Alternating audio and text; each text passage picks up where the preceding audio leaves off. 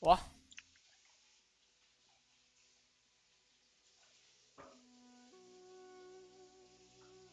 Bị cái gì mà sao nó lại bị connected này vậy ta? Ok, để vào lại game nhé mọi người.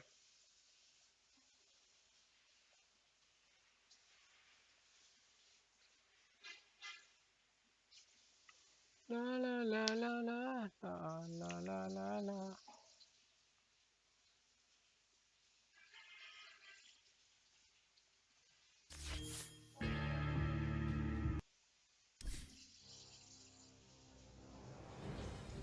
What the heck?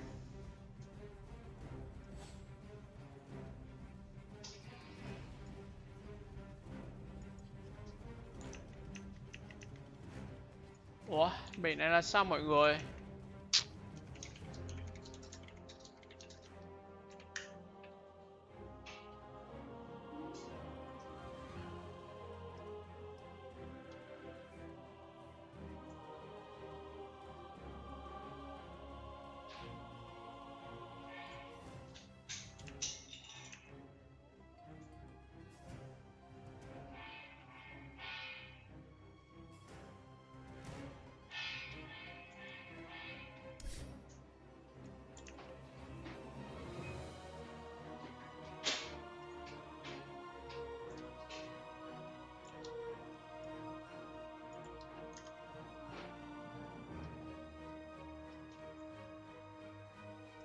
More about how to deal with this hero, but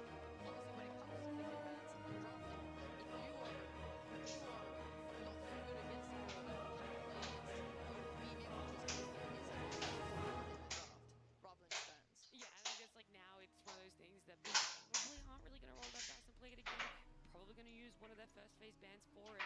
But speaking of other heroes that what other heroes might they have hotly contested between the two teams? Things that complement both their playstyles that might look to be taken away from each other or in highly needed to be banned. I think both teams like some of these pretty active forward positions. I think Tiny being the big one that overlaps both teams, and everyone's kind of first phase picking banning Tiny. It's not like this standout hero in terms of game impact, but it's the kind of hero that you can just pick at the first phase, flex it around. To me, that's the kind of hero. Ok, hello mọi người, chúng ta cùng tới với trận đấu những trận đấu bóng bảng tiếp theo giữa hai team Boom Esports và team Liquid. Động mắt có sub luôn với VL chứ.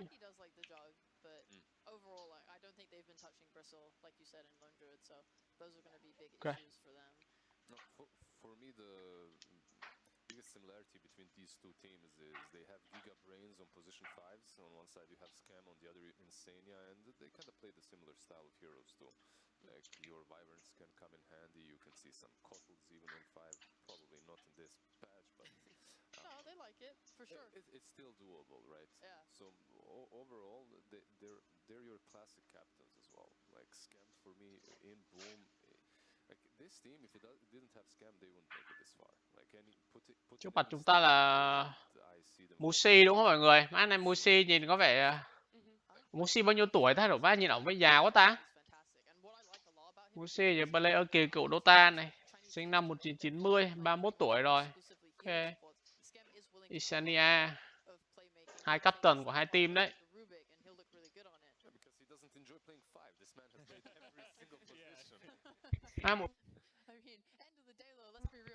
Ngày hôm qua LGD đã giành chiến thắng 2-0 khá là dễ dàng trước Boom Esports và còn giúp của Nothing to Say bật BKB đấm cả team Boom luôn. OG thành entity với tỷ số 2-1, Spirit thắng Outsider 2-1 luôn, Master thắng Eltic 2-0.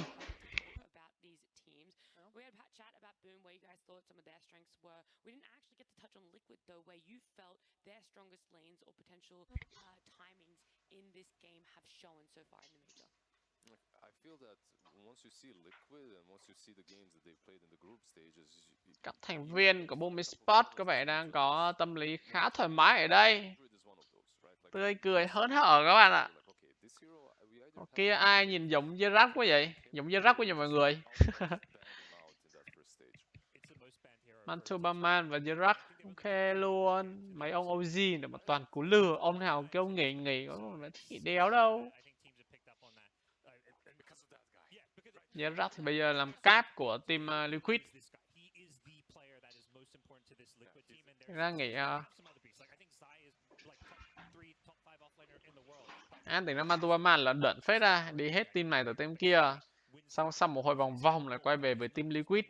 Nhưng mà đó đã không còn là Kuruki hỏi hay là còn Miracle các kiểu nữa rồi, chỉ còn là một mình Matuaman mà thôi, hơi buồn. Kèo này anh em đánh giá team nào hơn? Chắc là Liquid mạnh hơn chứ đúng không? Chắc là Liquid sẽ ổn hơn.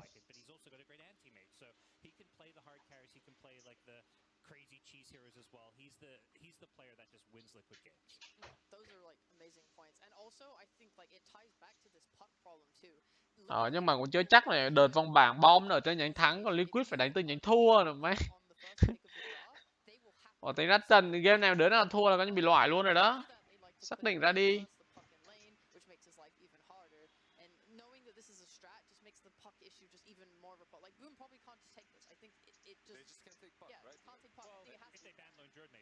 Exactly. And it ties all the way back to the beginning of the panel when we were discussing. They just have so many ways of dealing with the puck, and if you have ways of dealing with the most contested hero or most contested, I haven't checked the stats yesterday. You're I'm pretty sure it's actually number one. I do believe Puck is the most picked and banned hero so far. You're in a really good spot instantly. Like if you have ways of dealing with that, it just opens up possibilities for your draft. With that all said, one of the games they did pick Lundra the puck, they lost. I don't know if we take away. It looked good though, but they didn't win the game. Anh Gerard này nhìn cảm giác gầy già già quá người ta. Râu ria các kiểu dã man. Ê mà tính ra team Liquid này cảm giác nhìn như kiểu team hội người già ấy nhở. Thề nhìn thằng nào thằng đấy nhìn già vơ lơ. Mà có vẻ như tình trạng mặt bằng chung của Dota 2 bây giờ rồi, nếu các bạn đến bây giờ các top team á, toàn mấy người lớn tuổi không à. Còn team trẻ chắc bây giờ có một team T-Spirit là mới vô DTI vừa rồi là trẻ nhất thôi, nhưng có team nào trẻ hơn được đúng không? Năm ngoài là có T1, năm nay T1 đẹp thấy đâu cả. T1 mất xác luôn rồi. Sau một năm khá là ngoạn mục vào TI và họ giành được về 4 đúng không? Hình như về tư về 4. Một đội lần đầu vào và rồi về tư luôn, và thành rất là tốt. Nhưng mà qua mùa này thì có vẻ như là chim cút.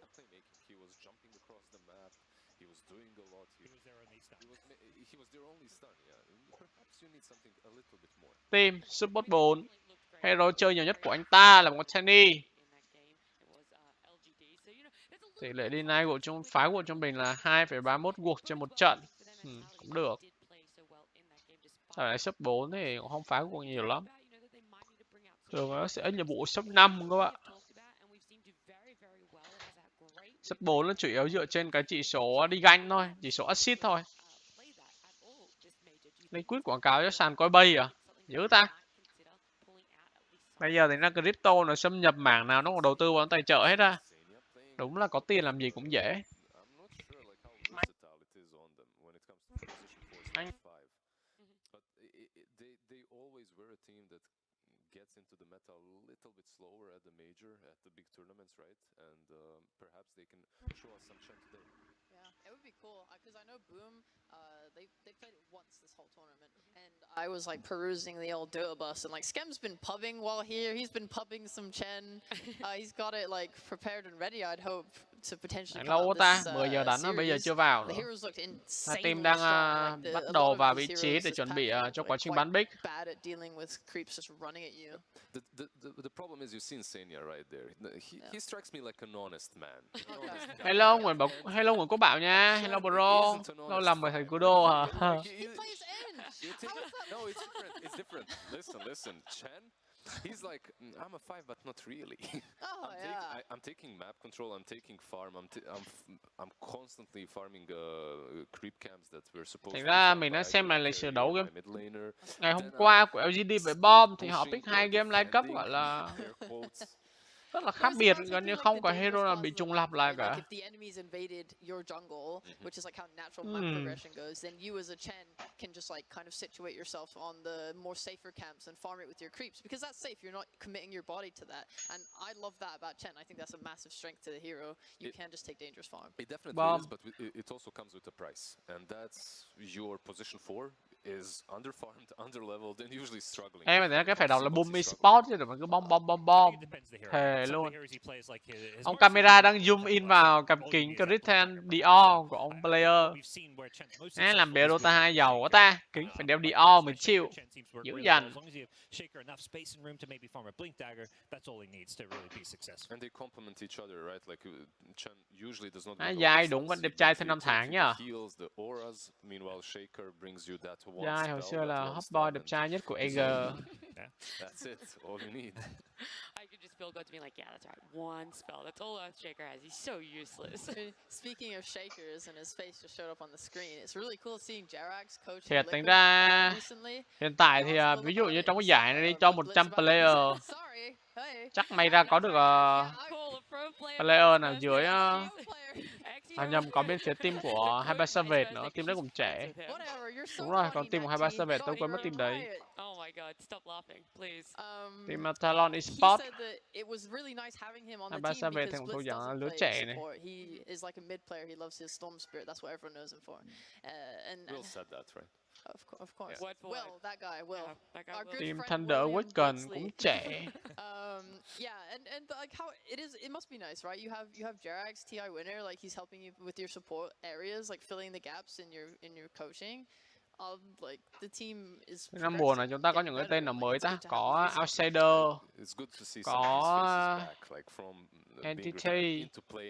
Thực ra thì cũng không mới lắm. Có Sonic nhưng mà team này là team Queen Crew cũ đổi tên thôi.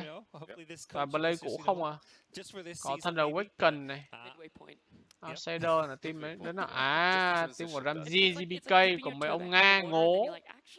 Ok. Team này cũng trẻ. Toàn 20, 21 không à. Outsider. Trận này KUDO nhận xét ai win. Mình thì mình vẫn đánh giá cao team Liquid hơn các bạn ạ. Mình thì vẫn đánh giá cao team Liquid hơn. Mình không nghĩ là Boom Esports có thể ăn được Liquid đâu. Leading this like newly formed Boom squad to just tremendous success throughout the year. Yeah, I love like looking into coaches. Like, I feel like it's always a really good thing when you read like articles on teams and like the teams talk and do interviews and they always like refer to their coach. Like when a coach is really involved in how a team talks about their strategies. Outsider là VP cũ. Ủa? Do you think Scam is the kind of a guy that listens to the coach and everything he says? Ồ, vậy là team VP là giải tán luôn rồi hả mọi người? Vậy là team VP giải tán luôn rồi à? What the fuck? Like the joke going around, like they'll lose a game and Mushi's gonna like bring them out back and whip them into shape, make sure they get their head on. But look at him, he doesn't strike. He's like, I know what Mushi told me. We're not gonna drop that though. I'm gonna. Ồ, vậy là team VP bây giờ đổi thành Outsider luôn. I was gonna ask Ủa tại sao đổi với ta? Rõ ràng VP đang có hình ảnh tốt mà nhờ gọi là có thương hiệu sẵn rồi. Bây giờ đổi như vậy thì nó sẽ bị giảm cái phần tài trợ vào quảng cáo các kiểu. Đổi tên vì chiến tranh. Ok, đã hiểu.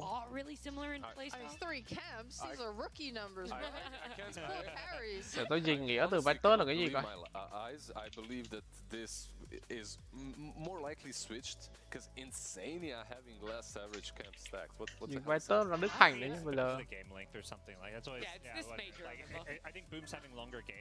Vitus bro. Ủa hay tại vì cái avatar của nó là gấu nên là nó sẽ mường tượng là gấu Nga ta. Đổi thành tên Outsider. Những kẻ ngoài cuộc. Những kẻ chắc ý là đổi qua chúng tôi đều liên quan tới chiến tranh kiểu vậy. Đúng không? Outsider chắc ý là vậy thôi. Do you know what I actually think it might be with the low camp stacked average? I think it's just that it's easier for fours to be the ones that go into the like triangle and stack the ancients and the hard camp, and like that's probably where the camp stack comes. I'd be very curious to see camp stacked stats for 4 players in this match rather than 5s. Okay. But that being said, yeah, get on it, bro. What are you doing? Like, Team Boom có vẻ cười tươi quá ha. This is pathetic, seriously. Team Boom có vẻ cười tươi lắm luôn á. Nãy giờ thấy cười hơi nhiều. Trái ngược hoàn toàn với Team Liquid. Có vẻ họ đang rất là căng thẳng. Nhìn mặt Team Liquid ông đấy căng thẳng vừa lờ mà đã hiểu sao thì mẹ bên phía Team Boom của con tụi nó cười. Cười lắm thế. Nó thề nãy giờ nhưng mà Team Liquid căng thẳng cực kỳ luôn đấy. Chắc có mỗi Mantuman là cười, còn là mà ông nào ông đấy mẹ kiểu như sắp đấm nhau tới nơi. Like full football squad. Các with team an Nga phải đổi NPC. tên hết Whole à? entourage. Mình nghĩ chắc là phải có gì nó liên quan phải đổi chứ, Yeah, còn I bình know, thường sao like, phải when đổi ta? people talk about Mushi and his style, it's Tại very đổi tên much không like nó he cũng không nói has lên cái gì extremely cả. high expectations, and he will push you just to be like the best you can be. Like I know, like I talked with Palmo, and he was saying that he took some coaching under Mushi, and it was very much like he makes sure that you're never like zoning out of a game. Like you're thinking constantly about everything that's happening and making sure your efficiency is like peaking 100%. And that's very rigorous. Like I think Team Liquid have 3 different coaches who handle 3 different sorts of things. I love that you mentioned focus and these layers of focus. I remember some of my teams, I had players that would alt-tab during their dead time. Really? Check the Facebook, the DMs a little bit, you know. If any girls are hitting him up, then come back. Oh, I'm alive, let's go. Alright, these guys are even worse at stacking cash. I was gonna say My you got theory's the stat that you wanted, Oh, but no. 1.63 and then 1.69. I mean, This is just awful. This patch is not about stacking. Alright, yeah, I was gonna say, I can theorize even more now, guys. Maybe it's let's just do it. maybe it's just the carry heroes. Lone Druid, he doesn't care about camp stacked. He doesn't want to. He wants to run at buildings. Although I will say, like Bristleback, he does, yeah. But I'm just gonna ignore that for my storyline. That one Các didn't team happen. Nga phải thằng nào thua là mất suất TRjedC TI. Ủa vậy hả? Yeah, it used to be Từ there từ was a nha, lot để of mình hard check điểm carries DPC because point it's so nha. popular in Ví dụ force như like vào this, được so hàng you 7, can hàng almost 8 have đúng chips go không? back to lane. Hàng 7, hàng 8. Hàng Hàng 7 8 được 360 điểm. Ok. Để mình check thử có hiện tại cái slot của Boom với Liquid nó đang chênh nhau như thế nào. I'm running out of points to talk about. I'm not gonna lie here. You know, Alright. I was gonna say I got the info in my ear that the coordinator was back up. It might be 2 minutes. That was probably about 5 minutes ago. So Boom Esports đang có 1001 điểm. you didn't have to preface it. You could be like, Liquid I'm có brand new, 890 I điểm. don't Ôi, know. kèo này căng nhờ. Tính ra thằng nào mà có được hàng 7, hàng 8. Ví dụ Liquid có hàng 7, hàng 8 là đủ điểm để vào được cái TI luôn rồi. Ok, hiểu tại sao căng như vậy đó. Boom cũng rất cần cái số điểm này để thể vào được cái TI sắp tới. Tại vì bây giờ giải đấu cuối cùng có điểm luôn rồi. Hiểu, cái này không những là cạnh tranh slot đi tiếp mà quan trọng là cạnh tranh điểm DPC để bước vào TI. Đây sẽ là game đấu có vẻ rất là quan trọng đấy nhở. Cả Boom và Liquid đều đang rất là cần cái số điểm này. 360 điểm, đúng là đội nào có 360 điểm này là sẽ auto vào TI luôn. Ok, đã hiểu vấn đề. 9 tới 12. Hàng 7, hàng 8. Để phải thắng trận này cho thắng thêm một trận nữa. Somebody give him a hug, please. But I think that's effective, right? You have Boxy, who's really good at these roaming 4s. He'll play the Mossy, the Dawn, Tiny, heroes that can just go to mid. And like ZY's going to be absolutely fine with that. He's used to it. It's his playstyle. I think they work really well together in that regard. It meshes with this patch. On the side of Boom, I don't know. I feel like FBZ maybe requires a little bit more babysitting sometimes, but he does get left alone sometimes too. What are some of the heroes that really capitalize on that rotation that you talk about that need to maybe enact that playstyle? I just said them. On the mid lane, or on the off lane? You said Boxy. Yes, you were talking about force. For Tim's, I'd love to see like some Mirana. Like that's. I just feel like Mirana's been criminally underpicked and underplayed. Hôm nay đánh trẻ quá ta. 10 giờ 20 rồi đó.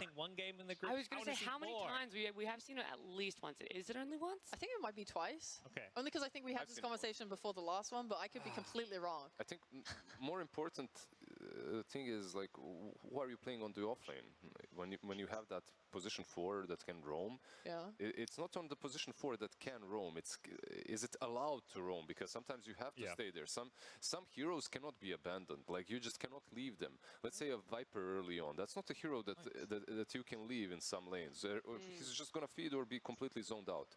But some hero benefits from the experience. If you can just mess up the equilibrium a little bit, you're supposed to leave him so he gets that level 6 faster. Yeah, that's true. It's in terms of offlaners for ZY in the past, I've seen like even a hero like Pango. I think Pango is kind of a weak laner, especially alone. But you can find impact, right? Like as soon as ZY has level 6 on any ult hero, he can just walk to mid or go to like TP react and use that ult to get kills, and it doesn't matter. My panel's playing catch. This is disgusting. It just hit me in the face. I missed it and it hit me in the face. Speaking of getting hit in the face, how about Pudge? No, don't bring that up on my panel, please. Right. It's a hero We got that a Liquid draft. It We is. got a draft, everyone. It is. We do have a draft though. Ding, ding, Finally, we can jump in. You know, I feel like we've given the whole history, the whole rendition of these two teams way past this major. So finally, this draft, Lone Druid, Winter, Wyvern, and that's all we got of the draft so far. Those two bands. Makes sense. Lone Druid, big. There's Who has some- first pick?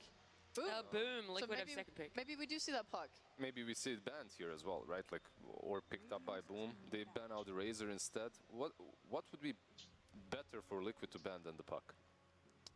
You could ban one of those Marcy heroes. Marcy Tiny. Or Dawnbreaker. Dawnbreaker. I like that because FBZ plays it and Jackie plays it, so it's very flexible for Boom. Yeah, but this is, I love the thought process that perhaps might be behind this. Just leave the puck in and see if they pick it. If they Okay. don't pick it, we can actually go for it. Or we don't even have to worry about that puck anymore because we know that they're not first phasing it. Yeah, I mean they did take Ok. Tiny, which is a preventative measure. I think a lot. KUDO có chơi top không? Mình cái value chơi chung cho vui à? Mình không có chơi top bro. Mình đang làm cho bên site tập 8 mà sao chơi top được? Bro hỏi thế là chết mình rồi. Và như vậy là bên phía Liquid đã ban đi Winter Wyvern và Dawnbreaker. Còn bên phía Boom Esports ban đi Razor, London Rubik cho mình đó Tiny. Và như vậy là có Death Pro phép ở Shaker cho Liquid. Hai lập pick rất nhanh. Bro có thể gửi value cho mình qua Momo nha bro.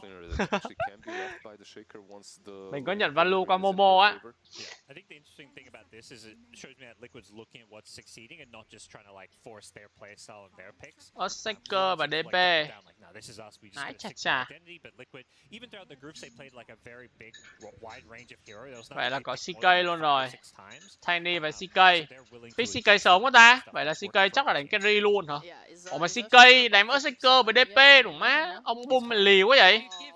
Mình không nghĩ là pick CK để đánh với DP và vỡ Shaker lựa chọn hay đâu nha. Shaker nó cao tầng CK tốt lắm đây. Nhưng mà đó cũng tùy, nếu con CK nó xanh quá thì đều nói làm gì. CK nó xanh quá thì nhỡ Shaker ló mặt ra cái thôi là một kéo một đấm vỡ mồm.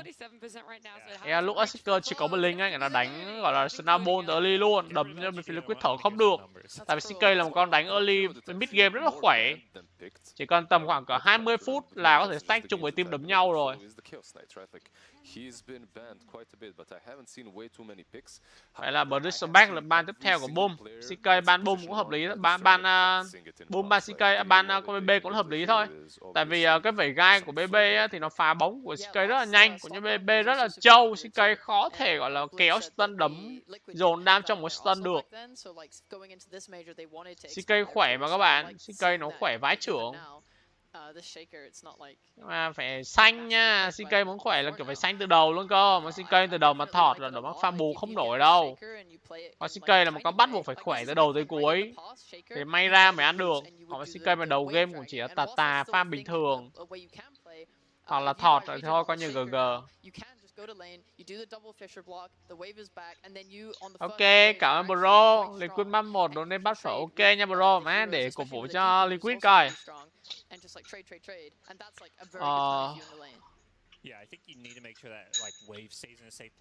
Nói chứ kèo Tiny với CK đầu game tụi nó khỏe đấy. Có vẻ Boom họ nó có ý định là muốn đánh áp đảo từ đầu luôn rồi.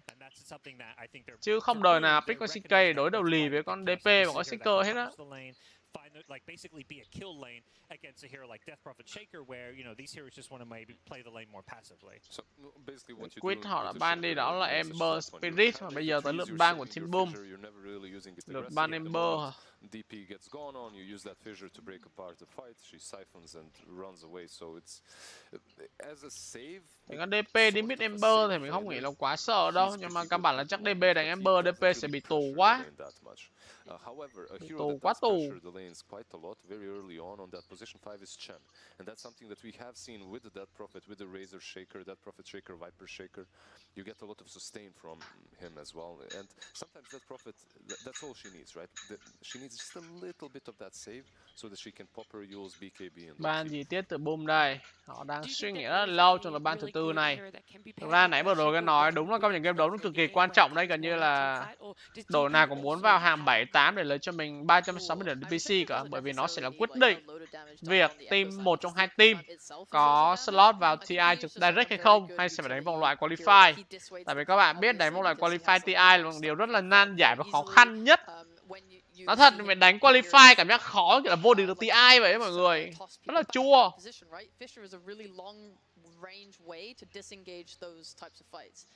So I really love this in response. Also, CK, I mean, he's got illusions, man. Keeper Delay và Dajo là hai lượt ban tiếp theo của hai team. Dajo combo với CK cũng hay. Keeper Delay à? Tại sao ban Keeper Delay ta? Ba lô Oracle rồi. Boom họ ban thẳng hai vị trí support liên tiếp, hai con sub 5. We're coming near the end. Is that all? Yeah. Coming near the end of this ban phase, and that puck is still in the pool. It's not really being looked at by either team right now. Do you think it is potentially going to go fully ignored? It might go. Like, I think Mickey only played it 3 times, right? Yeah. So they're not. It's not like they're picking it every single game they can, but there is bans to consider too. They don't get the Chen, they get the Enchantress. It's not necessarily the same way of playing. Like, Enchantress is way less greedy at this point, even though it was reverse once upon a time. But I feel like she's Bad Rider, hai team at the moment at least. Enchantress và Viper. Pick luôn Chain, ủa boom họ pick lẻ quá vậy. Viper và Chain gần như pick liền, không cần phải suy nghĩ luôn. Đúng kiểu là cấp đánh early endgame sớm thôi. Có Chain của Viper này, toàn con từ rất khỏe từ early. Sẽ là một game đấu dồn dập đây. Boom sẽ họ sẽ ép đánh nhau liên tục. This is your time to shine, Lizard. No. Let's not go there. Overall for Team Liquid, I feel like vậy là có Alchemist cho Liquid rồi, rất là lì. Mặc dù Boom có một cái line cấp, mặc dù Boom có một line cấp đánh nhanh thẳng nhanh, nhưng Liquid họ lại quyết định pick cho mình một con Alchemist. Không biết Alchemist có kịp farm, kịp lết hay không đây. Mình đánh giá là hơi tham không ở cái lượt pick Alchemist này. Và nhất Alchemist gặp Chen, gặp CK, gặp Tiny rất là khó chơi. Đúng rồi, lượt pick AK này công nhận tự hủy thực sự. Hello Trường Xuân Phạm nhá. Lượt pick AK này mình nghe tự hủy lắm á.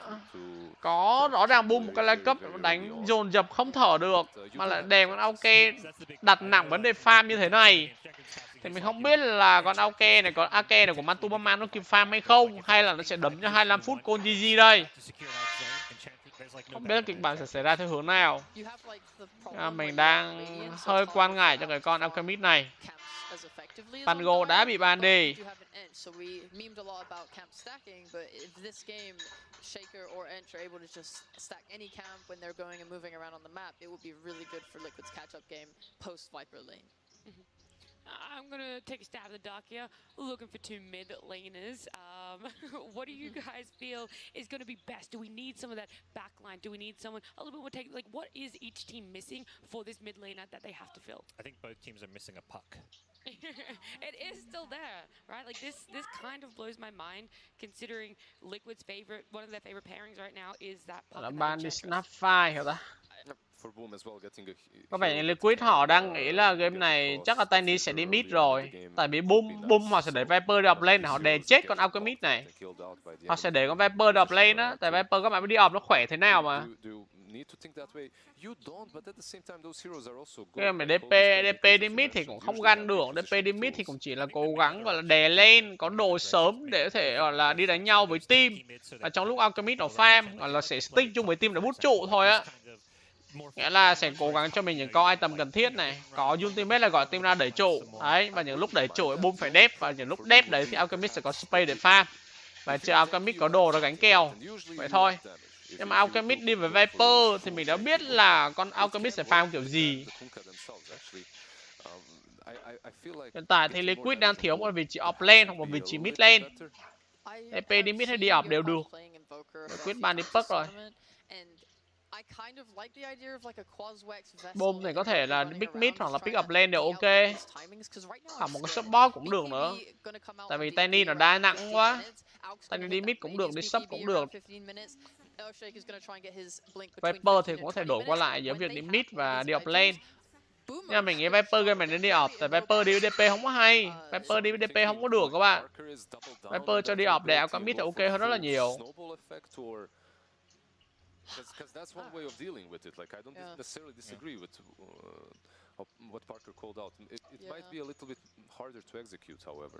Đang suy nghĩ rất lâu từ bên team Boom Esports.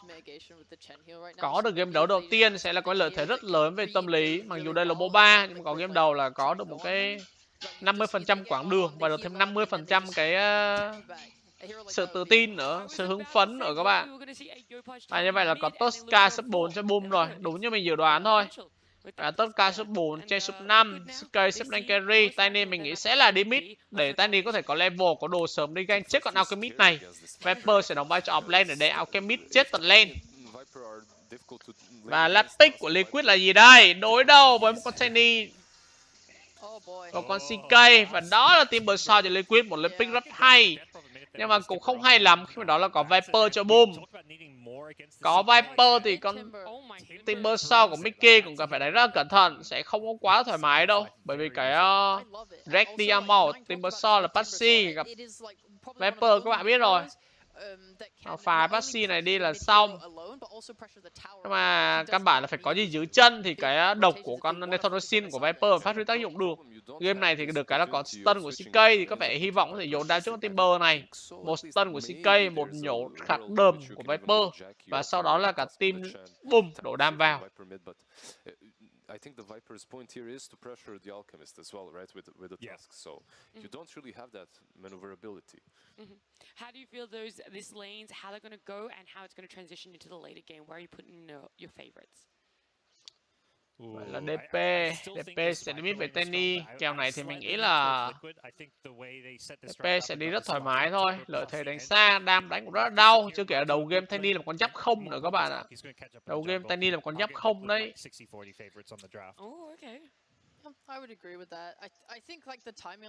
Hiện tại thì cái con cây của Tiny thì nó cũng đã bị nấp khá là nhiều. Nó chắc là style mình nghĩ vẫn là theo hướng nó dòng này support 4 nó sẽ mắc 1 mắc 2 luôn.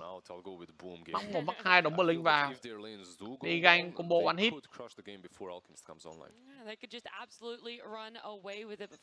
Tại vì game này mình nghĩ Tiny cũng không cần phải farm quá nhiều đâu. Tôi cố gắng đi đảo quánh liên tục và cùng với CK các kiểu đẩy trụ ép không cho con Alchemist nó farm.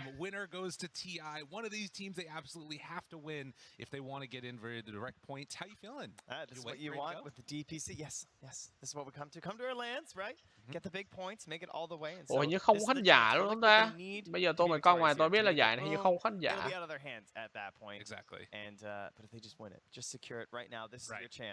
Giải đấu không có khán giả chắc là vì Covid rồi. Hơi buồn. Gần đây thì mình coi thì mình thấy các team họ đánh rất là đa dạng lối chơi luôn, chứ không còn một cái đội hình nào gọi là quá dị, quá khỏe nữa. Hoặc cũng có thể đây đang là vòng bảng, vòng ở phía vòng main rồi, nhưng ở vòng ngoài đang giấu bài ấy mọi người. Đang giấu bài để vào chung kết, bán kết các kiểu, hoặc để vào TI mới dùng cũng nên, chưa biết được. Có thể là giấu bài đấy.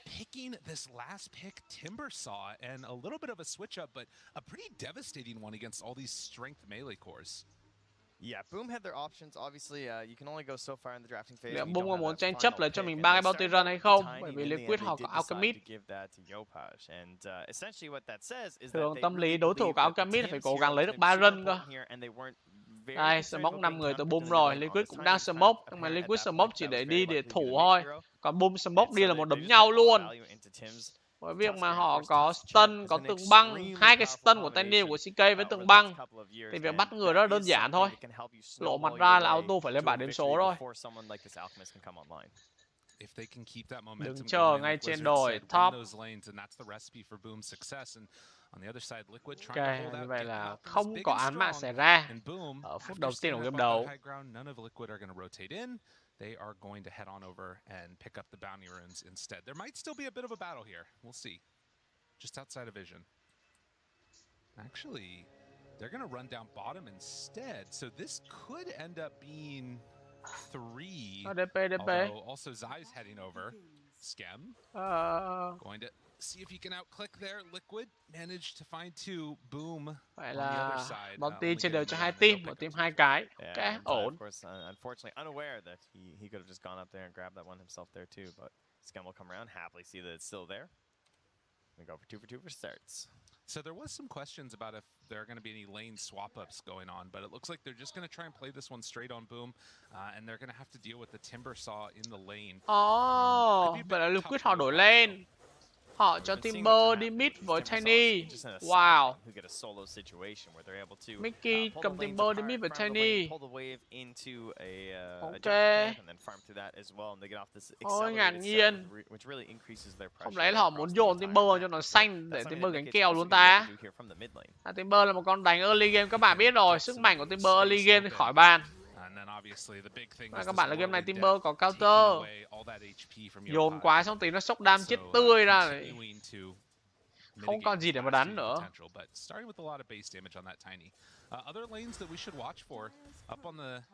Rất khó chịu. Timber đi mid với con tay ngắn thì thực sự là đi lên với tay ngắn thì thực sự không thua bất cứ hero nào. Lên mid thì quá dễ cho vị trí của Timber Saw rồi. Còn top lane DP mới vào bị đấm mất nửa cây máu, không sao, đang cho mình hút máu lại là ổn thôi. Bớ vào vị trí của trên nhưng mà chắc chắn sẽ là không đủ đam rồi. Bot lane Descendant đang gặp nguy hiểm ở đây, đang cố gắng heal máu rất nhiều. Top lane chèn còn một tí máu nhưng mà vẫn lui về an toàn. Tuy nhiên mà tụi man lấy được mạng MPZ hay không? Và như vậy là có first blood cho Liquid rồi, một cái mạng rất là quan trọng cho con Alchemist này. Với việc có first blood, anh ta sẽ sớm có cho mình gọi là những cái item trang bị cơ bản để có thể vào rừng được sớm. Không cần phải quá là bám trụ ở cái lane này quá nhiều. Ok, một cái first blood cho Alchemist quá là tuyệt vời luôn. Được đấy.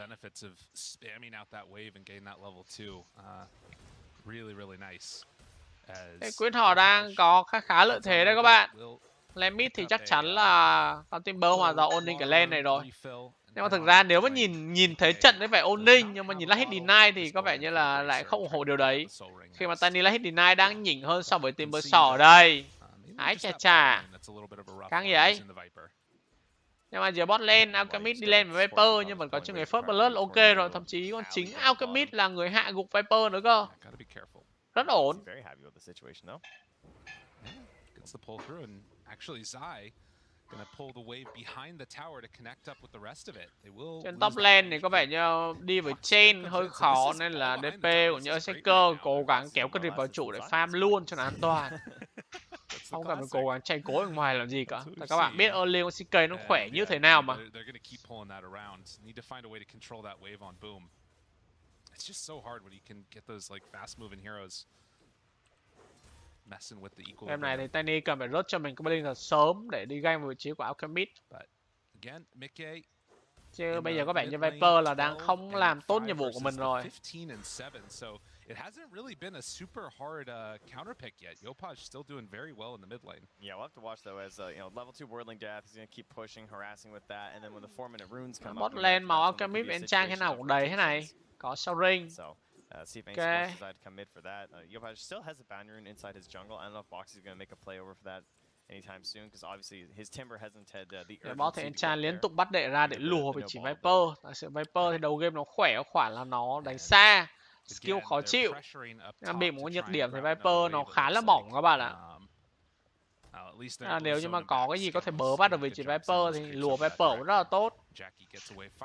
Ở đây điển hình là đệ của trên chẳng hạn. Cho đệ đã đấm rồi. Viper thì không phải một con clear grip quá tốt đâu. Tầm cuối game thì khi nó sẽ lên nhiều điểm thì mới ok. Còn tầm này thì gặp đệ nó đấm như thường. Yopaj forced to throw out the avalanche here just to get to the water rune first as well inside the river too. Top lane, Chain sẽ về được, đã chạy rất là nhanh. Có vẻ như đã có dây rồi thì phải.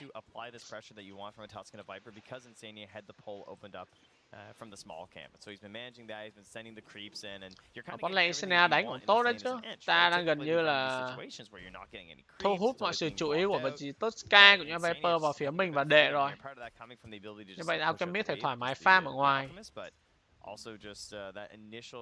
Đợi DP có level 5 thì Chen phải cẩn thận. Mình sợ DP level 5 là Chen phải lên bảng điểm số đấy. DP có level 5 hút máu khỏe lắm. Lúc đó thì cả Seeker với cả DP sẽ nhồng lên. Thì Chen khó là mà cứu được. I mean, you can tell it's one of those matches where neither side wants to like give up anything easy. They're both playing very Cái mid của Mato conservatively. đang farm rất thoải mái. Zero deaths. Talahit đang dẫn đầu top 1 đúng kìa. Trên top lane thì khi mà DP bắt đầu có level thì có thể đi ngang, có thể vượt trội so với con CK này rồi. Hiện tại thì nhìn chung cả ba lane Liquid họ đều đang rất thuận lợi. Yeah, that's a fair point. It puts a lot of pressure on your mid game, you know. Bơm dí vào mồm spam cho một thôi. Tại vì auto khóc nói nhiều. He just gets it now, and it's hard to imagine him staying in this lane with Chakram available. Even though he doesn't have the Timber Chain, it's still really dangerous. And you can see Tiny already heading back to base. Tim's, he tries to go with the chase down the tag team. They went so long, and then Insania just captures the creep of the jungle. Yeah, that'll happen. Oh, there's the ensnare coming in. They got level 6 body blocks here. But muốn bắt Tosca nhưng mà không được rồi. I really thought with the Fisher they would just is it just too much wasted time, I guess, basically? Like, I feel like I guess there's always a chance he just gets a snowball up, right? Là tất cả chỉ có support thôi, không cần phải cố gắng dành quá nhiều thời gian cho nó làm gì cả, giết nó rồi chẳng làm gì. Thà kiểu ngay trước mắt phải giết cơ. Còn đây nó chạy xa tít một khơi mà dí đu cây kiểu bớ thế. Nhưng mà đấy, bắt được vị trí Tiny rồi. Có phía xua đẹp mắt, Tiny phải đổ đá đi về. Quang cương không chính xác từ phía của Mickey. Khá là đáng tiếc nếu quả đấy quang cơ trùng có slow. Enchant đi bộ lên và có cho mình cái tầm chính xác thì khả năng cao Tiny phải nằm xuống đấy. Tầm damage skill của Timbersaw cực kỳ đau nha mọi người. Liquid is slowly winning these like laning stage engagements. They're getting more out of the lanes it looks like according to those last hits denies. Ôi, nhưng mà vấn đề là Boom họ cần phải chú ý vào con outgame này, đã có ping rồi, kêu thằng outgame nó đang farm thoải mái quá mọi người ơi. Phải gắn nó thôi. Mà ganh kiểu gì bây giờ? Bây giờ muốn ganh là phải đợi Tiny có Blink đã thì may ra mà ganh được. Không là chịu đó. Thậm chí là CK cần phải cẩn thận. DP đã có cho mình level 6 luôn rồi. Và CK đang ở một mình. Một tình huống Fish Sure và DP đéo nâng ultimate luôn này. Ta mắc 1 mắc 3 luôn kìa. Chiến quá vậy. Cũng được. Tại ultimate của DP thì bị một cái là early game dùng chiếu để bút trụ là chính thôi. Và tầm này đứng chạy cố tăng bút trụ thì không hay lắm. Nâng một bài đi lên đè cho hẳn khỏe hẳn luôn thì cũng hợp lý rồi. Enchant có mở băng lên đầm phía Tosca, có slow từ Viper, Enchant đang bị slow rất nhiều. Có stun từ Amatubaman nhưng rất tiếc là team anh ta timing cuộn băng cứu quá là chuẩn xác. Nhưng Mato đang gì đấm với chỉ Viper, tái đi tới có đổ đá ra, còn Quang stun không chết Viper nhưng mà Alchemist đây của Amatubaman phải lên bảng điểm số rồi. Một tình huống quăng băng rất đẹp từ phía của Tosca, của sự có mặt đúng lúc, đúng thời điểm của vị trí Tiny. Wow.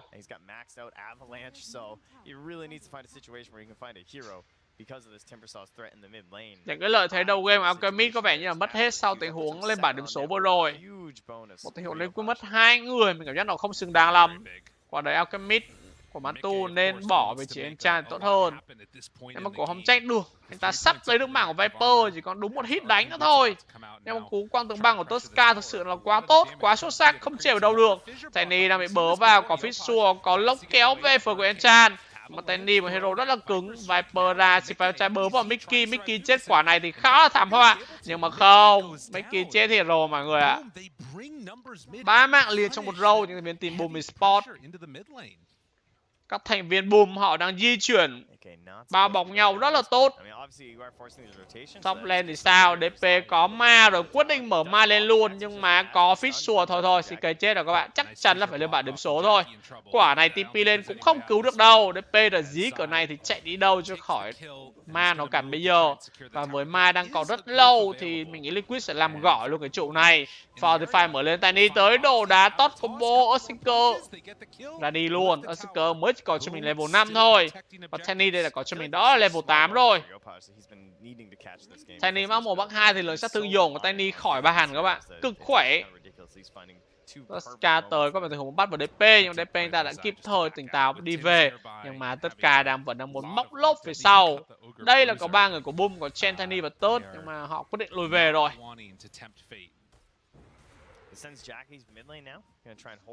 Alchemist thì bây giờ bắt đầu vào rừng farm, cầm cúi trong rừng để làm anh nông dân chăm chỉ.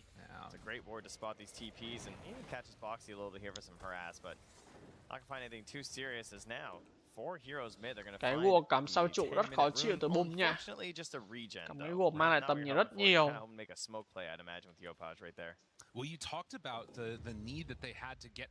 Item Gun ơi, rớt cái xẻng. Cái mid game Radiant các bạn ơi, Radiant cũng được, đánh với CK Radiant cũng khá là hay. 10 phút 2.800 tiền, 2 phút mà nó có cho mình cái relic, vậy là mình nghĩ là game này nếu mà ổn định thì tầm cỡ 13 tới 15 phút, trong mốc đấy Alchemist sẽ có cho mình cái Radiant được. Nếu mà ăn được một mạng thì chắc là 13 phút, còn mà farm chay không thì tầm cỡ 14 phút rưỡi là có. Còn nếu mà chết thì sẽ cộng thêm cỡ 1-2 phút nữa. What? À, tôi hết hồn, tôi tưởng máy tôi bị lỗi chứ, động má. Hóa ra là bên game nó bị lỗi mọi người ạ. Bên đường truyền của bên game nó bị lỗi. Một tình huống ganh của Boom bắt chết được vị trí của Enkamit. Enchant chết nhưng mà không sao. Enchant chết sống thì đồng nghĩa việc là cái mạng đấy là chết thay cho Alchem đấy. Tại vì đó đang Boom họ muốn lùa vào để họ tìm con Alchem cơ. Họ chẳng đi sang con Enchant chết làm gì đâu. Sắp có relic cho Alchem rồi. Ui, farm nhanh quá ta. Sắp có relic luôn rồi kìa. Ái chà chà. Nhưng mà Alchemist phải cẩn thận trong tình huống này nha. Đang có Viper nhưng Tiny cũng đang đứng ở mid luôn rồi. Đã có relic cho Alchemist.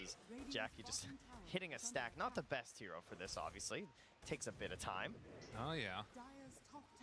Techcombank pulling the creep wave over to his camp, and mid lane they're pressuring. Well, also in the jungle, Liquid is kind of chasing this CK out of there. He's so like he does not care, you know. He's like, yeah, this isn't that great for me, but my whole team is rotating mid. They're grabbing that tower. This is Chen coming online right now, farming in towards that mech. Again, if you do wait and get the Radiance timing, Liquid feel like they're going to be very strong at that point, but how much damage is going to be done around that moment? As well as who is Yopaj going to catch the start of these fights, right? Like, has that Blink Dagger. Every fight wants to open with an Ava toss into a follow-up there as well from Tim, so you can kill pretty much anyone at the start if you're in sync there. Bùm ghê quá. Bắt được vị trí Berserker rồi, có tót ra ngoài. Có mở băng lên đầm, Berserker chết rất nhanh, DP mở ma chơi luôn. Hút được vào vị trí tốt cũng như vị trí của Tiny. Timber đáng gì ngay sau những quang tượng băng này thì ẩu rồi. Nhưng mà Timber đu dây lỗi mọi người.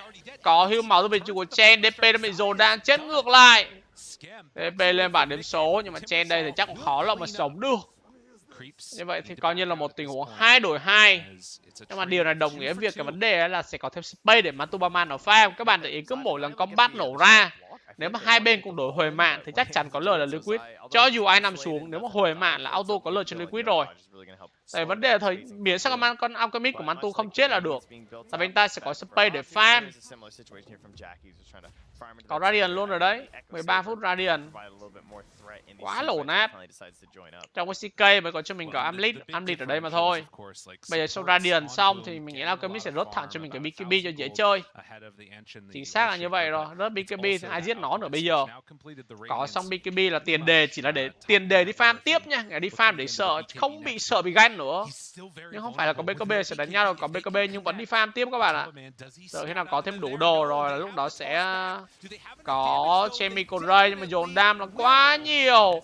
Có hưu máu từ Enchant chết nhưng mà không đủ. Alchemist của Mantuman đã phải lên bảng điểm số rồi. Khá đáng tiếc khi người ta vừa xong cho mình ra điện trước khi farm miếng nào. Hơi cay. Hơi hảo chua cay các bạn ạ. Tất cả bị trưởng chết DP nhưng mà DP cũng bị tót ngược về và phải lên bảng điểm số luôn. Một tình huống ganh thành công từ bên team Boom Esports. Pha đấy hơi tiếc là Liquid họ không có cuộc trên cái đồi này. Có mà, nhưng mà hình như Boom smoke, đúng rồi, Boom ở smoke qua. Ở smoke cố gắng đến chịu rồi. Alchem của Mantuman cần phải cố gắng hoàn thành cho mình cả BKB càng sớm càng tốt thôi. Chỉ cần có BKB tầm 5 phút là có BKB là mình nghĩ là Liquid khó thua game này được. And I mean, it has been a really fabulous showing so far from Giờ Boom. mấy kia anh ta chưa có thể được sức mạnh của mình nhiều lắm. Căn bản là có Viper, nó counter chặt quá, đâm là hơi khó. Quả smoke chí tử các bạn ạ, quả smoke chí tử quá. Đam nó đổ vào ghê thực sự luôn. Anh Trang quả đấy hưu máu hơi lỗi nhở, anh ta đi bộ lên cho nó hưu nhỏ máu nhiều tí, để biết đâu Alchemist lại sống được. Very, very clutch stuff. And another toss back. What a hero. Yeah. You know, those low cooldowns. Tiny's good. Ở đây có smoke tiếp từ thành viên team Liquid. Còn Tubama các mặt đang rất thoải mái khi mà anh ta là một con Auke 13 phút có Radiant. Thì không việc gì phải lo lắng cả. Anh thoải mái thư thả thôi. Bây giờ đợi anh ta có cho mình cái BKB nữa là Boom sẽ mệt ngay. CK của nó farm tốt đây, thì nó net của anh ta còn thua Alchemist chỉ có 2.000 tiền thôi. Không đua được đâu các bạn.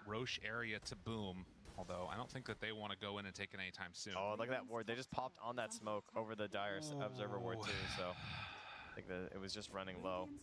I'm curious if Boxy opts for the shard or if he wants to try and hang all the way for the blink dagger. Right. It's a bit of a tough call this game because I do think the shard's really valuable when you're playing with the Death Prophet as well as the Timber and the Alk, right? These should be long delayed fights. There's a lot of sustain and regen on his team, and so you do get the one-shot jump with the Echo Slam Blink, sure, but the shard, like the multiple spells, the constant stuns, I actually feel like it's worth it if you're not going to be able to farm to that Blink Dagger, and I do think he's going to struggle to get there this game. This would be the moment when obviously. Vậy là Boom họ quyết định lấy lợi thế bằng cách đi ăn Dosan. Bởi vì có Chen, có CK, ăn Dosan rất đơn giản thôi. Dosan đã nằm xuống, AG là cho vị trí CK cầm. Đã xong Ambit, đã xong Echo Saber. Ai tập theo của CK cũng là một cái BKB luôn. Tầm này đánh nhau thì chắc là CK vẫn là người khỏe hơn rồi. Nó hơn từ chất tướng, còn những cái đồ nữa. Đồ Radiant thì cũng chỉ là để farm thôi các bạn. Cái Radiant nó không có giá trị gì nhiều đâu, nhưng mà sắp có BKB cho Alchemist rồi, nó farm lẹ quá vậy. 300 tiền nó thôi là có cho mình cái BKB. Đúng á, Alchemist của Radiant nó farm như hack luôn.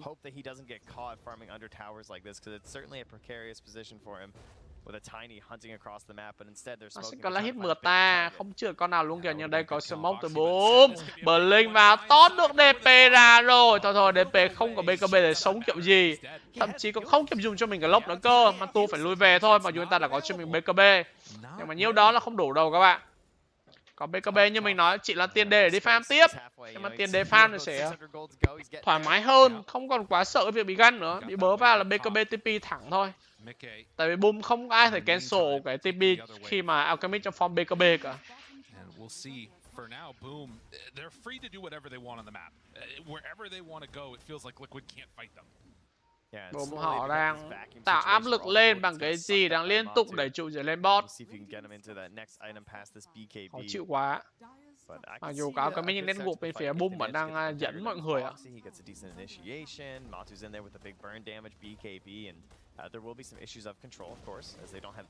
Trụ 2 giờ bot của Liquid ra đi rồi. Ok. SK nó cũng farm tốt quá. There's a lot of heroes over there. I don't know if they would have been able to take down Yopaj anyways, to be honest. Đỡ Shaker có Blink thôi, 200 tiền nữa, không cần phải quá vội vàng làm gì. Mình cứ đợi thêm Mantuaman có giáp xương nó đánh cho nó chắc cú. Hoặc là cái Blink gì đấy, tao này Mantuaman đánh nó bị tù quá.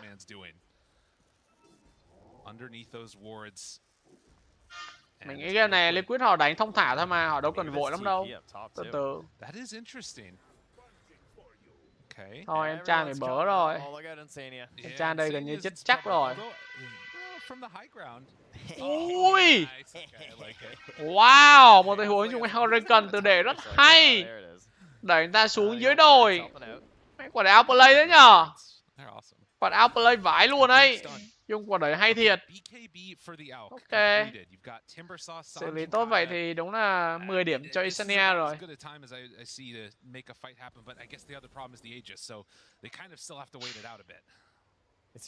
Đã có Blink cho vị trí của Bossy. Ok. Bây giờ có vẻ như bắt đầu là Liquid phải bật mode game on được rồi. Nhưng mà mình nghĩ chắc họ vẫn đợi thêm con DP có cho mình cái BKB cái đã. Vẫn cần một cái BKB cho con DP. Cái này các bạn thấy đó, nó đổ đam, dồn đam quá lẹ. DP gần như không kịp làm gì, thậm chí dùng cái lốc không được nữa cơ mà. I mean, the other thing that you could look at is the BKBs for Boom, right? Just completing that now. Cái lớp lưu nó xuyên BKB nhưng mà nó như không có stun hay không cancel TP được đâu. Bắt được Viper không? Viper bị kèm bởi phía xùa này. Quang cưa ở đâu? Tôi cầm cái quang cưa. Chính xác rồi, Manto Blink lên đấm luôn. Ta có BKB rất tự tin. Bắt trên được vị trí Viper. Mickey có thể quẩy rồi. Có thể quẩy rồi. Yopai mới bớ vào. Thôi thôi. Yopai buông chuột luôn rồi. À đấy phải buông chuột anh ta quyết định TP. Nhưng TP thì đéo nó được khi mà đây là có cái lốc của DP. Cũng như stun của Kamit, Akematumai đang rất hăng, tiếp tục dí theo. Bớ được vào chiếc của Chen anh ta. Vẫn là TP về nhà được. Rất là may mắn cho Chen được tình huống vừa rồi. Khi mà cái stun của Matuaman đang bị cooldown, có tình huống bắt chết Viper và tên rất hay bên team Liquid. Nhưng mà tính ra nếu các bạn để combat vừa rồi thì cái key của Liquid bây giờ, người họ cần tăng gịt vào đây chính là con Viper. Họ chỉ bắt được Viper là Mickey có thể tha hồ tự tin lao lên combat, mở combat và quẩy. Và lúc Matuaman chỉ việc đi theo, cũng như Zai chỉ việc đi theo để gọi là điêu đam ké thôi. Dota Blood đã để win rate của team Boom là 74%, của Liquid chỉ là 26%, nhưng mà mình không nghĩ như vậy đâu. Cái Dota Blood thì các bạn biết nhiều khi 99% rồi nhưng thua vẫn là chuyện bình thường. Có MemeStudio, BKB, lại CK lên MemeStudio để phải Echo Saber, tôi nhìn nhầm.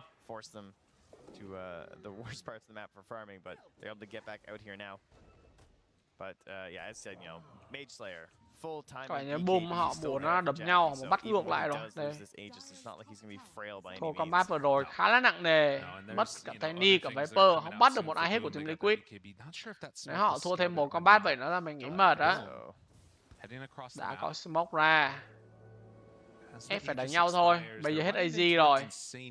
Hết AZ, Liquid có thể đánh được nha. Thấy gà của Alchemist, thấy hướng gà bay sẽ là đi theo con gà này thôi. Đi theo gà là sẽ tìm tất cả đấm chết con gà luôn trời. Cọc cằn dữ vậy. Và Linh pull vào con gà luôn. Quá là cọc cằn. Timber có cho mình Lotus Orb rồi. Ổn. Alk still maintaining that pretty substantial lead over the CK, which you would anticipate. Đời Alchemist của Matoman có thêm giáp xương là ok, tạm ổn. The question is how do they start these fights? Who catches who? Are BKBs going to get off, or are people going to get bursted? I think Boom are reaching a point now where these fights are hard to initiate. Yeah. Like they can start going into towers and maybe force a bad. Bây giờ thì Rosan 2 phút nữa mới có, mình nghĩ chắc combat tiếp theo. Mà không. Boom họ sẽ không muốn, Liquid họ sẽ không muốn đánh nhau hang Rosan đâu. Mình nghĩ sắp có Rốt họ sẽ cố một tình huống smoke để bắt lẻ một ai đấy và lấy lợi thế Rosan thì chắc là hay hơn. Chứ đánh nhau khu vực hẹp thì mặc dù là có Seeker nhưng mà con Viper mình nghĩ vẫn là cái thứ khó chịu hơn rất là nhiều. Boom smoke bắt được vị trí của Mickey rồi. Thôi. 5 thằng đổ đam này để sống sao được, và thậm chí Lysania. Về luôn anh Giai ơi. Anh Giai lì của em mở ma đấm luôn. Wow. Mở ma đấm luôn các bạn ạ. Bấm BKB dí vào vị trí của Tiny. Quyết solo kill Tiny bằng mọi giá đây. Liệu solo kill Tiny được hay không? Đéo được rồi. Mất hết. Về lẹ anh ơi. Mantuaman cũng mất BKB rồi. Cần phải di chuyển về gấp. Một tình huống mình đánh giá là khá khó hiểu từ Liquid, mặc dù Timber và Enchant này bắt chết ngay tại trận. Mà đội hình của Liquid vẫn quyết định lao lên. Bây giờ DP không có ma, không có BKB. Alchemist cũng không có BKB. Boom họ sẽ tận dụng cái lợi thế này, nhưng mà giờ bot Tiny lì quá vậy. Bot Tiny rất là lì nha. Bắt được Tiny, Alchemist của Mantu tự tin hơn rồi. Lao ra đép trụ. Tiny này khó hiểu ra, quả đó mày đi lên với team để trụ mid luôn, sợ gì. Liquid đâu còn gì để chơi đâu. Liquid DP và Alchem không có BKB là cái lợi thế rất lớn cho họ để họ mở combat. Họ không cần phải hơn người, chỉ cần câu được cái BKB của Alchem và DP là quá đủ rồi. Các bạn tầm này sức mạnh CK đống đồ nó vượt trội hoàn toàn với Alchemist mà các bạn. Alchem đồ thì nó đồ có gì đâu. Blink, BKB, Radiant hết. The Tusk, the CK, and the Tiny looking for that big hop. Bây giờ đợi thế này thì nó có cho mình giáp xương mất tiêu luôn rồi. If there's an Aegis on Liquid, that nullifies a lot of this net worth that they then spent. So America's favorite game in 24 seconds. 30. Okay, 3 phút nữa sẽ có khả năng là Rosan.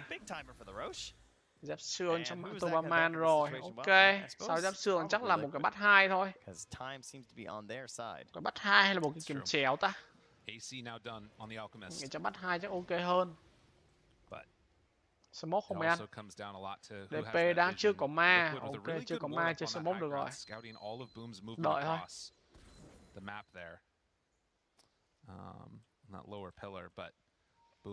Viper cũng đã có cho mình cái BKB. Hiện tại thì co hai bên bây giờ đều có BKB hết rồi đấy. Còn anh Timber là chưa có thôi. Timber cũng đã hướng cho mình tới là cả BKB luôn rồi. Chưa có BKB nhưng mà Timber ta có cho mình lo top off, nói chung là cũng đỡ được phần nào. Yeah, that edge creep just running around as well, trying to find this vision on them and give an idea of what's up as it gets toss avid.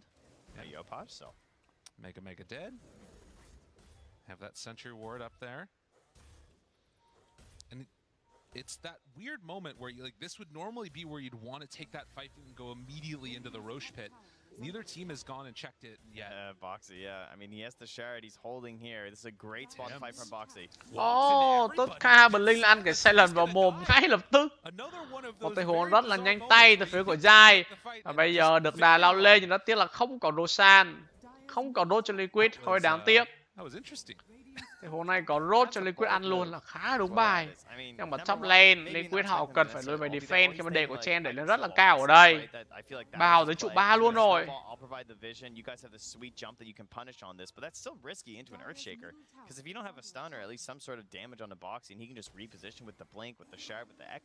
It's not that easy. Then again, you know, maybe they just lên gậy gót rồi. Sao phải là BKB luôn ta? That's true too. Gót ở game này với Tiny và Viper thì mình không nghĩ là hợp lý lắm đâu. Mình nghĩ là BKB chắc sẽ ổn hơn rất là nhiều. So in spite of that nice pick off, it doesn't end up mattering that much at all. I mean, you didn't have to use a buyback. Everybody's together again. And the only thing that's really changed is the swap out of position and vision on the map, where now it's Liquid that hold this high ground. And Boom hanging on to the pillar above. Team đang giành giữ nhau chuẩn bị cạnh tranh con Rosan sắp ra. Có vẻ như con Rosan sẽ là quyết định game đầu đây. Oh god, poor guy. Didn't stand a chance. He was busy, he was shopping Skem, you know? Get himself a Vlad's here as he builds in towards that Wraith Pact. Basher being done would be pretty good too. Has there been that much more progression, I feel like? Chen farm khá nhiều nhỉ? Yopaj? Doesn't look like it. We did see the 6 giây nào có Rosan rồi. Đi chuyển Rosan ra Rosan thôi mấy anh ơi. CK thì chưa có thêm đồ mới tại vì đang rốt cho mình đó là một cái hớt luôn. Đã có rốt, đã có scan để check thử coi đối thủ của Rosan hay không.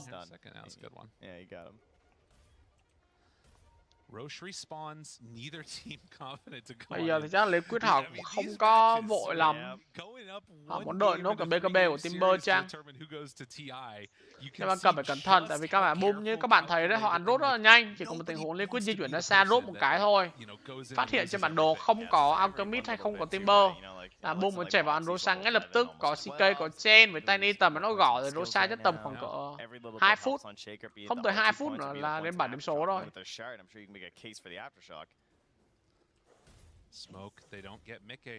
Có smoke Liquid, họ có vẻ như là rất muốn con Rosan này. Đây sẽ là một trong những comeback quyết định game đấu đây. Cắm guộc lên trước. Ok, phá được guộc của bên kia trước rồi. Đã có kiểm soát tầm nhìn. Và bây giờ là câu chuyện họ dám vào hay không. Vào luôn rồi. Tôi là người mở phát động đảng con Rosan. Hai thằng có BKB được trong hang thôi. Còn Timber không có sẽ đứng bên ngoài. Cố gắng force stab đẩy Tosca đớt xuống với đệ của mình nhưng rất tiếc là không xuống được.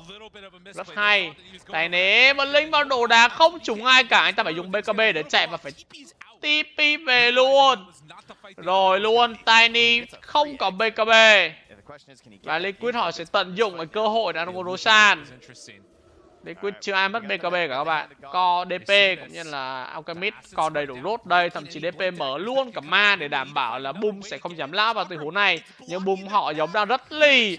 Họ rất lì. CK mà Linh ra BKB bớ vào Timber. Nhưng bớ vào Timber thì mình đánh giá là hơi sai lầm. Còn Timber rất trâu. Alchemist vẫn cố gắng ăn rốt. Nhưng mà Tiny Blink và Rosan nằm xuống mà tụi mình nhặt được cái gì. Thôi xong, Jobai không có BKB nữa. Lên bảng điểm số DP cũng đã bắt lẹ ở phía trong, nhưng mà Rosan, Azit là cho Alchemist và có vẻ là lợi thế hơn cho team Liquid trong tình huống vừa rồi. Mặc dù là Rosan bên phía Boom ăn được, nhưng cái quan trọng cái AZ, người nhặt được là Mantubaman. Và Liquid họ chỉ cần như vậy thôi. Cái vừa rồi là hình như có thêm cái sắc là đúng không ta? Tại vì đây có Rosan thứ 2 mà. Sắc ai cầm thế nhở? Mình nếu kiếp nhìn là sắc thằng nào nhặt. Đây, chúng ta coi tình huống combat bắt vào vị trí Timber. Timber có nó tốt rồi, trâu lắm. Trong quả Tiny đánh Lee này, Blink vào tốt đầm, nhưng rất tiếc là có Berserker Blink vào Echo.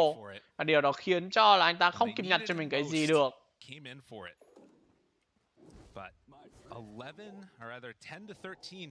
The thing that's interesting is that because that fight sắp was có still bắt kind 2 of cho a Mantubaman rồi. victory is that you've got this Alka. Bắt 2 xong chắc là sẽ đóng thẳng cái Swift Blink luôn. Tại vì căn bản anh ta coi như là full 6 slot rồi đấy. Thì đóng Swift Blink thôi, chứ lên là gì nữa bây giờ. Do they feel like they can actually approach more of these tier 2s or even a tier 3 at that point now that they're up to this rate fact? It comes down to 4 phút AZ cho Alchemist, liệu Liquid có tận dụng được cái AZ này không? AZ này không đây? Mình nghĩ họ phải đánh nhau thôi, họ phải đánh nhau chứ tầm này không lý do để sợ cả. Có AZ mà không đánh nữa là chịu rồi. Cái tầm này thời điểm đẹp thì đấm nhau được, lúc mà Alchemist cũng đang gọi là nó khá là powerful, khá là vượt trội đối thủ về item. Hiện tại anh ta hơn CK là tới 5.000 tiền là một cái item lớn đấy.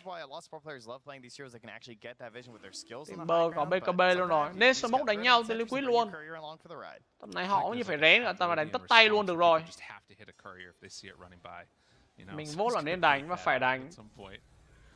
Đây là cơ hội để họ có thể gọi là kết thúc game đấu này.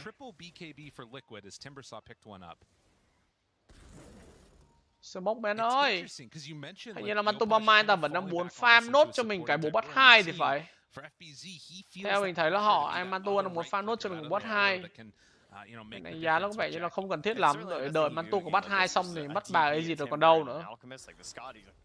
We know what their heroes do, right? You're trying to beat out this regen. Meanwhile, Liquid đẩy top nhưng mà dưới bot thì đang bị đẩy rất cao, thậm chí mid của nó bị đẩy quái vào. Tình huống này mình đánh giá nếu combat thì khá là bất lợi cho Liquid đây. Hai silent còn lại của họ đã bị quái tràn vào trụ luôn rồi kìa.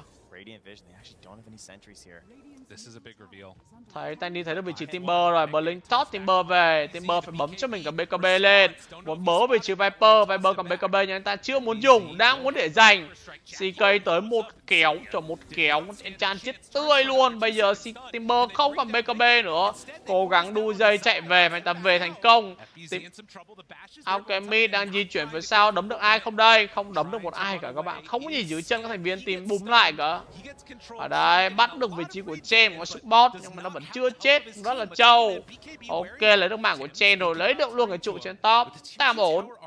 Boom họ sẽ tạm thời lui về bởi vì họ không còn đồ để chơi nữa, không còn BKB, không còn ultimate. Còn Liquid thì có lợi thế về cái AZ của Mantubaman, nhưng mà mới nói là bắt luôn cái AZ luôn rồi. Zai vẫn đang còn mai ở đây, đang cắn rất đau. Alchemist tỉnh dậy lấy được vị trí của Tiny, nhưng mà Viper đã bắn khá là rát đây nha. Matu đã có cho mình chém Micro Ray lên, bật chém ngược lại vị trí của Viper. Combat này có vẻ như là bùng toang rồi. Viper đã tạch, CK còn ra đấm nhưng mà Timber Alchemist khá trâu. Bắt trâu nhưng mà đéo bằng con CK nó có đau quá. CK có hot, nó đấm đau vừa lờ anh em ạ. CK nó cân 2 ở đây rồi. Nhưng mà Timber thì nó cũng rất là cứng cưa. CK gõ luôn, khô máu luôn đấy. Kèo này ai sẽ là người chiến thắng đây? Mà CK nó trâu rồi các bạn. Rất muốn giết con CK này nhưng mà khả năng cao là bị giết ngược quá. Phần ultimate đã đấm lại bấu với Enchant. Trời ơi, đủ mắt đúng mỗi thằng một gõ, Enchant bay màu ngay lập tức. Timber TP nhưng mà bị đấm lên trời của tất cả cancel TP và Timber cũng phải lên bảng điểm số. Con CK nó khỏe quá mọi người. CK nó khỏe vãi trưởng. Shit. Nó phân bóng ra mỗi bóng hit một cái. Nhưng Enchant buồn cười vừa lờ. Crit nháy là một cái 800 đam. Enchant bốc màu là ngay lập tức luôn. Không đủ đam dồn trên CK này được, quá là khó. Jeez, 34 minutes in. Có CK trong tay của Jackboy quá là kinh khủng các bạn. Thậm chí bot lane Arlington cũng bị bớ vào và cũng phải là lên bảng điểm số rồi. Shit. Nãy mình tưởng con bắn này là Liquid ăn chặt rồi đấy, nhưng mà để anh ngồi CK nó khỏe thế. Cũng như là con Alchemist của Mantu sao cảm giác đuối thế nhở? Cảm giác đuối thiệt. Cái đồ Viper có mẹ ý đâu mà nãy bị con Viper nó chọt cho nửa cây màu. Khá thốn. Mất rách rồi. Thậm chí là Mantu phải bấm luôn cho mình cả BKB, như là bấm nhầm hay sao ấy, tại mình quả đấy đâu có gì đâu bấm BKB. Và thấy Alchemist không còn BKB nữa, Boom họ đẩy tiếp trụ bot luôn rồi. Hết ý nghĩa. Phải đánh thôi anh ơi, đang gồng dồn vào CK đủ đam không? Mantu không còn BKB nữa, có Tot đang cứu rất tốt từ phía Jopai và cố gắng bắt vào vị trí Viper, nhưng mà đứng trong đây này của Viper thì mình đánh giá là không ổn lắm. Nhất là khi Alchemist đang không có cho mình đó là cái BKB các bạn. Boom họ còn lui về nhưng họ đang nhử thôi. Bây giờ Liquid lao lên là Boom quay cửa nó đấm tiếp đấy. Bắt được Viper, bắt được Tosca. Ok, thôi lùi về. Lấy được rank mid một cái chủ bà ở bot, quá lợi cho Boom rồi. Họ không có đòi hỏi gì nhiều hơn. Đổi là họ chỉ mất đi vị trí Viper và Tosca, không sao cả. EP rớt cho mình một cái EB để đấm với CK. Chà. Khó thực sự. Bên Boom nó bị một cái đẩy trụng rất là nhanh rồi chứ. Thiệt cái này cả em Mantum đánh thế nào ấy, đầu game xanh quá trời mà cảm giác nó không áp lực lên con bên phía team Boom tí nào cả. Cảm giác Alchemist này đánh nhìn nó có vẻ xanh nhưng áp lực tạo lên chỉ cho con Alchemist bình thường vậy á. Bở vào DP tự lốc mình lên. Ok. Boom sẽ lui về tại vì họ đã bị thiếu người. And where was I? Back to taking this outpost here. Okay, thank you very much. Neutral's about to come up again as well here. Look at that next round, but Heroes respawning with Tusk in the big range of initiation. They could engage now if they wanted to. Overwhelming blink completed now for Matu. They are struggling with the damage. Obviously, that's one issue that we saw from Jack with the heart. They're trying to like chew through this guy. Overwhelming blink. Tôi đã đủ 6 món. Bây giờ người ta làm gì đây? Đủ 6 món nhưng mà CK nó cũng muốn đủ 6 món luôn rồi. Thực sự là Alchemist không có tích cửa nào với CK cả. 37 phút mà full 6 món thì hơi chậm. Hand of God not there, so missing a pretty key part of their fight. They're gonna find Zai again. Tất cả DP bấm được cho mình cả BKB lên, nhưng mà CK nó gõ rất đau. DP đang không có ma, các bạn còn hút đam được chưa ba, bắt được vị trí tất cao. Ok, tất cả chết nhưng mà CK nó quạt kiểu ui mẹ ơi. Hai CK nó quạt kia. Quá là khủng khiếp. Bắt vào Viper, Viper anh ta có cho mình BKB các bạn ạ, rất là cứng cựa ở đây. BKB còn chấp xương nữa cơ. Trông thế. Mà anh ta biết mình hy sinh rồi. Quyết định là không về, không có chịu, không thèm chạy về luôn. Khi mà thấy DP đã buyback ra ở đây. Ô, có Rosan kìa. Cơ hội Liquid lật kèo trang với con Rosan này. Nhưng có vẻ như Liquid họ không ngờ được tới việc là có Rosan thì phải. Mà Mato tự sóc lọ, tự bóp đấy nha. Rosan mấy đứa ơi, cơ hội có 1-0-2 kìa, sao Rosan ra lẹ quá vậy? Ý trời là bắt Liquid phải thắng chăng? Rosan xuất hiện đây là sớm lắm á, nãy các bạn để là mới hết Rosan 2 thôi mà. Có Rosan 3 luôn rồi. Còn Rosan sẽ mang rất nhiều lợi thế. Và có vẻ như Boom họ không ngờ tới con Rosan này luôn thì phải. Họ không ngờ tới con Rosan này luôn đấy. AZ là cho DP cầm, Alchemist ta full slot rồi. Gãy xanh là cho Timber cầm, ngon lành. Có thể con Rosan sẽ là cái động lực, một cái power để boost thêm để cho Liquid có cơ hội lật kèo game này. Với con Rosan họ không end được game nữa là coi như chịu rồi. Liệu có một cú on-in đẩy thẳng nhà chính không? Bây giờ mà càng drag game ra nữa thì thực sự là càng khó cho Liquid.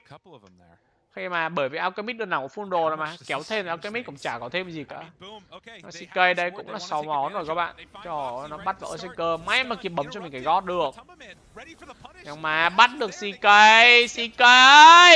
Trời ơi, máu từ trên CK bấm BKB, CK bị bắt. CK vẫn chưa chết, có quân banh của tốt. CK vẫn chưa lên bảng điểm số các bạn. Nhưng bây giờ thì chắc phải nằm rồi. Seeker bắt chết phía trong bởi vì chỉ Tiny, nhưng mà mất CK đổ Seeker thì quá lôi cho Liquid rồi. Họ sẽ được đà chây lên, bắt tiếp vào vị trí của Viper. Ngon lành cánh đào, tôi bảo rồi, con Rosa vừa rồi sẽ là cái động lực để giúp cho Liquid có cơ hội lật kèo cho game đấu này được. Còn là cái gon của Seeker tốt đấy chứ, cứu nguy cho anh ta, ép CK phải chase sâu vào trong hơn. Điều đó là khiến cho CK phải bỏ mạng của mình ở lại. Bây giờ thì liệu Liquid có tận dụng được cái lợi thế này để họ bút trụ hay không? Trời ơi, CK nó đấm kìa.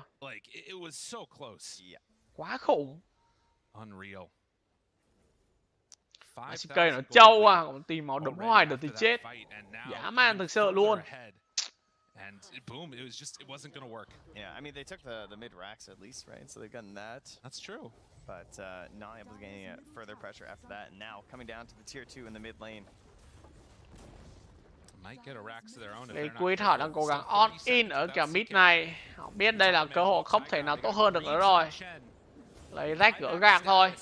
Boom thì mình nghĩ họ sẽ bỏ cái rách tại vì họ đang hơn rách mà. Đổi thì cũng chỉ là hòa. Cũng như là đợi CK ra, siết tiết kiệm buyback cho CK, mà thậm chí CK còn chẳng có buyback nữa cơ. Thằng nhà 9 thì không kịp rồi tại vì chỉ có 13 giây thôi. Mình ăn rách này xong đi về là đẹp. Còn liệu Tiny có cho đi về hay không lại là câu chuyện khác. Tiny nó tót vào đấm luôn thôi, chạy lẹ đến thôi. Thôi đéo ổn lắm trong pha này rồi. Phải đánh thôi, Mantuma bị bớ vào là phải đánh thôi. Nhưng mà trời thôi Mantu chết rồi các bạn. Mantu không có Chemical Ray gì cả. Bài vợ Eco Slam nhưng hình như không trúng một ai. Có vẻ như đội hình của Liquid bắt được tất cả, nhưng bắt tất cả đó tất cả những Liquid thể làm trong combat này rồi, mình đoán là thế. Liệu bắt thêm được ai nữa không đây? Bắt thêm được DP. Thậm chí là Timber cũng đang cố gắng chất vật đi về. Liệu có về được hay không? Timber của đuôi dây thì chắc là về được. Đuôi Timber nó chạy rất xa. Đây có hết mana chân nổi. Đánh hết mana là chết đây.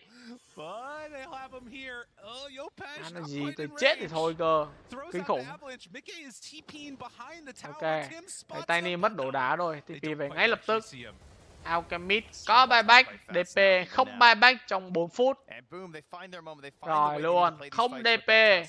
Chắc chắn Alchemist phải buyback để giữ cho mình cái rách để tránh mất Mega Grip rồi. Nhưng mà buyback không có DP thì đánh kiểu gì bây giờ? Khó thực sự. Fortify được mở lên nhưng mà không ăn thua. 70 giây của DP là quá lâu.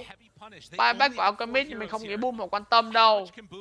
Một mình Alchemist không thể nào đủ đam được các bạn ạ. Một mình Alchemist rất thiếu đam. Cần phải có đam của DP nữa cơ. Đội hình của Boom họ nhồng vào. Trời ơi, nhìn Timber nó quạt kìa. Timber nó đấm những clip thế kia thì chơi bời gì nữa. Phải PGL của ta bắn dã man. Lực thế chắn rồi. Giống là GG đấy các bạn. Giống là GG rồi đấy. And Liquid, they're not going to tempt fate. Or are they? BKB lên lao ra nhưng không dám ra, không có DP không thể đánh được. Bây giờ không còn BKB nữa. Alchemist sẽ vào combat như thế nào? Eco Slam nhưng mà không có đam. Các bạn những con CK kìa, nó cứng vãi trưởng. Con GG rồi. 1-0 cho Boom Esports.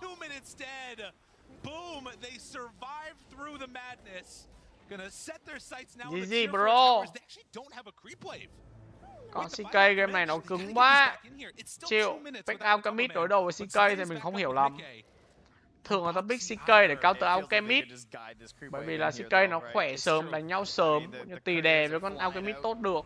Đây là pick Alchemist để đối đầu với CK thì mình cũng cạn lời. Không biết phải nói gì hơn.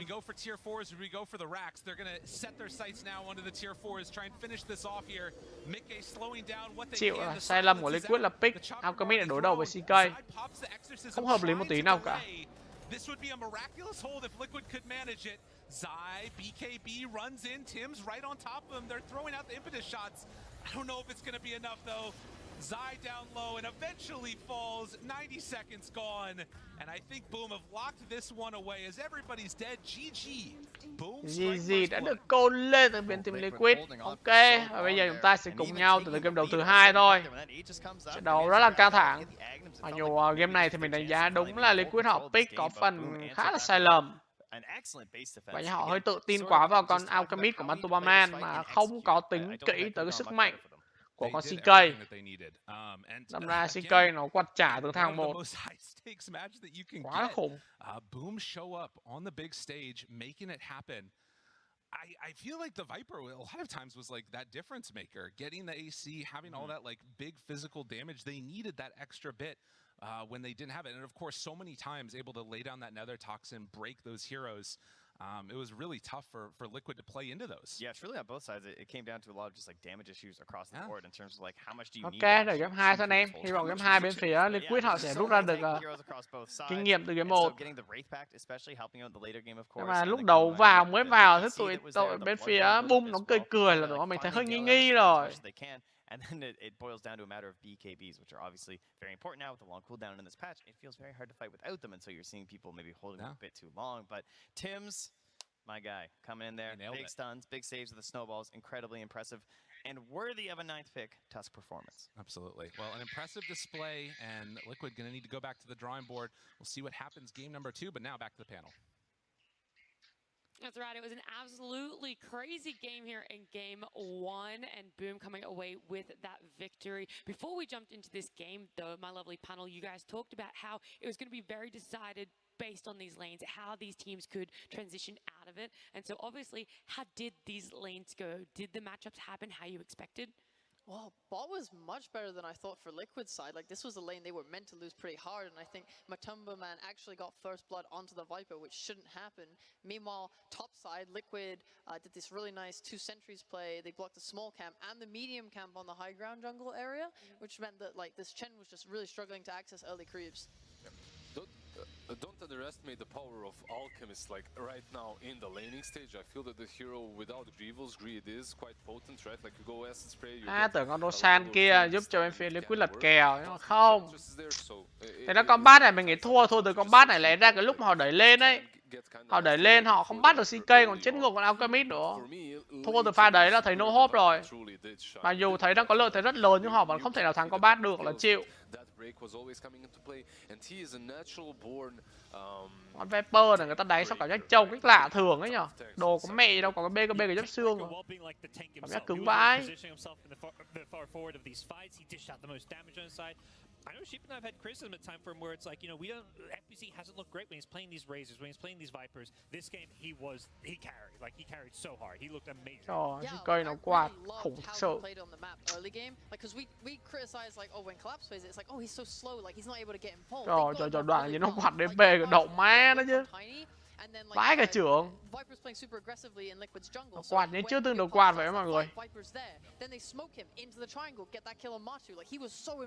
Yeah, that's a really good point, because if you look at their whole draft, it's meant to be involved. Every single one of them is meant to be constantly fighting, the way they itemized as well. This isn't your CK with a Midas and I don't know, like into another farming item. Tại vì Liquid tính ra player già rồi, player mấy ông già quá trời già rồi. Bây giờ chạy cối đánh thôi, khi nào đánh thực sự không được là thì nghĩ. Sao giờ? Vẫn đang kiếm ra tiền được mà. Má buồn nhở, Nigma. Chán Nigma thật đấy. Thành ra từ hồi Miracle các kiểu đó lập team mới Nigma là động má. Toàn là những cú lừa. Chán thực sự luôn. Pha Miracle mà giờ đéo được con Miracle để mà cát anh em ạ, buồn bờ lờ.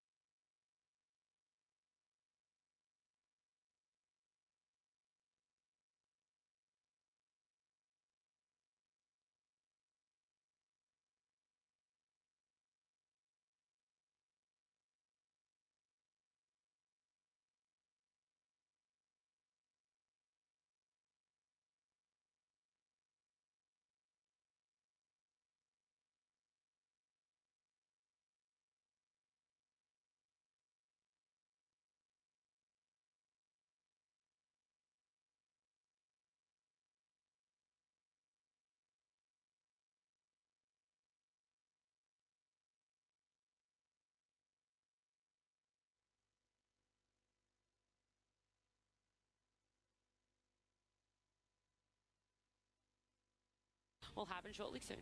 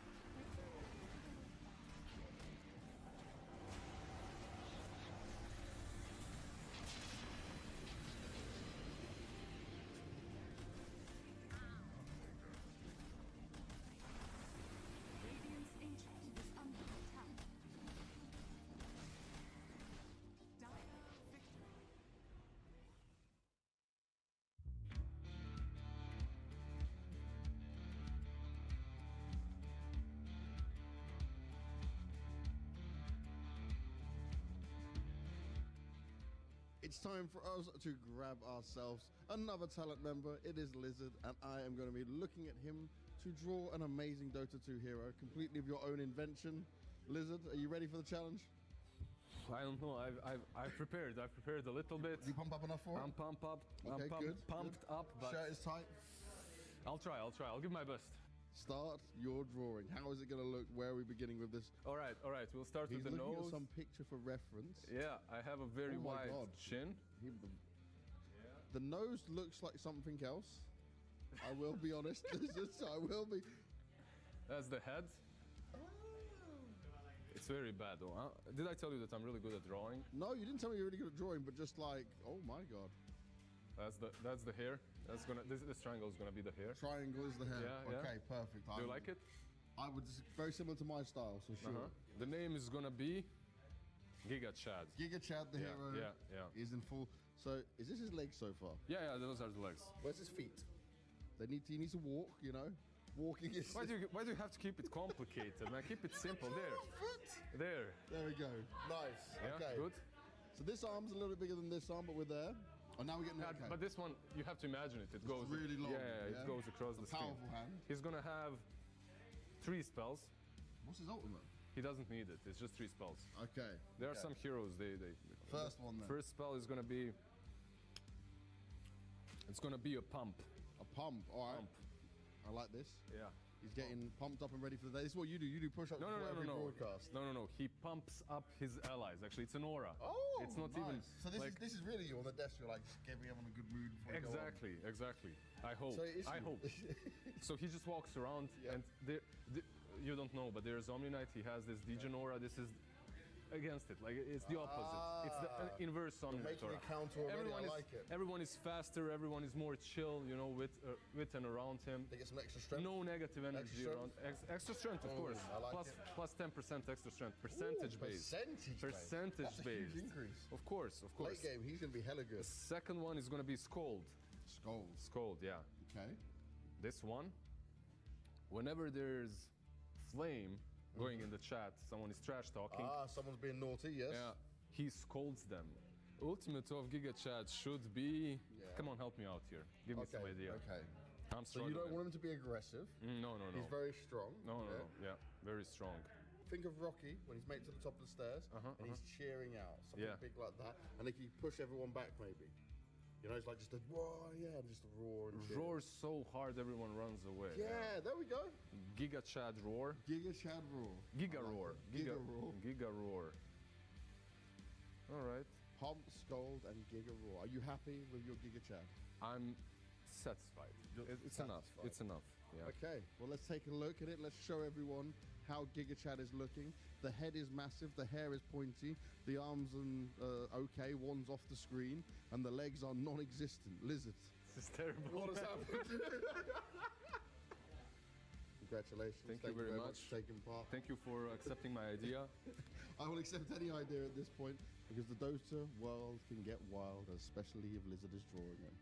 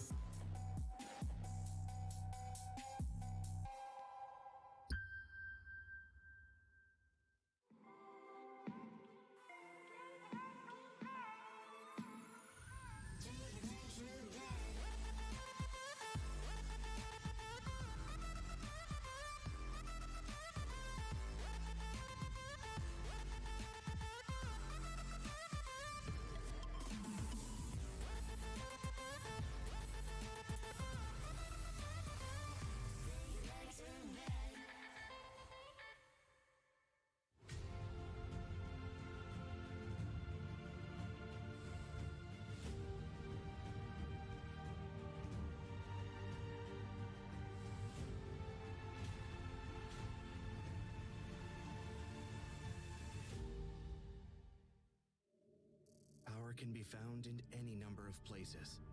Scientists will tell you that it comes in newtons. Gamers will say that it can be found in silky skills. We will say that the power lies in real thrills. In the play with perfect ping. In the runes and crystals. In every frag and gank. In your personal winnings. Lock and load for PGL Arlington. Hey, buddy! I said good day, sir! I hope you all enjoyed that content piece during the break as much as I did, because before we jump into talking about Game 2, round of applause. Lizard, amazing artwork. My man, can I come in? Oh, wait. You were about to steal my line. I didn't steal it, though. I didn't say it. It's fine. No, you say it. No, go ahead. I was going to say, can I commission a piece of art from you after this? Yeah, sure. Yeah? I'm available. Hit me up. All right, I'll let you know what my hero idea I don't know is. why I accepted to do that. It was great. I did really like it, but I do want to talk about Liquid Boom game number 2. It is an elimination series, so one of these guys will be knocked out of the major after this one. In game 1, we did have a post-game breakdown of it already, but something else that I realized is Liquid kind of missed a lot of their timings, a lot of their power spikes, and I want to know how that's going to affect them coming into game 2 and how are they going to refocus to make sure it doesn't happen again. Yeah, there was like a lot of small problems. For example, they're playing with a Shaker, but they're not giving him space. You look at Xinq's Shaker, he always gets a lane. He always gets farm. I think Boxy focused a lot on making like smoke ganks and rotating mid and trying to help there, and it meant that like when Yopaj hit his blink timing, he didn't even have level 5. So if you're going to draft that again, I think they just need to be more aware of it, because with having that slow of a start, they're not able to defend their like mid tower, then they lose the first Roche, and this really set them back. Do you think that that's maybe a problem with having something like an Alchemist on your team, your Shaker? Usually your position 4 or 5 should be somewhere breaking the smokes incoming in his direction, right? But they can't because they're farming. They're getting that item. Maybe that's something that they can switch up if they go for an Alchemist once again. Yeah, potentially. We'll see if they go for the Alchemist again, because game 2 draft on our screens. Winter Wyvern, Dawn. Nothing changing up there too much in bans with the Lone Druid and actually Bristleback now. Yeah, Razor is left in the pool this time around. And Marcy as well.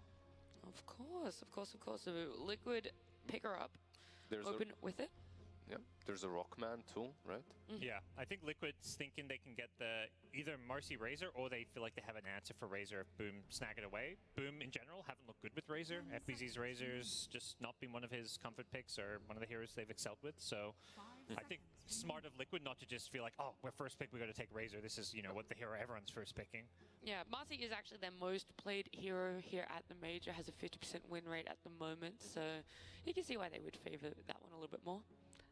They could also do like a Dazzle in response on Boom. I don't want to see the Razor on Boom. I much prefer the Viper. The Tiny works for me as well. I just didn't want to see Razor from them. Is it more likely to be a Yopaj Tiny, or we do have that potential for it to be flexed to 4, right? Because that's what we saw in game 1. Totally flex. It's I think coming into this series, it was Tim's most played hero, so it's very much that's a lot of the strength of Tiny being picked in the first phase, is that you can wait and see what your opponents pick and then decide where Tiny is going to go best. For me, these 4 picks go a little bit deeper as well, as they do show us that neither one of these teams truly wants a puck. Yeah. Hero, if you have an opportunity to pick Tiny and puck in the first phase, most of the teams would jump on that, right? Like they would instantly get it. But not Boom and not Team Liquid, it seems like. Yeah, last game it was the very final ban of the last ban phase. It was finally Liquid's like, I guess they need a mid, we should ban puck. The other thing is the DP being picked up here means when we saw the opening last game, it was DP Earthshaker. Now it's DP Marcy. How does that differ from that Earthshaker? How is it a better opener, do you feel? A little bit stronger, a little bit more comfort for Liquid? It's definitely not as greedy. You can rotate on mid with a lot more speed than Shaker. Shaker has to do a lot of positioning where he like wraps around. Ok, chúng ta sẽ cùng nhau từ từ thứ 2 thôi. DP và Mercy cho Liquid vẫn là chạy của con DP còn Boom vẫn tiếp tục có trên mình đó là Tiny rồi. Lần này hợp pick Dazzle, bàn đi con Alchemist. Ok. Còn Liquid chắc chắn là ban đi con là CK rồi các bạn. Vẫn ám ảnh từ game trước. She needs the lens and the blink dagger, but one of those needs to be quite fast. It needs to come quite soon in the game. Another hero from last game. Boom sẽ ban gì tiếp đây? DB và Mercy chắc chắn là support rồi. Vậy là ban đi Viper từ Liquid. 2 hero game trước đều bán hết rồi đó, CK và Viper.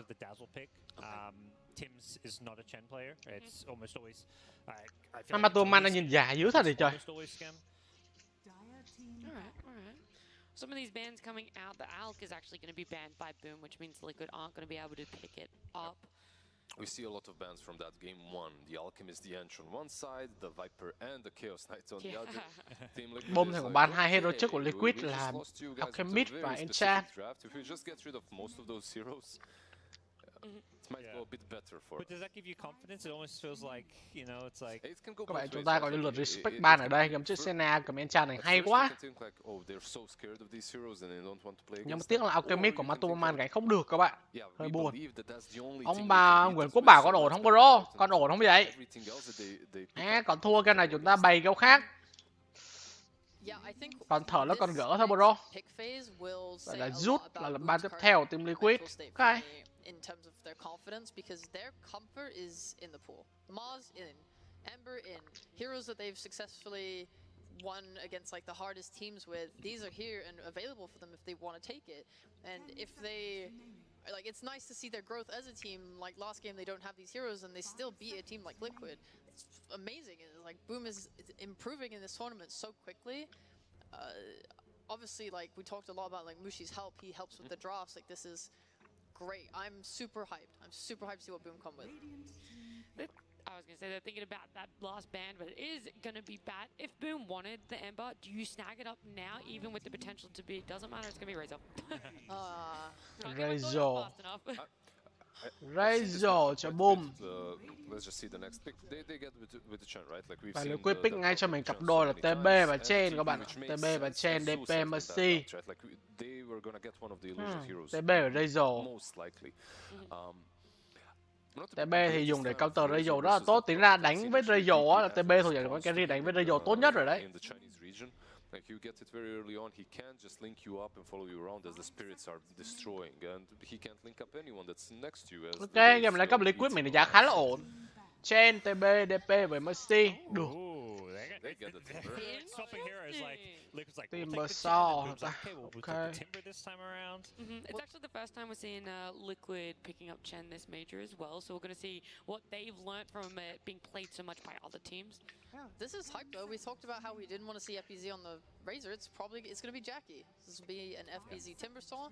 Last time they played it didn't go too hot, but it's still a hero that he's incredibly comfortable on, and I really like it into the Terrorblade and the Chen.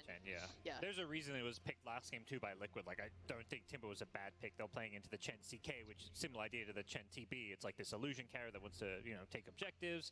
Chen same thing, lots of summons. Boom họ biết bọn Timber để có thể hy vọng counter được bọn TB này. Boom này TB thì cũng được, nhưng mà tính ra TB nó cũng chẳng sợ Timber lắm đâu. Biến phong nó bắn TB chạy không kịp ấy chứ.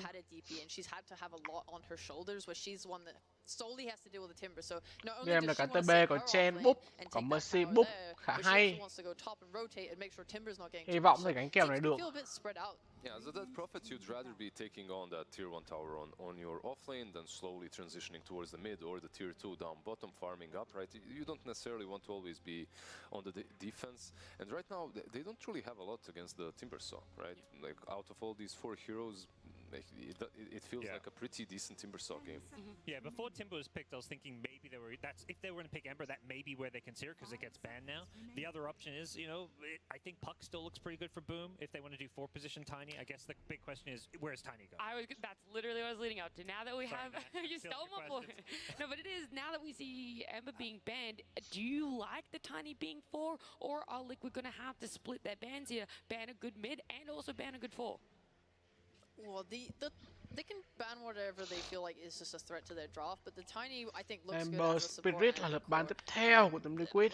If Yopaj gets it again, we saw he instantly got his blink and started making moves on the map. Like Ember đánh với DP với TB khá ổn. Like Scotty poses a massive problem for Boom. If they do a tricore of Tiny, Razor, Timber, it's like super hard to deal with. Boom họ có định ban đi Pango hả ta? Lạ quá vậy.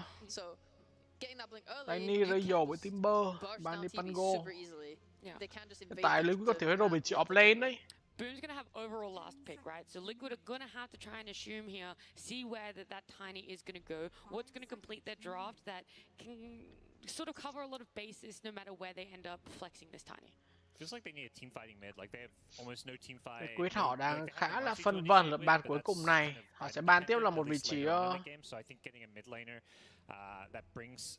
như hiện tại mình thấy là họ đang ban vị trí mid lane, bởi vì có vẻ như là Liquid họ đoán là Timber sẽ đi off, Razor sẽ đi safe, Tiny sẽ sub 4 và Razor sub 5. you might face against on that mid lane. Nhưng mà chưa chắc có thể tiếp tục con Tiny mid trong tay của Yopai thì sao? Chưa chắc đây là một con Tiny đi ở vị trí support đâu. You need a playmaker, you need something Quyết that học will cái help bán đi you con against Kha the rồi. Timber, something that can take him down in that mid game, but at the same time you have to worry about if I'm melee, Razor might just completely dominate me. Same goes for Timber. If I'm something like a Puck, perhaps Tiny will have too much of a good time on that mid lane. Yeah, but that's where, because of that problem, Puck's the hero that stands to me, because yeah, maybe the Tiny matchup is slightly disadvantageous. It's not honestly that bad. Puck just is, as proven by this tournament, like good almost any game. Yeah. Like any other mid, not can maybe be counted more. Between these two teams, though, right? Yeah, especially absolutely. for home. Yeah. Yep. Maybe the Conker alludes to a Puck. Other than that, it seems like they could just go the standard voice. You mean for Liquid? Sorry, yeah, for Liquid. Yeah. Necrofort là lượt ban cuối cùng của Boom. Wow, Necro. Và Liquid họ pick rất là nhanh luôn. Pick gần như không cần suy nghĩ khi mà đội hình của Boom hiện tại đang rất thiếu disable. Dazzle, Tiny, Razor và Timber không có một tí disable nào cả, ngoài cả mini stun của con Tiny ra thôi. Ngoài cái đồ đá của Tiny là Pickbuck này khá là chí tử đấy. Liquid họ sẽ đẩy DP ở vị trí offlane và có vẻ Boom họ không tính tới cái trường hợp này. Họ không ngờ được là con DP sẽ đi vào offlane. Ok. Bác đi mid game này là Boom thấy mệt rồi đó. Mình nghĩ bây giờ Boom cần biết có support disable khỏe để bắt con Puck này. So you two are mainly focusing on countering and catching out this Puck, right? Like, Có Saman không? Có Saman được sub 4 không? Saman sub 4, sub 5 gì đấy. Hay là Disruptor? Không, pick luôn Void Spirit. Pick Void Spirit đối đầu với Puck. Ok. Qua đấy Puck cũng được các bạn. Thử đi Puck nếu đi mid á là sẽ một là Void Spirit, hai là DK. Nhưng mà game này đội hình của Boom khá là tù rồi. Tiny, Timber, Razor. Dazzle đánh trong tầm mấy con kiểu đi bộ khá là đuối. Thì nó Timber có đôi dây đỡ một tí, thêm con voi và nhà nó cơ động, cho thêm DK đội hình của chuối quá. Không áp sát vào một con TB được. I like Liquid's draft. I just think Boom's play in game one kind of sold me a bit. I think they're at least a slightly better team, and I'm going to lean towards them because I think they've set up FBZ's Timbers will have a good game, and Jackie excels on some of these slightly less greedy carries at times. So Razor for him is a hero I feel like can do well this game. Yeah. And your final thoughts, Sheep? I really like Liquid's support duo. I think Boxy's going to have a much easier game on this Marcy, and with the damage between like a Marcy, a DP, and a Puck, they can just kill like all these heroes if they just take the right fights. I'd like Liquids a lot more this game. All right, well, all the Liquid fans out there are siding probably with our panel as well, because this match isn't just for Liquid to continue their run in the major, but it is also the potential direct invite to TI as well on the line. As we jump into game 2 of this best of 3 series, it is Trent and Lyrical. Thank you so much, Nat. And yes, Trent, that is the stakes that we're dealing with here. You gotta win or you gotta go through those brutal European qualifiers that they tried to go through last time also. Ended up coming a bit short. It's a tough road ahead, but also could be a bit of a tough game. The thing I found interesting about that was the panel, like they were all like, yeah, we like all the other heroes, and usually it's last pick that's supposed to be that big one. Yeah. This, it was like the FBZ Timber. That's like the really good one, I feel like. Yeah, Timber obviously set up for a pretty decent game, I'd say, at this point. And, I mean, Boom tried to defy the meta. They just left that puck in. Chơi thôi bro rồi má, chơi gì căng vậy? Would still leave the puck in, and then eventually either would be banned by the team. Hôm nào mà thua nhiều quá chắc tới lúc phải nghỉ đó bro. Sometimes even the team takes Tiny, hôm nào không tốt rồi. So like, I still don't want to deal with this hero. It's so frustrating. It's very annoying. Okay, hiện tại từ game 2 thôi mọi người. It seems unkillable. And then they pick Void Spirit, who has been struggling versus Puck. Sure, the lane might go okay, but you just get coiled once and coiled twice. It's like you're a little rattlesnake with coils all over, and then you die. Yeah, that's right. Rattlesnakes do die a lot. It's Texas. Kèo đi mid giữa It all Puck và comes back Void around to Spirit. that. It truly does. Kèo này No, kèo it's kỹ true. năng các bạn. I think that you know the Puck has proven to be the better hero throughout a lot of this. But for me, I'm wondering if this Yopaj Void Cái Spirit này might mình nghĩ just việc be mà có enough. Tenny với có You know, if Timbersaw, that's enough Razor to thôi get thì them có đánh over nhau the sớm hump. được. They now Thì chắc have là con this Void Tiny ở so Yopaj they cũng can sẽ sort chủ of play động the là đi dual ganh forms sớm of thôi. initiations with tossbacks or Yopaj going in. And then Chứ you've game got mà đi those farm other chung với big TP thì heroes không to hay sort lắm. of bring the sauce at the end. You got the Razor, you got the Timbersaw, and Matumba Man. It's going to be a tough game for him. This has traditionally been the counter. Timbersaw facing off against TRblade for a really long time, and you've got one of the best Timber players in the world. Mấy ngày playing càng on vậy, FBZ. bet This is the nói chung là đồ original má hero chơi nó that khả he năng thôi became chứ anh em chơi gì căng thế. Má chơi nghe sợ thiệt á. Chơi trong khả năng thôi những người anh em ơi. Mercy này hơi lì, giống Mercy này. Tăng chiêu 2 để nhảy, ok. Tưởng nó tạch đấy chứ. The other thing that we should mention about the Liquid side, though, is you talked about how good that Puck is against the Void Spirit. Also, you mentioned this during the draft, a way to hunt the Dazzle, something that we've seen be imperative. Dazzle has looked so good. Maposhka's plays on it the other day were really good. And Maposhka and Picho both really showing off yesterday, right? It kind of felt like the last couple series yesterday got decided by Dazzle. It was just so insane with the Grave. And in this game, combined up again here with a little bit of regen there on the Timbersaw, where even if you get down to that low HP, you get that little boost from the Grave that gets you back up there. Mấy con từ đến xa ấy, thì thường đầu game thì kiểu là máu mỏng, giáp thấp nữa, Harat quái tướng người ta xong rồi đánh vào là khéo con lỗ hơn đấy. Nên là việc Harat vào quái người ta cũng phải tính toán cẩn thận một tí. Đây TB biến form luôn để farm cũng như cấu vị trí của team rồi. Bắn rất đau với cái form. Cứ dùng thôi, có là cứ dùng để farm thoải mái. Sau đó cooldown dần là vừa. Chứ đầu game giữa đâu có làm gì đâu. Bằng thủ thiết đấy chứ. Has to get it built up, hides away before Matumba Man heads on back to last hitting here. So some interesting things to watch for as Tim's trading hits with Insania, but nhưng mà giống Tenny chết quá vậy. Couple more punches. Ồ, nhưng mà rất tiếc là TB hết form rồi. TB còn form tầm khoảng 10 giây nữa, 7 đến 10 giây nữa, Tenny gãy. Ồ, mid lane Mickey, không sao, có bottle gỡ một tí. Có bottle thì ổn thôi. Nhưng mà đây, bớ vị trí của SKM, nhưng mà liệu DP nằm trước hay Dazzle nằm trước? DP nằm trước, à nhầm, Dazzle nằm trước, sau đó mới tới DP. First blood là cho Bossy. So 1 for 1, but first blood going over to Liquid. Mặc dù là đổ offlane lại sấp, nhưng có first blood thì Liquid vẫn là người có lợi hơn từ hỗn độ mạng vừa rồi. Cái này liều quá vậy, đấm nó.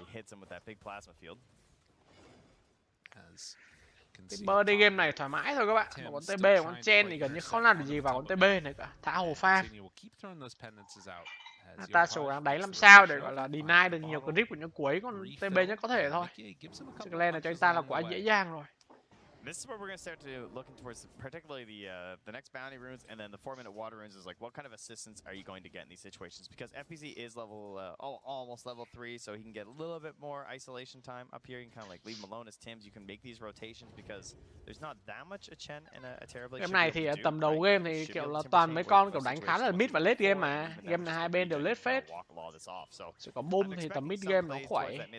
Because we know how much both these heroes rely on these bottles. Right. Còn Liquid thì càng lên nó càng khỏe các bạn. Còn Buck với TB, DP nữa. DP cũng tính là một con carry đấy. You can of course set up for the level 6s to come out earlier, and if you get level 6 before on either Puck or Void Spirit, it makes a pretty big difference. Tims holds on to that one. Skem makes the move over, so both bounty runes this time going to boom. Yeah, that's exactly what we're talking about right now. Mickey left out. Nothing to refill that bottle. Tiny đang bọc phía sau tí làm gì? Hiện tại thì hai mid còn chưa có level 6 nữa. Việc bắt vào nhau rất là khó. Nhất là con Void Spirit bắt buổi cần 6 để muốn chơi Buck này. Hiện tại mới chỉ 4. Tiny băng trụ luôn. What the heck? Tiny.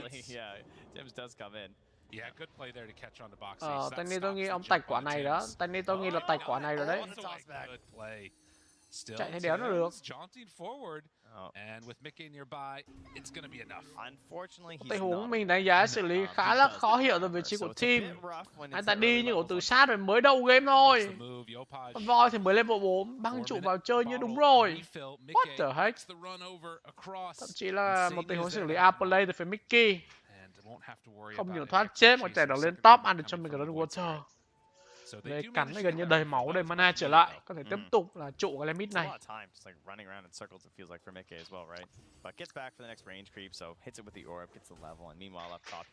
Top lane TB Timber bắt đầu thể cái sức mạnh vượt trội của mình rồi. 2 điểm direct armor là quá đủ để trụ cái lane này thoải mái.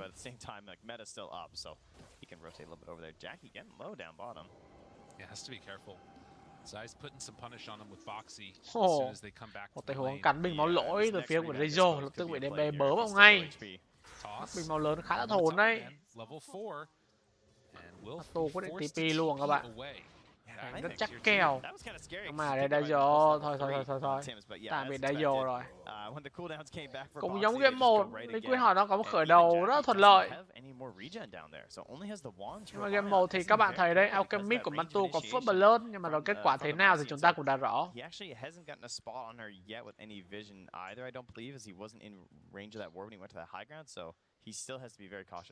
Yeah, and they're going to pull the wave all the way back. So Jackie kind of in no man's land for a little bit. But this is, again, the sort of price you pay as they're bringing 3 heroes top. Jumps onto Mickey, not going to be able to connect on the remnant. That Mickey cần phải cẩn thận nha. Nhưng không sao, Yopaj hết mana rồi. Mickey vẫn chưa có cho mình level 6 các bạn. Boom. Take a good amount of damage onto the tower as FBZ 3 points in the TB bỏ lên luôn rồi. Ok, bỏ lên vào đường farm.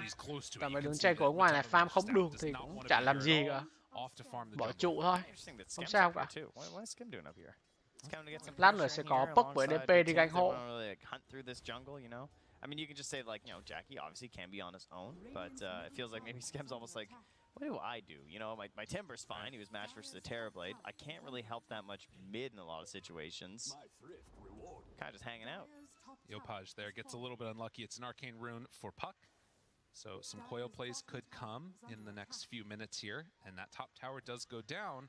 So it frees up Boom's supports to make moves, and in fact, Yopaj is going to continue his movement all the way bottom, hoping to spot Zai down here, but Zai, does he actually show himself on the lane? It's coming a little bit late, and yeah, Yopaj, he's already TPing back home. So as soon as he shows there, Zai should feel comfortable coming out from the tree line. Some good plays. Easy peasy. At least at this early going, you can see that very little separating the two teams, but it is the Timbersaw that's sitting top of the net worth right now, as the TRblade had to head out and go off to the jungle. Yeah, tower taken out, the classic play of Timbersaw versus TRblade, always zoning him right back to the jungle. Again, TRblade, Liquid đang họ smoke xuống bot, các bạn như là một tình huống muốn bớ vào vị trí của Rayo. Còn nếu bớ không được họ sẽ đẩy trụ thôi. Đây DP mở ma luôn rồi. Họ muốn đổi trụ khi mà trên top lane thì bên phía Liquid họ bỏ trụ ngay từ đầu khi mà TB phải vào rừng farm. Nhưng mà các bạn như Boom Esports họ không muốn đổi trụ, Timber để di chuyển xuống. Thậm chí là Tiny, Voice Spirit và Dazzle đều có mặt ở đây. Bớ vào Tiny, Dream Call rất đẹp mắt. Tiny đã búp cái Gray cứu từ vị trí của Dazzle, nhưng mà không thể nào sống sót được. Voice Spirit combo lấy được mạng của Mercy, nhưng mà Timber vẫn là cố gắng đuôi dây chạy về, nhưng mà mình nghĩ Liquid sẽ không để con Timber đi về đâu. Chính xác là như vậy rồi. 2 đổi 1, tình huống quyết định vào đánh nhau khá là khó hiểu từ Boom. Nhưng mà tính ra pha rồi họ hơn người nhỉ, họ 5 người, còn Liquid chỉ có 4 người thôi. Có vẻ như là cả vấn đề là Razo vừa rồi anh ta không còn quá nhiều máu nữa. Và Liquid vẫn lấy được cái trụ này, ổn áp đi chứ. Lấy được cái trụ này, bắt được mạng của Timber, quá ngon rồi. Razo top lane đang bị bớ vào, liệu anh ta có về được hay không đây? Đang bị bắn khá đau vị trí Matuboma, nhưng mà bị slow chưa một hit nữa. Ok, có slow này thì chắc là Razo tành rồi các bạn. Một tình huống Razo anh ta có vẻ như di chuyển hơi sai. Đồng độ anh ta đều tập trung dưới bot để defend cái trụ, nhưng anh ta lưu lạc trên này. Gặp ngay phải có TB và có Mercy thì nay thì chịu rồi. I mean, I guess it didn't matter that much. It's not like a DD, a haste or something like that. But Yopaj needs that, right? Like, He's trying to get back into this game. He's the lowest of the cores right now, and he also. Hôm nay thì Liquid họ cố gắng đánh giãn game ra thôi, họ không cần phải quá vội vàng lắm. Tại vì kèo này TB nó mà lên được thì nó bắn hết, không có gì phải xoắn cả. TB không có sợ radio nha các bạn. Tại vì TB thứ nhất là được bắn từ rất xa, radio rất khó thể áp sát được, cũng như là bóng rất là nhiều, chả biết con nào thật con nào giả mà dùng nữa.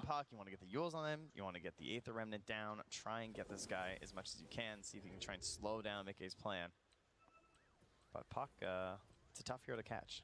True enough. We've learned that, it turns out, during this major. I don't know if you guys have watched any of it. It's fair enough. 2-6. And Matumba Man getting this free time. The fact that he hasn't just been completely shut down by the Timber, it's what needs to happen. But người ta hướng thẳng cho mình một cái Yasa, không nên gần lên trước nhỉ? Người ta lên Yasa trước, có vẻ như cũng một phần có vẻ như một đánh nhau sớm luôn thì phải. Không, nhưng mà TB nếu mà lên Yasa thì gần lên nó farm sẽ nhanh hơn ta. Chắc là Yasa, tại vì Yasa cho lượng agi nó nhiều hơn. Chứ kể là nó cho tốc đánh, tốc di chuyển nữa. Yasa farm sẽ lẹ hơn. Focus thẳng việc farm luôn. Tim's on the tiny rather, but he needs a little bit of time. Like, he was very low leveled. He just got to level 5, hoping to get the tome out there. It's gonna be a while before you see a blink dagger. Liquid có ma DP, họ muốn đẩy mid ở đây rồi. Họ muốn đánh nhau đấy. Họ phải đánh nhau liên tục như vậy thì mới có space để TB farm được. Còn nếu họ cắm đầu đi farm là bên phía boom đi ganh là coi như TB không farm được là coi như thọt là auto thua. Ghê vậy, đột nhiên coi thẳng vào Timber luôn, đánh rất là cục từ Liquid. Đó là Timber đây rồi. Tiny đổ đá 4 người, Bossy bị bớ vào khá đau, nhưng mà Void Spirit đang bị combo skill từ Puck thốn quá. Void đồn thổ chạy đi và bây giờ Puck là người bị bớ ngược lại ở đây. DP mà nó lao lên với Kama của mình cắn khá là đau, nhưng mà chắc là Liquid cần phải lùi về, họ hết skill rồi. Họ không còn ma, không còn coi. Máu của Puck cũng như Mercy đều đang rất là thấp, còn chưa tới nửa cây nữa. That was a sick 8th round, as you said right at the start there, to ensure the dispose wasn't there, because he went for the immediate coil snap, which I think was the right play from FBZ, because like, you're going to get that distance afterward. They don't have that much chain stun if you can prevent that dispose from being there, so very solid play then. Of course, with the hood, can still tank up quite a bit of this current damage here from Liquid, as in the earlier parts of this game, it's almost all magical. Unless you get caught in exorcism or something. Exactly, that's going to be the main differential, but likewise, it's going to be a while before Matumba Man really comes online. Trying to build into the Yasha next. Already has the Bassi, that mana regen, treads, all the good stuff.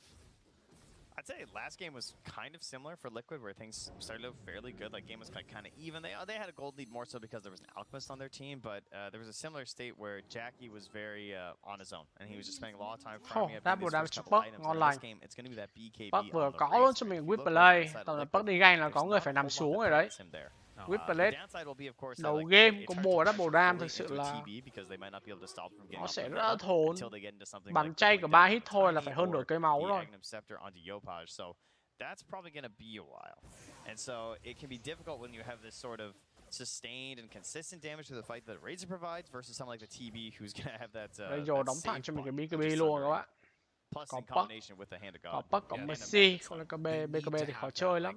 Có smoke ganh rồi, double dam của Puck, Whip Blade tầm này gặp đứa nào là chết đứa thôi, bất kể cả Timber nhá. Tầm gặp Timber cũng auto lên đường, thấy Razor rồi, nhảy qua từ Mercy không?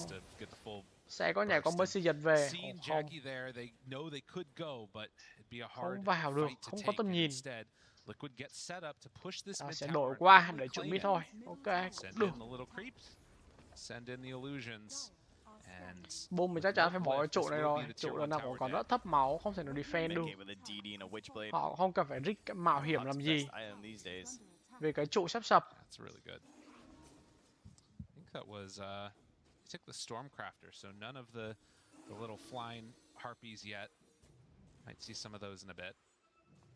Just zapping for now, and well, Zai's courier did revive. Will now deliver out to the remains of the Spirit Vessel. So no charges currently, but something we were missing last game. Game này cứ đánh chậm chậm này thì đúng ý của Liquid ở đây. Họ cứ đánh tà thôi, cho Mantubaman farm dần dần. Không cần vội lắm. Ủa nhưng đây mới 13 phút mà tới trụ 2 thì hơi căng đây. 13 phút trụ 2 mình giá là quá sớm. Nếu có vẻ như họ muốn tận dụng cái sức mạnh ma của DP, double dam của Puck cũng như cái form của TB ở đây.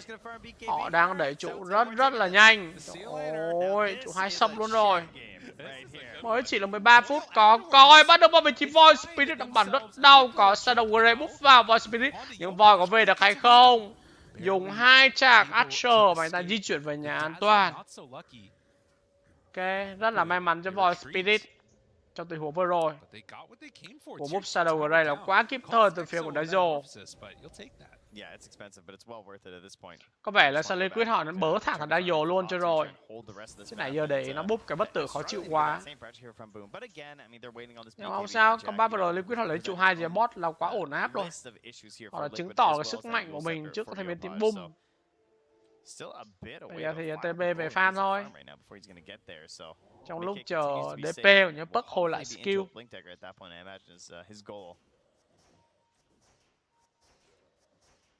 Puck có bật linh chắc dễ chơi hơn. Puck có bật linh có thể bắt vào vị trí của Daizo thẳng luôn được. Tuy nhiên Boom có smoke. Thấy vị trí của Chen rồi. Sẽ là bắt chết Chen thôi. Bấm Mecha lên, không kịp dùng heal máu. Bắt xong Chen thì về thôi mấy ông nội. Nó biết ngay là sẽ bấu vào Daizo mà. Ôi, Dream Coin Timber Void Spirit quá là đẹp mắt. Void Spirit chết tươi luôn, không giải được một tí nào. Tiny đây thì chắc cũng tạch thôi. Chạy đi đâu được. Có TP từ phía của Daizo, nhưng mà giật ngược về của Mercy. Cancel TP của anh ta. Nhưng đó là Liquid họ đang hủy diệt hoàn toàn Boom luôn rồi. 15 phút và đây là 13, 11-3 dẫn 4.000 tiền cho hai bên team Liquid. Lợi thế đang có rất nhiều. Nhưng mà không biết họ có giữ được lợi thế này lâu hay không. Nhưng mà với một level cấp của TB mà có lợi thế early này thì thực sự là khó thua lắm. TB thì nó không giống Alchemist đâu. TB nó mà xanh là nó đấm cuối game nó đấm hết. Còn Alchemist mà xanh nhưng mà cuối game bị đấm là chuyện bình thường. Các bạn là chất tướng rồi. Lần này Puck này hay quá này. Mickey này Puck đúng đỉnh luôn.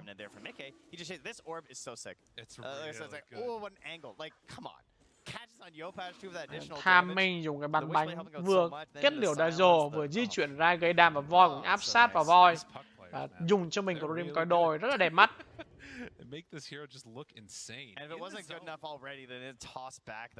Xử lý quá là tinh tế từ phía của Mickey.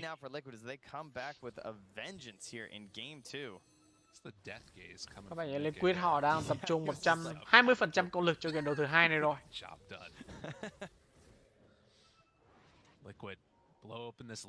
Và TB mua cho mình một cái giá xa, một cái gần đen lấy start trước. Và sau đó lốt thẳng cho mình là cái Skady. Nên đồ khá là dị từ phía của Matubaman. Thì gần đen giá xa nó thẳng Skady luôn. Bựa ấy nhở. Cái đồ bựa thực sự đấy.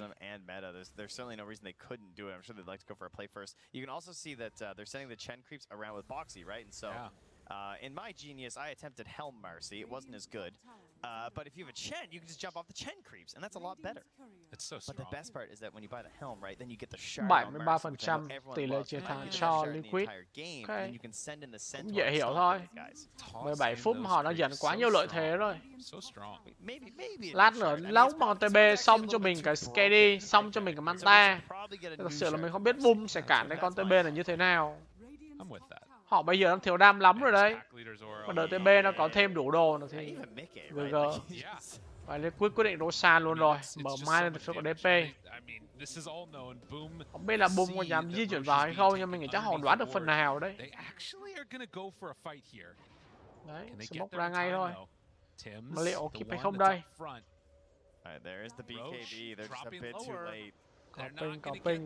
Có ép đánh nhau rồi. Bắc bị bớ vào nhưng mà có cứu từ Mercy. Một cú vật ra cứu từ Mercy rất tốt. Và bây giờ Boom họ biết bị lộ, họ phải đi về. Nhưng mà Razor còn BKB, không còn BKB nữa. Razor bắt chết tươi ngay tại đây. Có Dream Coin bắt thẳng vị trí của Daizo luôn. Daizo, tất cả cái rồi đều phải nằm xuống hết rồi. Bây giờ Liquid họ chỉ di chuyển ra và tiếp tục ăn nốt con Roshan đang còn dang dở. Hay là họ sẽ bút trụ tiếp luôn.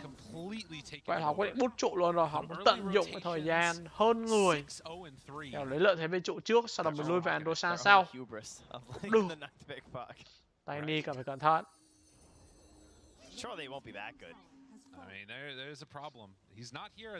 Cái gì vậy? Liquid muốn lên 2 round luôn à? Thật luôn, đi về thôi mấy bạn ơi.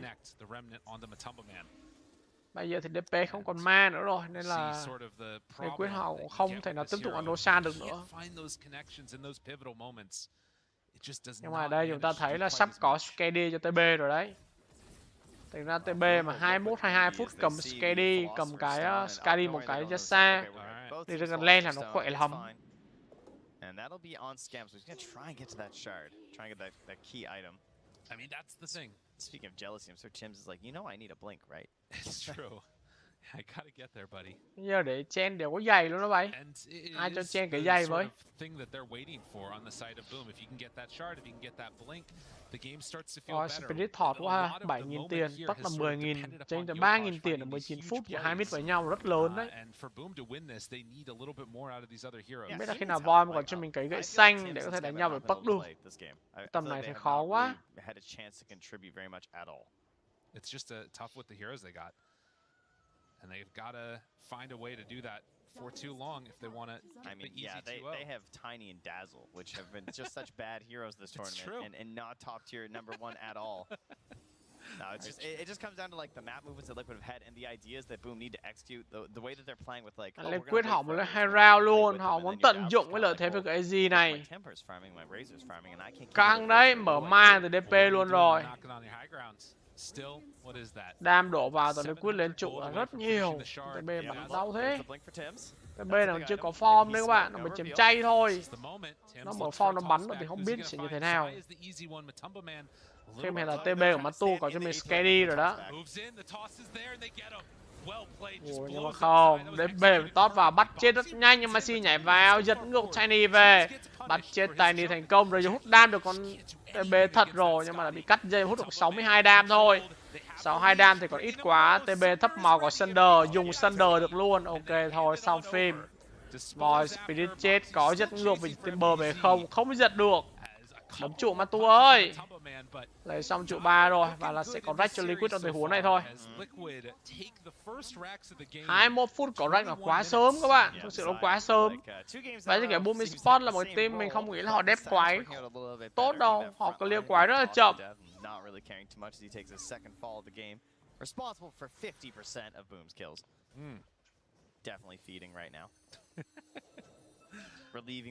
Bây giờ cái bài quái lớn nó clear nhanh là chỉ có con Timber thôi. Còn Razor, Void Spirit đấm quái lớn khổ lắm.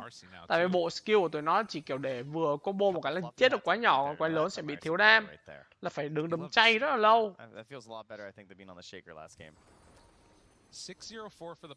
Game này có vẻ giống game trước mà đổi thế trận cho nhau rồi. Game này có Puck hay quá, mình nói rồi.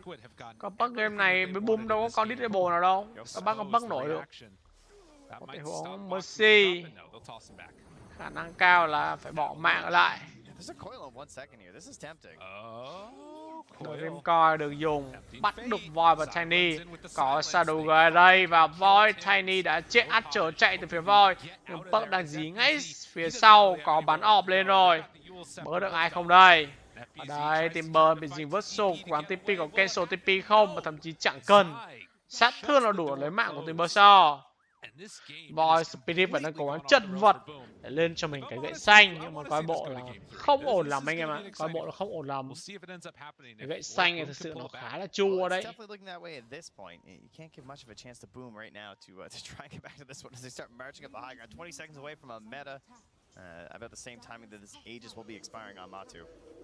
Tier 3 tower already down. They need FBZ back up and do not want to buy back. With only 15 seconds remaining, but your entire buildings, everything's going to be gone, and I mean, Liquid might be gone too. 2 rack cho Liquid. Mấy game này chắc 30 phút GG các bạn. Nghe game này chắc 30 phút là GG rồi. Game này khó cho Boom rồi. Game ăn sẽ được nữa. Để con Puck Mickey là quá dở.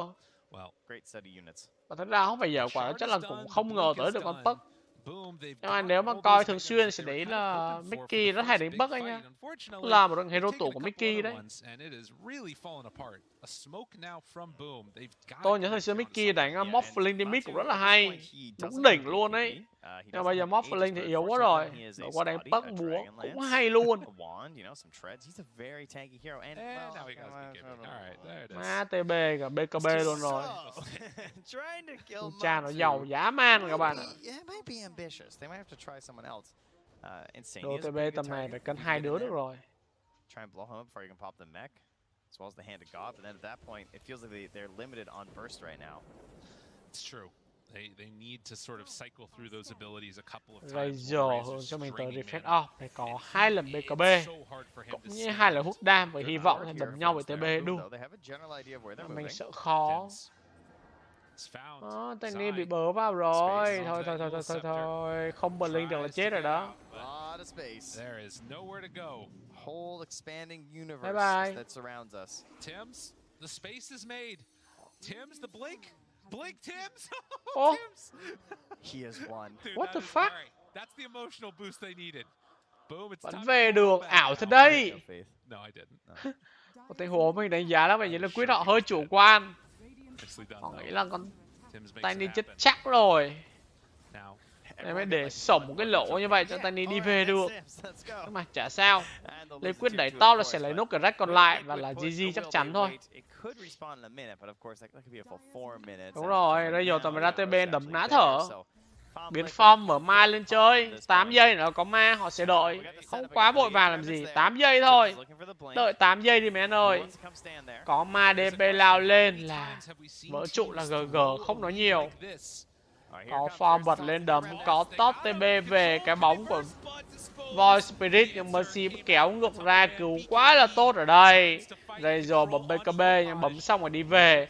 Void Spirit có búp Shadow Grey nhưng mà liệu có chạy được hay không? Có đồn thổ chạy được nhưng mà không còn cứu Dazzle, thậm chí bức Blink vào phía sau bắt được vị trí Void luôn rồi. GG thôi. Game 2 kết thúc lẹ quá. Như vậy chúng ta sẽ có game đầu thứ 3 giữa các thành viên team Liquid và team Boom Esports.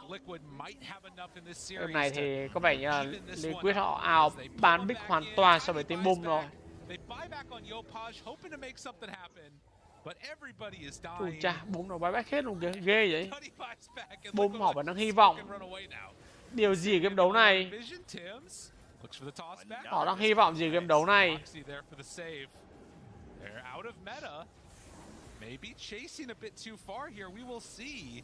Hai đừng là bet kèo over mạng nha. Gets the silence now onto FBZ. Matumaman right on top of the Terrorblade, or rather the Timber Saw, and gets the kill. GG is called. Ok, GG được gọi lên rồi. Má ông công đạt chắc rồi, mà giờ ông biết ông đi bụi chứ nữa. Má nghe tội nghiệp ghê trời.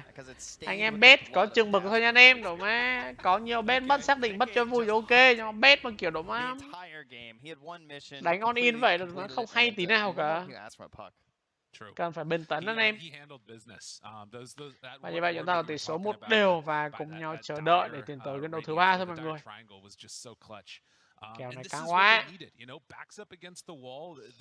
Mấy ông Liquid này gớm phết đấy chứ đùa, nhất là ông Mickey này rất hay luôn đấy. One final game, a lot on the line. You love to see a game through like this. Yeah, I feel like the draft there as well from Boom, maybe something where it kind of got away from them a bit in terms of the confidence levels there, like laying the puck through. Obviously, they did it on purpose, and they felt like they would have an idea to counter, but they weren't able to sync up their timings between their cores, and again, enabling the support duo. I really feel like Scam and Tim's struggled a lot in this game. So coming to the next draft, I imagine they're going to be putting some more priority on there. What happened to the Scam and the Tim's Rubik? They need to make it happen, man. Maybe next game. We'll find out, but now back to the panel.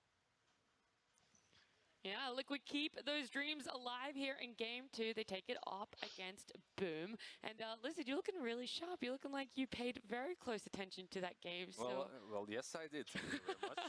Then please tell me all about it. It was a very interesting game, a battle of wits on both sides. In the end, I feel like True Team Liquid. Yeah, I actually can't take I feel like your voice is too low. You gotta raise it a pitch, like really nerdy. Yes, Team Liquid. Drafted for a win. See, the thing is, Liza was saying, don't pick Void Spirit in the puck, and no one listens. So he puts the glasses on, hoping they'll listen. Please reiterate it. Reiterate it. Now that you have the glasses, they'll they might listen. They might pay attention. By my stats that have been provided by Nahaz himself. No way. Void Spirit does not do that great against the puck, but yeah, the Aghanim's build and everything that Void brings to the table for a team that picks it is good. However, in this particular matchup, so far we see Puck coming out on top. Is it maybe the problem of Puck just being too strong for anything to actually counter him? Perhaps. Like in Eastern Europe, we see Void Spirit plus Skyrat, Void Spirit plus Shadow Shaman actually dealing with the puck, but that's already 2 heroes that you're committing just to defeat that mid laner on the other side. And even when you say that, like yesterday when we saw Outsiders vs Spirit, Puck became first pick, first ban. Yeah. So it's like even those teams at some point were finally like, well, I guess our counters don't even work. We're going to just ban Puck. Yeah, I mean, this Puck got all the way to the last phase. The mid lane matchup was actually last pick for both teams, the Void and the Puck. And it's crazy to think that Boom had that much faith in that Void, considering it just doesn't really pair up that well. Yeah, I think it shows a little bit of like non-flexibility in Boom because they already have like 2 Puck counters. Nisha plays the Timber mid against the Puck is his answer. The Tiny mid against the Puck has been a long standard thing. A lot of teams, are a little shy to pick Puck into the Tiny. And yet you're still last picking this Void Spirit to try and deal with it, and it's just not going well. He's like 1 to 2k down net worth. The Tiny's ganks aren't working out. He's feeding on Tim's. Meanwhile, Boxy's ganks are going really well and just completely ensuring the lane. I feel like these first 4 heroes on the side of Team Liquid, Death Prophet, Chen, Puck, and Marcy, you can fit any sort of a hard carry with them. They will make you enough space. They will create that space for you to eventually carry the game. Yeah, and the thing is that hard carry is a TB who I don't feel was addressed either. And if anything, I think Boom's fall maybe with that last pick is, I think their last pick needs to address the TB more than it needs to address... More than the Puck, right? Yeah, like, make sure you have a good mid matchup, but your hero needs to address a Terrorblade because the rest of your draft hasn't really. I think Timbersaw was just not enough and a bit of an underwhelming pick against TB in general. It's not enough by itself to deal with a TB, so not the response I think Boom needed with their last pick. We see the scoreboard as well, and like it was an insane game for practically everyone on the side of Liquid. I mean, the Puck and the TB, the 2 heroes that you guys were just talking about, didn't even die once. That's just so clear how many problems Boom had in that draft that they just couldn't address these things. But on top of that, the matchups and the team fights that occurred throughout these games were almost always in favor of Liquid. Yeah, because they're also forced a little bit, don't you think, She? Because you're on the back foot, you don't really have that late game potential. Yeah, in my mind, I clearly see that smoke that Boom made into Liquid's triangle where they tried to kill that Chen. There was actually a massive misplay there as well. So first, the gank takes a little bit longer because the Chen has his mech. He's able to stall for that extra couple seconds of time for the Puck to come in. And 2, poor Yopaj, he used his second jump on Void, like his ult, on a dead Chen. It's a complete misclick, it has to have been. And then he couldn't get out and died as a result. Like, it's so easy for Liquid to play this chase game where they just respond and kill them and run them down. Like, Mickey played out of his mind. We said an issue that Liquid had a little bit from game 1 was that timing, those failed rotations, just not really able to hit those power spikes. It was clearly resolved by them getting this win in game 2, but do you think that was down to it being a little bit of an outdraft, or they just looked so much cleaner in their gameplay? I think it was definitely cleaner gameplay, but I think they also had like a clear identity with their draft. Like they're the ones who took the Chen with a Death Prophet, so it gives you these clear kind of timings to play around. Like whenever you have Exorcism up, you just, and when your Chen hits this like mech timing with a couple of creeps, you go take those objectives. And something I think we've seen the best TB players and teams do is they get the TB involved early. Bring him to some of these early pushes. Don't just have him AFK farming while the rest of the team, gets the job done. They brought Matu to make sure they guaranteed those early objectives. Like the objective taking, insane. I think Liquid have played really nicely around Roche in this game. Like Zai in both games on his DP uses his hero as like a body so well. As soon as they're doing Roche, he just runs out in the direction that he thinks he knows the enemy is and just completely breaks their smoke apart. What I'm hearing from both of you is predictions. What Boom will pick, on what Boom has to do in this game to win it, and if you know exactly what their win condition and how they have to perform is, then it's kind of easy to set yourself up for success and do exactly everything that's necessary to break that game plan down. It doesn't hurt that you had good laning stage. Yeah, it's hard to look at Boom's draft and say, okay, this is how they're going to win the game. Like, who's gonna carry the game, or which player needs to like pop off or snowball. Like maybe it's just Yopaj like winning his lane and going around making all these plays, but like you can't expect that to happen when you're playing into a puck and there's all this save from the Chen side. I just don't feel like Boom drafted themselves something that can really just win this game. Yeah, I mean, this mid matchup again, like, look at it. It's not necessarily like a skill difference between Yopaj and Mickey. It is that puck versus void, and the kills, the experience, the last hits, it just never went in favor of poor Yopaj. Yeah, he was just totally shut down. I think the support rotations just mattered the most. Tim's was not very effective, and Boxy was very effective, and that's kind of most of what there is to it. Yeah, and we talked even when we saw that we were happy of seeing Boxy playing the Marcy compared to the Shaker. Shaker has looked bad this tournament, other than LGD. Oh yes, no. This is actually valid. Look, this is actually everyone valid. keeps defending Shaker. Teams, non-LGD teams have a 27% win rate on Shaker. Only LGD are preserving a 45% win rate for Shaker. And that's a sub, I mean, that's okay. That's like acceptable, you know, but that includes LGD, who are 5-0 in the hero. So other teams are just not succeeding on the Shaker. I think OG's like the closest to making it work, but it's just not been a good hero for majority of teams in this tournament. Now, better play from Liquid this game, but the better draft with that Marcy as well on their supports. It means this series is going to a game number 3. It's happening after this break.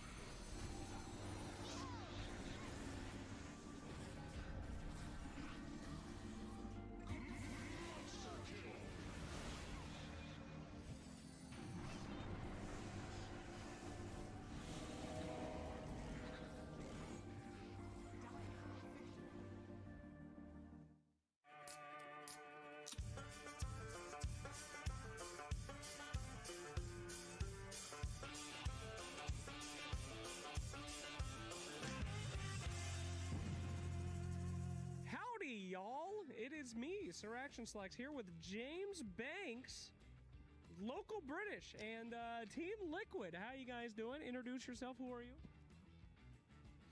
Hi, I'm Insania. And who are you? And I'm Jabs. That's Jabs. Fantastic. Guys, we have a game here today called Beat the Brit. I'm going to say some twang over here, some Texas sayings. You guys have to say who I'm describing. For example, I will say something, and you'll say, oh, you're describing someone that is blank. Now, James is our resident Texas twang expert. They have to try to guess correctly. How much do you know about Texas sayings? You just said I'm an expert. Yeah. Yeah, Texas sayings, I know about as much as you've said. Fantastic, young man, and let the game begin. Number 1. Now, I will say this without an accent. You can request an accent. You only get 3 accents here. Yeah, absolutely. He'd charge hell with a bucket of ice water. What does that mean? That was the least British thing I've ever heard. I wasn't doing one. I requested one. I can't do it on command. I have performance anxiety. Sorry, wife. All right, he'd charge hell with a bucket of ice water. Ask Jabs. Someone who is an idiot. An idiot. Go ahead. He put out a fire. What? That's not a describing word of someone. That's an action word. It means someone is brave. Oh. Brave was the correct answer. He'd charge through hell with a bucket of ice water. I just imagine him putting the ice water over a fire. What did you say? He's an idiot. Idiot. No, it's the same thing. No, it's not. There is a difference between bravery and stupidity. Next up, he may not be a chicken, but he has hen house ways.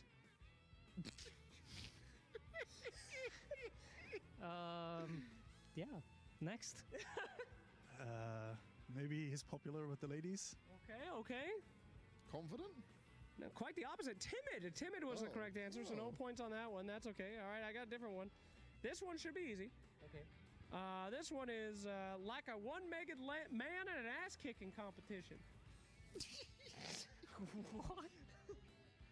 I'm genuinely trying. I mean, when you read these out, I feel like I'm stupid. So maybe it's that. Okay. I think he's useless. Useless, okay?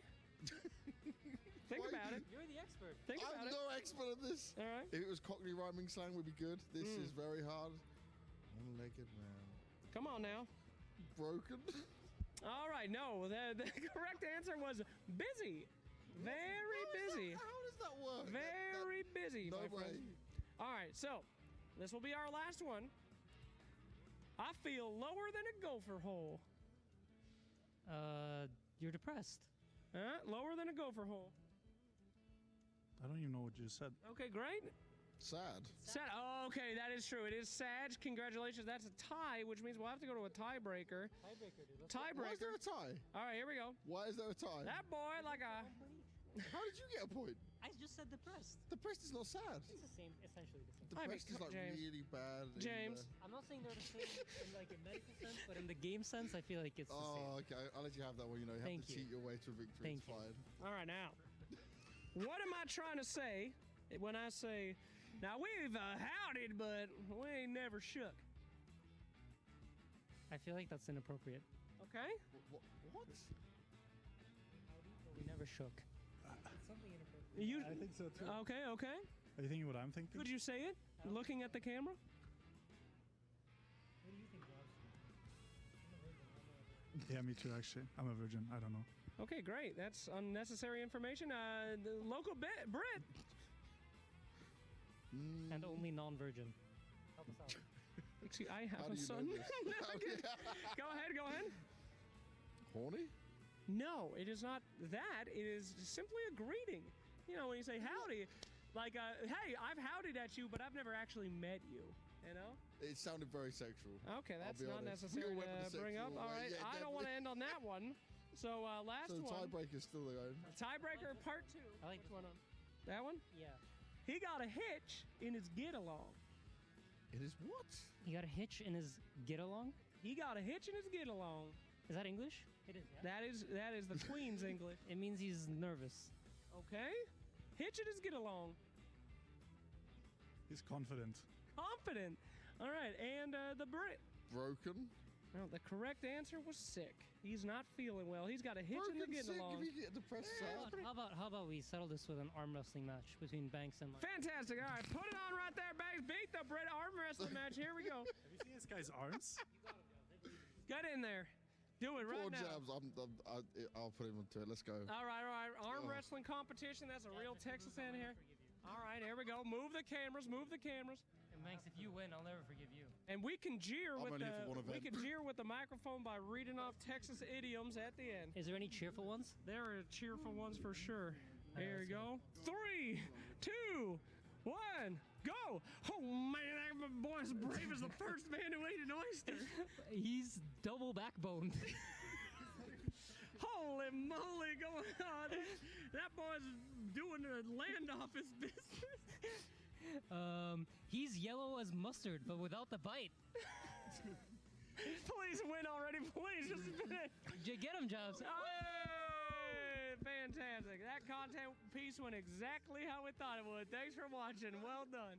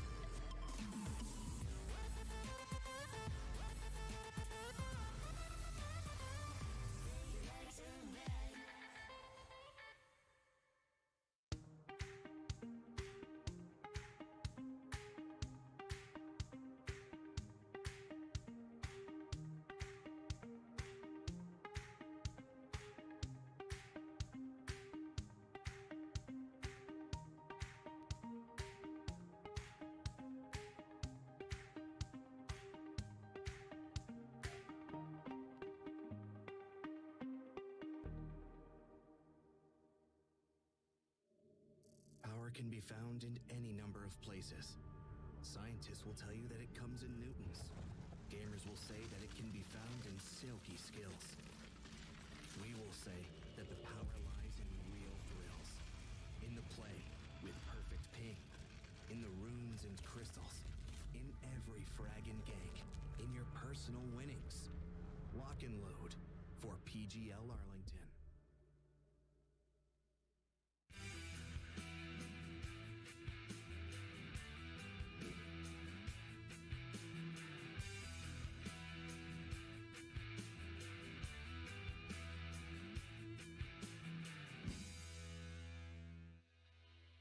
Welcome back. We are in game number 3 between Liquid and Boom. It is still our first series, but one of these teams is going to be eliminated at the end of this game when it comes to the PGL Arlington Major. But guys, I do know there is a draft, so we'll quickly talk about this. Puck. It's always getting through to the last phase, whether it be a ban or a pick. Why do you feel that neither of these teams are placing importance on it that every other team feels that they are? Yeah, I feel that Liquid, they're just not placing that much importance on it because Boom is not drafting it. They're not picking the hero, and because of that, it allows them to pick something else, perhaps something that they find just as important, and leave the puck, if necessary, for later stages of the draft. Yeah, there's also that, like, Tiny has come out both games in a row. Buồn, buồn của Quốc Bảo. Sao lại thua game 1 thằng game 2 à? Nó lừa đấy, nó giải này giải lừa đó anh em. Liquid vẫn là Chen, vẫn là TB. Và Boom lần nào họ pick mất DP rồi. Họ không có để DP cho Liquid nữa. DP và Tosca, ban đi bật số back một lần rồi. Big TB phải ban nên rút chắc chắn rồi. It worked for them in game 2, and they're like, why mess with that recipe? But Boom's opening on the other side is the Death Prophet Tusk, so we're going to be seeing Zai on something else this time. He's not going to get the TP himself. But look at this, Zeus instantly banned out by Team Liquid. They open up with the TB, but now all the bans should be into protecting him, right? Like the Zeus, now perhaps an Ember in that next ban. Bat Rider as well, yeah. Bat, yep. Are there any others, or those are the main 3? Maybe Wyvern you consider? Oh, out of the support no, Wyvern's already banned. Oh, JK. I was about to say, Wyvern looks really good for Boom. Boom. Actually a PL instead. Our hero's hit and miss. Real miss. Real miss lately. Real miss, and I saw 1 win, and that was it. That one hit that happened. No more, yeah. Oh, they banned anyway. Oh my god, what a fool I look. The DP Tusk, though, let's talk about that on the side of Boom, because like I said, Zai's not going to be able to get his hands on it now. It is on Boom, and the ban luôn PL, và chúng còn là counter tốt TB là Liquid họ bán hết. They're trying to set FBZ up to have a better game. DP is very comfort for him, and also it's just taken away from out of Liquid's hands because they played it 2 games in a row. They've shown it's the go-to for Zai if they can get it. It pairs very well with the Chen. It gives you, you know, this very fast early game push, objective taking, and that's something that. Có TB à, sao ban Lycan ta? Sợ Lycan đi mid hả? Sợ Lycan Chen với TB. Lycan cũng là một hero tủ của Mantubaman đấy. Meanwhile, Boom, they banned out 2 of the Zoo ones that you just mentioned. Marcy is still in the pool. I was about to say that if Marcy's still in the pool at the end of this, do you reckon Liquid will just back it up again? Go for that Marcy? I like it quite a bit with Chen as well, as you can send the creeps up forward as Chen, and then Marcy can rebound off of those, initiate for you very easily, so I wouldn't mind seeing it once more. Does the Schem Rubik at all feel possible for Boom? Not like, you know, I guess in this lineup, but just in this game in general, without seeing many more. In the game of Dota, it's possible. He's got me. He's got me with that one. You know what? I fell into it. It's magic damage, but I still don't love it against the Chen. It just feels like you still get overrun a bit. Yeah. But it's definitely playable. I'd be much more keen for a Snapfire. I'm on board with that. Yeah, that's the only thing they lack with the Snap is they don't have that like AoE control that they usually pair it with, like the FBZ Mars. I could see. Oh no, Puck's gone. Puck's actually gone. I'm so happy. Snapfire Void? Yeah, Snapfire. I know. No. No. I mean, there's no Puck matchup, so it is definitely looking better. Yopaj, he also plays the Mars sometimes. No, I mean too. Void. Oh, Faceless Void. Void. Not Void Spirit, just Void. There's too many voids in the game. What do you want from me? Oh, Yopaj Kotl instead. Or Scam I like this pick. Or scam, yeah, but it brings a ton Bom đã of ban đi magic Puck damage early chắc on chắn as rồi. TB. Sau I game do 2 like vừa it rồi overall thì versus Puck của Chen as Mickey well. múa So quá là bay. I would love to see it on that Không có mid lý lane do position. để búng Yeah, con it's ban a đi better cả. answer than the Timber. Và sau Like, đó là pick last cho game mình they đó là responded một to con that. This Keep game Up they will Delay. likely pick their offlaner, so I think Coddle just makes sense here. Keep And Up it's something Delay, Gabriel has DP played và well. It's not like Tosca. his, quintessential Biết playstyle DP where sẽ he's đi đâu flashy đây? playmaking. Thì mid hay He là does lane? play Coddle well. I mean, you say that it was his first Nên ever mình thấy Liquid họ vẫn đang chủ yếu focus, ban nó có hero lên mid khá là nhiều. Giúp em It bơ. was shaky. I'll be real, like he seemed not comfortable on Coddle. Vậy là có vẻ như Liquid họ nghĩ là game mà DP sẽ đi up lane phải đối đầu với TP rồi. Nếu mà DP đi chắc là sẽ đi chung với Tosca thôi. Cặp đôi đi với nhau rất là khỏe. Mở slow lên, tất cả mở slow đấm, DP đấm, có hút đam slow nữa. Lượng sát thương đổ vào rất nhiều. Whilst obviously very versatile and good in Liquid's lineup, it is a little bit of a we can't let Boom have these. It could be a little bit, right? It could be stealing the snap away from them. A lot of magic damage versus TB always comes in handy in those earlier stages of the game. Plus, you can kill him off from distance. He doesn't even get the chance to use his Sunder. But I'm wondering, which one of these two do you think is the core? Is it the Tiny? I thought it'd be Tiny. Yeah. Just if this is like a core Coddle, your blink timing on Tiny is what's gonna give you that gap close. And it also means that if Snap were to come mid, it's very easy to just like avalanche into a cookie and like have that a little bit of kill threat there on the Coddle. Rất cân nhắc để đối đầu với TB. Liệu phải là sự lựa chọn hợp lý hay không đây? Còn Liquid thì một snap fire để mình chỉ support 4. Như vậy là Tiny sẽ đến mid game này rồi. Trên sub 5. Snap sub 4, Tiny đi mid và thiếu một hero với off lane nữa thôi. TB was like considered the counter pick to Jug because Omni Slashers, all these illusions. Jug builds have kind of evolved and like there's a lot more damage output coming from Blade Fury with the talents plus the Mjolnir build that you often see. But I think more than anything, it fits Boom and their kind of tempo that they want to play it. It gives them like this ability to play. Sao Liquid họ là pick snap fire game này vậy ta? Điều snap fire đánh mấy con gì ta? Snap fire, mình không thấy ông combo ở snap fire ở đây cả. Không biết last pick của Liquid sẽ là gì? Thường là snap fire sẽ đi Puck, nhưng mà Puck thì mình thấy là bị ban đi rồi. Còn một con nào đấy có giữ chân AOE khỏe khỏe một tí. Ê, mắc nớt không mọi người? Có khi nào có mắc nớt trên Liquid không? Lâu rồi không thấy mắc nớt đấy mọi người ơi. TB mắc nớt cũng khỏe lắm á, không đùa đâu. Liệu có mắc nớt cho Liquid hay không?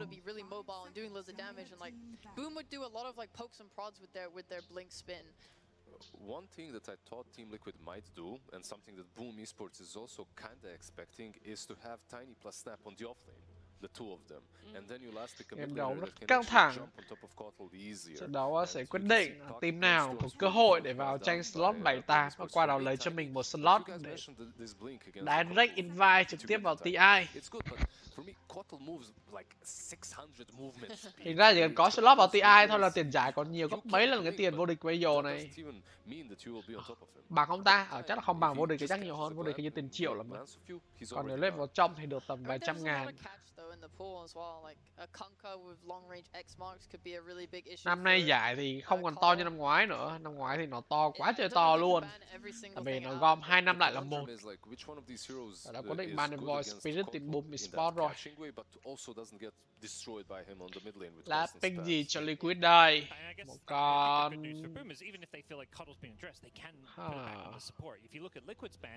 They don't know where some of these heroes are going. Death Prophet can go mid or offlane, Coddle can go mid or support. Very good point, yeah. And because Boom have this final pick of the draft, they get to kind of, get a full read of Liquid's draft, then decide how they want to play Coddle and Death Prophet. Anything standing out for Liquid as well? There's this final pick now that all the bands done. Liquid họ đang tính toán điều gì đây? Và như vậy là có reset. Reset liệu có phải là Mantu Man cầm hay không? Nói chung là mấy con lắm đệ là thường Mantu hay cầm lắm. Có nghĩa là Mantu cầm reset đấy. Mà không biết kia này reset chắc cũng được chứ. Biết kia này reset chắc cũng ok. Looks like a good core game to me in my opinion. Yep. It's still pretty solid. One eliminate blast isn't that great versus Visage, but overall you amplify the magic damage on him and you spam him constantly, so it's all right. You could pop the vessel to maybe break his cloak. Exactly. You could decide to go full. Nhưng mà Liquid tính ra có thể là một game đánh nhanh thắng nhanh tiếp ấy chứ, vì sệt với chain họ có thể đánh giống game vừa rồi, có thể stick sớm đẩy trụ. Enchanters, okay, alright. They're looking to win the lane, I think, or at least contest the lane, because Visage is a very strong laner, level 1 soul assumption, hard to play into, so Scam going for the comfort pick. Yeah, he's both, right? Like, he can nuke you down, and it's really hard to deal with, because Jug's like spin is on way too long of a cooldown, but what he is weak at laning is he has no disengage, he has no way to get out. It's so scary. I was gonna say, they're taking their time with where this Snap and this Tiny are gonna go, but Mickey picks it up, so now we know where that Tiny is. It's the Tiny up against KUDO. Are you liking this mid matchup a little bit more? How's it gonna play out into the late game? It's pretty solid. The mid lane, like many mid laners have said, it's not that difficult for either one of these two to find enough farm. There's a ton of region. Where this game is made or broken for Team Liquid is on the offlane for me. Zai needs to have a really good game, but not only him, his teammates need to go and help him as soon as the laning stage is kind of about to be over, because Visage is that type of a hero. You need to buff him up as soon as possible. Yeah, like if they do want to do a lot of mid rotations like we've seen them in the past, like that leaves Zai very vulnerable. Alrighty, well, let's just jump straight into Game 3. Liquid up against Boom. We are going to be saying goodbye to one of these teams, but we're going to go say hi to Lyrical and Trent. Hello. How's it going, everybody? Game number 3. Did you like that? Yeah, it was good. Yeah, she said hi, you said hello. That's how usual human conversations go. I'm not very good Great at it. Great job. Yeah. Thank you. All right, we're just going to step away from that. In game number 3, Liquid facing off against Boom. I feel like there's been the change that's really made a big impact in that, and that's Matumba Man's hero. Game number 1, the Alk, Terrorblade presented this like really unique set of problems. They didn't have the answer, even with the Timber Saw. Do you think they've addressed it here on the side of Boom? I think Boom, they've seen it, obviously, and then they've kind of looked at their own lineup, and I do think they have an option to win this game. I think they got their nice little plan here, and I like the confidence of coming to that last pick. There's so much flexibility we talk about in the drafting stage now. Like, this hero can go forward, this can go mid, this can be off lane, and in the end, they just say, wait, our heroes are good.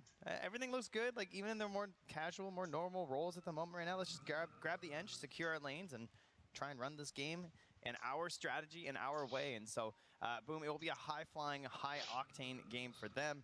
Whereas Liquid, they definitely have some of the earlier times that you're going to be looking for. Like, Mickey's going to be on the Tiny, so he's a very kill-hungry mid-hero. And then Zai on this Visage looking to get into that level 6, and then probably heading towards that Wraith back. Once you get that, you open up so much more around the whole rest of the map. That ward placed down kind of interesting to spot some movements there by Boom. Curious what that's going to be towards. Maybe they want to try and find the Chen if he's hanging out up on that side, or just see if any camps are blocked or what have you. But regardless, the thing that we can also watch for in this is a juggernaut. I feel like I haven't seen too many of these heroes recently, although they're all over the place in pubs. Pro matches, they sometimes will slide away from them a bit more, and this could be... Dứt đi về Enchant, thì cái bài lát này Enchant nó slow, rất xoáy, khó chịu phết. 1% win rate on Dire, wow. Nhưng mà không biết là bên Liquid sẽ đẩy con... Ok,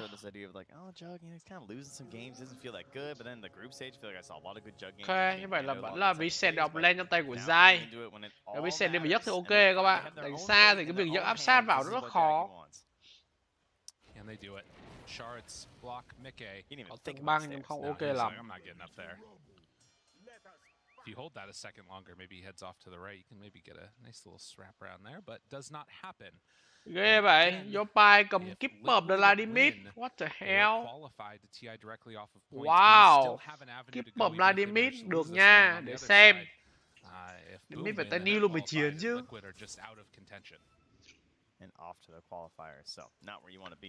Bot lane thì DP và tất cả đi lane này sẽ làm chùm mà vòng về sau đấm nhau luôn. Vô mày. Nhưng mà chắc phải đợi có level 3 cái đã. Đợi level 3 tất cả có cho mình 2 điểm đấm slow, DP 2 điểm hút máu là ok ngay. Lên Keeper lại đấm khó chịu quá, nhưng ở đây Enchant đang gặp nguy hiểm, phải búp cho mình máu lên rồi. Tạm thời thoát khỏi cơn hiểm nguy. Có máu Enchant rất là nhiều các bạn. Mấy level đầu nó bấm nó hồi là cho 2-3 thằng đấm không chết nổi đâu. Hồi máu lên như điên vậy, hơn cả nhà máu luôn chứ. as of yet interrupt that, as they did do a nice little job connecting the wave and messing around with it there. SUIZE already forced Skem to use one round of the Nature's Attendance, while Boxy is contesting for this delay one range creep. Game này toàn những điều thú vị không mọi người. Jackie pulling the wave back too. I feel like Boxing's eye always managed to split up these waves, right? We've seen the share of the earlier last year as well. It's both of them close to hitting level 2. Definitely some damage. Khó chịu quá ha. Hai thằng đánh xa rỉa máu liên tục vào mồm. Nó phải cắn con máu ra luôn rồi. Whatever they want to do for that big nuke potential, something that Skem does be at least a little bit concerned about. But currently Skem. Nay kiểu enchant mà dốc bình thường lên nó rất khỏe, nhưng gặp phải bộ đôi này có vẻ hơi chua. Chứ kể là con Snapfire, cho dù áp sát được thì Snapfire là có cookie nó búp lên thì cũng nhảy được một khúc rồi, là khỏi dí theo nó nữa. Yeah, you like to see that. And the double healing spells that are being used in this lane too. Nature's Attendance, the healing ward drop down. A lot of sustain. The wave gonna push into Liquid. And then have an opportunity there to get a pull off. We'll see if that actually works out for them. Lane, keep in the mid lane, very much a farm fest. So far though, more denies of Tiny as you might expect with all that high base damage. Rất thẳng cho mình có travel và cái bớt solo luôn. But Yopaj very much going to be all about the farm in this one, and maybe heading off to the jungle to get some stacks up. Yeah, interesting because I feel like có thể đánh câu đánh triple line mà đi gặp Chenny biết tí đánh sao luôn, tí nó bật linh bay vào cho một combo là phải bốc hơi luôn đấy chứ đùa.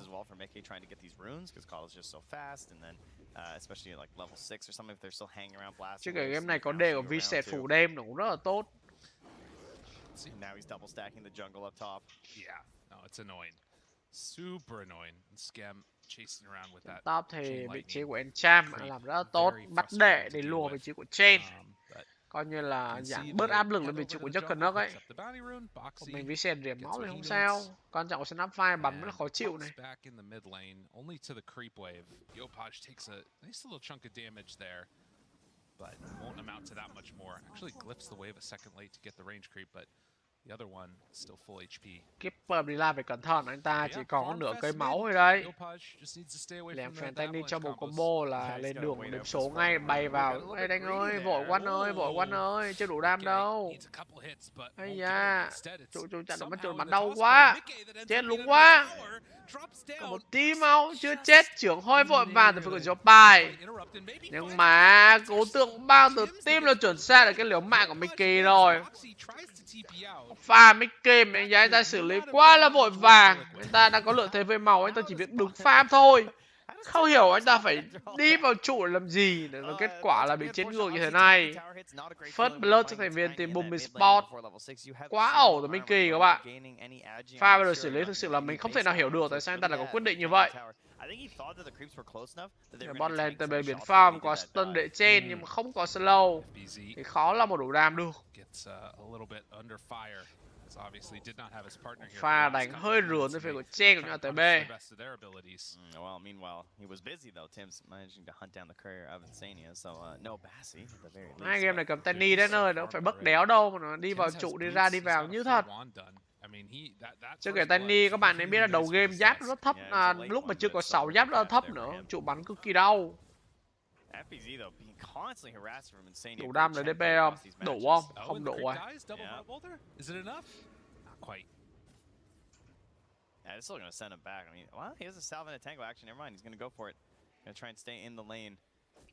Has up top, Boxy and Skem still dueling it out there over that camp. Manages to get the block in there just from the body, as there was an attempt to D-ward once more from Skem. So no creeps work with. Has to go over to the other part of the jungle to grab a centaur, but then it's a little bit more difficult to apply that pressure to Zai. And Zai doing pretty well considering. Deny được. You know, he's chém nhanh quá. His last it's only 11, but I mean, what can you do versus a First item dốc lên, bổ set chắc chắn rồi. So he's just gonna have the better last set. Đi một bộ reset rất là dễ dàng dốc trong việc là hit deny thôi. Như có tình huống muốn bắt vào nhưng mà có xoay, có stun để của Enchant, book cookie đâu anh ơi. Đó, điều mình muốn nói tới đây, áp sát được. Nhưng mà cookie của Snapfire xong đi về như chưa có gì xảy ra cả. You know the lore is that they're actually oatmeal raisins. Really? Yeah. Okay. Sắp có Trevor cái bật rely nhưng mà TB Tumberman đã phải lên bảng điểm số rồi. Top lane Snapfire đâu, không có cookie và dài cũng lên bảng điểm số nốt. 3-0 cho Boom Esports. Có vẻ như Boom họ chỉ thả game 2 chăng? Họ chỉ thả game 2 thôi, bây giờ mới là họ đánh thật nè. Bây giờ mà lúc Boom họ đánh nghiêm túc đây. Well, I'm seeing the key to game 3. Yeah, it's the problem of game 2, and that's just Skem and Tims not being able to play any Dota. And they are here, and they're making it loud that they have arrived this time in the game. Getting back in the I mean, look at these stacks that are ready here, too. Now, in terms of heroes that come to steal stacks inside Liquid, it's not crazy powerful. Like, they don't have, like, the group of heroes necessarily. Ava, toss. Nikkei caught. Oh, Cookie's the other side. Ồ, một cú tựa mang đẹp của team, nhưng mà bóng cung kỳ của Boxy cứu ở rất tốt để giúp cho Mickey di chuyển về nhà an toàn trong tình huống vừa rồi. Có vẻ như Liquid họ đang khá là bế tắc đấy, stack rất nhiều stack trong rừng của Boom. Stack này không biết là tí sẽ cho Keeper bị lại ăn hay sẽ cho giấc ăn đây. Game for him for sure. Zai just doesn't have options, right? The hero isn't really giấc ăn thì hơi chậm, cho Keeper lại trưởng ăn lẹ hơn. Hoặc là có thể Keeper lại vào trưởng xong cho giấc xoáy ăn thì cũng ok. But he just doesn't really have the options here. So Yopaj getting the double blast off here and nuking through these two camps. And with the help of the Fairies Trinket, makes it even faster. Yep, cleared through all of them. Hơi lì, hai đứa đông rồi. As Yopaj cleans up that one, there might be one more medium. The crazy thing though is you just see how valuable lane creeps are because guess who's still on top? It's Jackie on the Juggernaut. He's just sitting in the way. He's 23 denies. He is completely free from zero care. Sao chắc sẽ về nhà hàng được thôi. Nikkei chased down, but he's just going to be pushed back a bit. There isn't really any attempt for a kill onto this Tiny, but they don't need to. It's been a 3,000 gold lead with only 3 kills. This has all been by Boom just pressuring, denying, taking down area away, stacking up the jungle. They're out efficiencying them. Question is how are you going to turn this around for Team Liquid? Game này Mantuma rất thọt, không giống game trước nữa. Khi mà ta phải đối đầu với đó LP và Tosca, cặp đồ rất là khỏe. Lần sớm cái này farm thì hơi mệt rồi đó. Chỗ ngoài này xác định bỏ luôn rồi. Thậm chí Sana bị bớ vào, phải quyết định dùng cho mình cái TP về. May mắn là vẫn TP về đủ. Nhưng mà bây giờ thì cái ma vẫn còn có một nửa thời gian thì DP sẽ dùng cái ma này để đẩy cái trụ thôi. Một tình huống dùng đệ từ phía của Chen để kéo cái rịp ra. Nhưng mà DP chả quan tâm lòng. Người ta có bóng của tất cả tanh trụ rồi các bạn. And of course, we are getting close to that level 6 for Zai. He does manage to hang on to the mid wave for a little bit here. Cái trụ đá nằm xuống rồi. Oh, buddy, this is looking rough. That tower has gone. That ward by the outpost has just been there so long, scanning these movements of Matu. They knew there was no threat of rotation down bottom, and then the whole time, your Juggernaut feels completely confident sitting in lane up top. He's up to 54 and 28 right now. No fear. He's not going for the Battle Fury build either. He's going in for the Maelstrom. Wants to stay active. Wants to get the stuff done. Kèo để dốc vào TB, kèo dốc TB thì chắc nếu mà ngang đồ chắc chắn là TB là hơn kèo trên rồi. Nhưng mà đây hiện tại thì TB nhìn network cũng như là nhìn chỉ số thì nó thọt được dốc khá là nhiều. Kèo mình ta đi một cái bot quá là khó, còn dốc đi trên top thì gần như solo reset không gặp phải bất cứ vấn đề gì cả. Need a little bit longer before he's already got it queued up, he's ready. Nhưng mà Liquid thì họ điểm mạnh là có một đội hình còn đông unit, có thể đi boost stack tận dụng cái aura của đệ của Chen vào, khá là khỏe. Mà đông unit qua dốc nhảy ultimate không có đường thì rất là khó chơi. I mean, there was always going to be this like big lead that Boom built up. I just don't think that it was supposed to be this big. Exactly. That is the big differential. Keeper bị lại, slow và chỉ Sania rồi. Ôi. What the fuck, ông Keeper lại đánh kìa, có tường băng đẹp từ phía của Tosca, nhưng mà Keeper là dùng cái đẩy blinding out. Và thế là Sania lại bị đẩy ra ngoài, và người ta phải đi về nhà an toàn từ hôm vừa rồi. Xử lý khá là lỗi từ phía của Yopai. Trả đầu dữ vậy. Khiếp. Một combo 2 đường cơ bản mà Toman mất đi. Chắc phải có 3/4 cái máu pha vừa rồi đấy nhở. Kinh thực sự.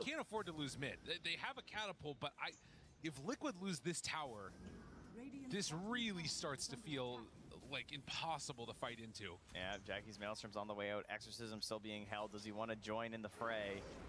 There's also still a tome coming for Tim to give him the punch as well. bringing numbers. They do have level 6 now on Snapfire with that tome picked up. DP đang có ma ở đây, mình nghĩ là Boom họ sẽ đẩy được cái trụ mid này thôi. Liquid sẽ không đem được đâu, mình nghĩ là sau pha này DP sẽ mở mai lên luôn. Liệu Liquid quyết định giao tranh hay không? Đang thấy smoke từ phía của Tanny cũng như Snapfire rồi. Thấy vị trí tất cả bên Chan không nào? Không thấy họ scan ở phía ngoài. Scan phía ngoài, quay cam anh ơi. Scan phía ngoài thấy đứa nào được kìa. Tôi thấy nó bắt đứa nào rồi. Nó bắt vào vị trí keeper đi lại. Đủ sát thương không? Một hit nữa bắn lên chuẩn xác từ phía của Bossy. Kết được vị trí của Yopai rồi. Nhưng bây giờ Bossy chạy đi đâu khi bị team của Scam bớ vào. Thậm chí có lúc FBZ ở đây. Ok, đội sub lên mid vẫn là có lời cho Liquid trong tình huống vừa rồi. Không sao cả. Một tình huống scan thấy được vị trí của online và lập tức là Tiny cũng như là Snapfire bớ vào ngay lập tức. Ok.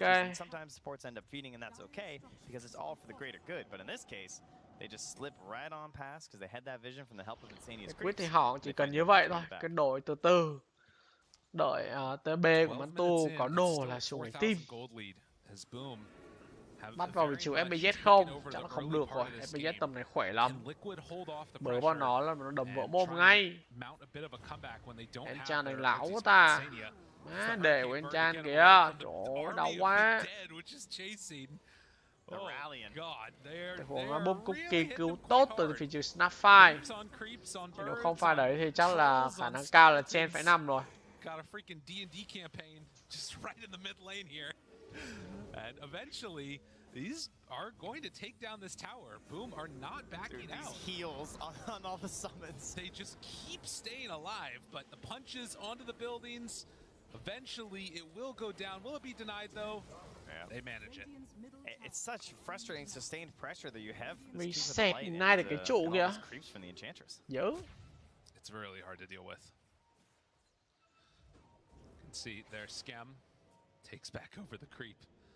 So manages to steal one away from Chen. And a 5,000 gold lead as Boom continue to farm.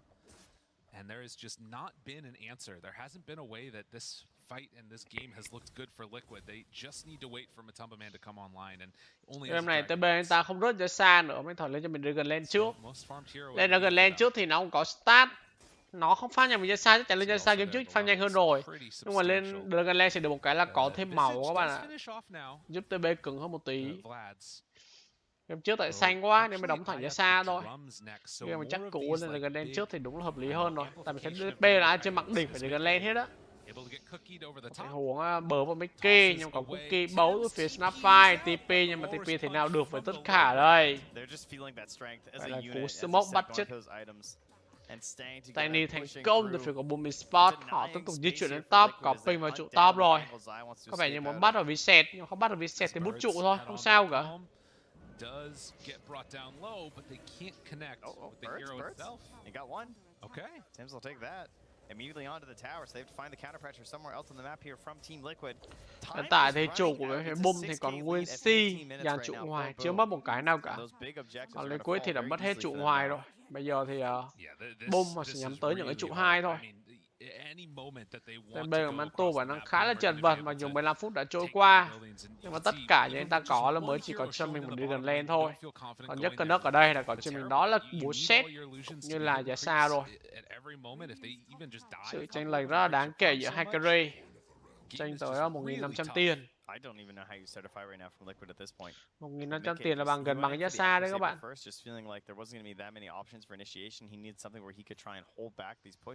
Tiny Eco Saber tiếp theo chắc chắn là Blink, sau đó sẽ là Tech Eco Saber lên cho mình cả BKB. Thật ra game này thì mình nghĩ cũng chẳng cần BKB lắm. Blink với Eco Saber là quá đủ rồi. Rồi game Disable từ 4 không có nhiều. Họ chỉ có Silent của DP này. Đấm hết rồi. Thế là hết rồi đấy. Với cuộn banh của Tosca nữa. Rồi có cái slow của Keeper đi live.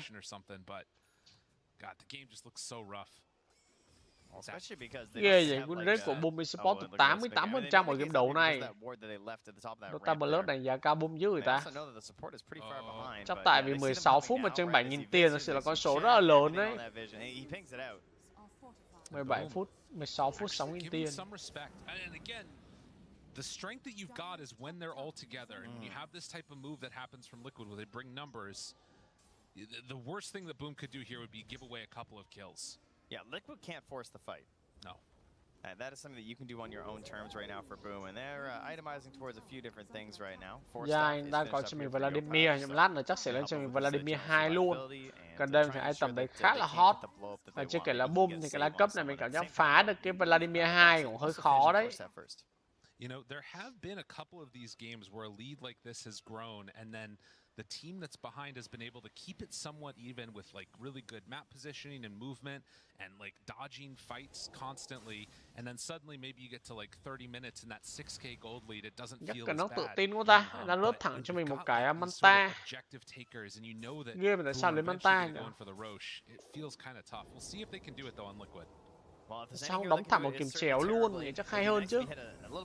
Đấy, status season của reset. Máu thế. Con Keeper lại đấm thốn quá vậy ta. Sao lâu của dã man chứ. Để reset không tha luôn. Quyết giết bằng được. Chù chà. Just making life rough for Liquid. Để Keeper lại này khó chịu ấy nhở. Ảo thật đấy. Cùng đi mid mà nó không tay đi tới gần 2.500 tiền luôn rồi kìa. Kinh khủng.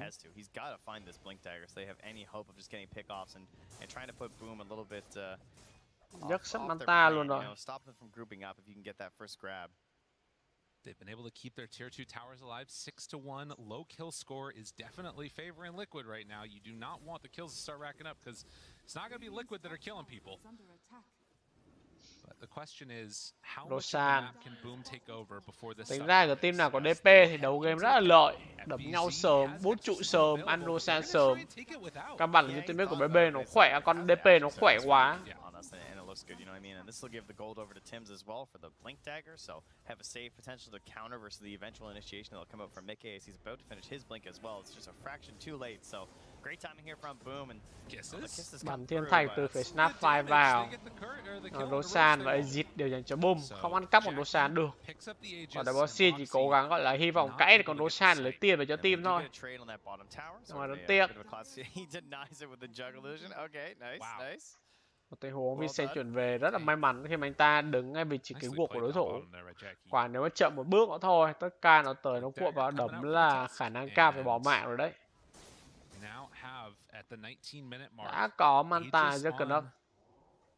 Jackie getting towards and finishing that Manta. It's been a really free game for him.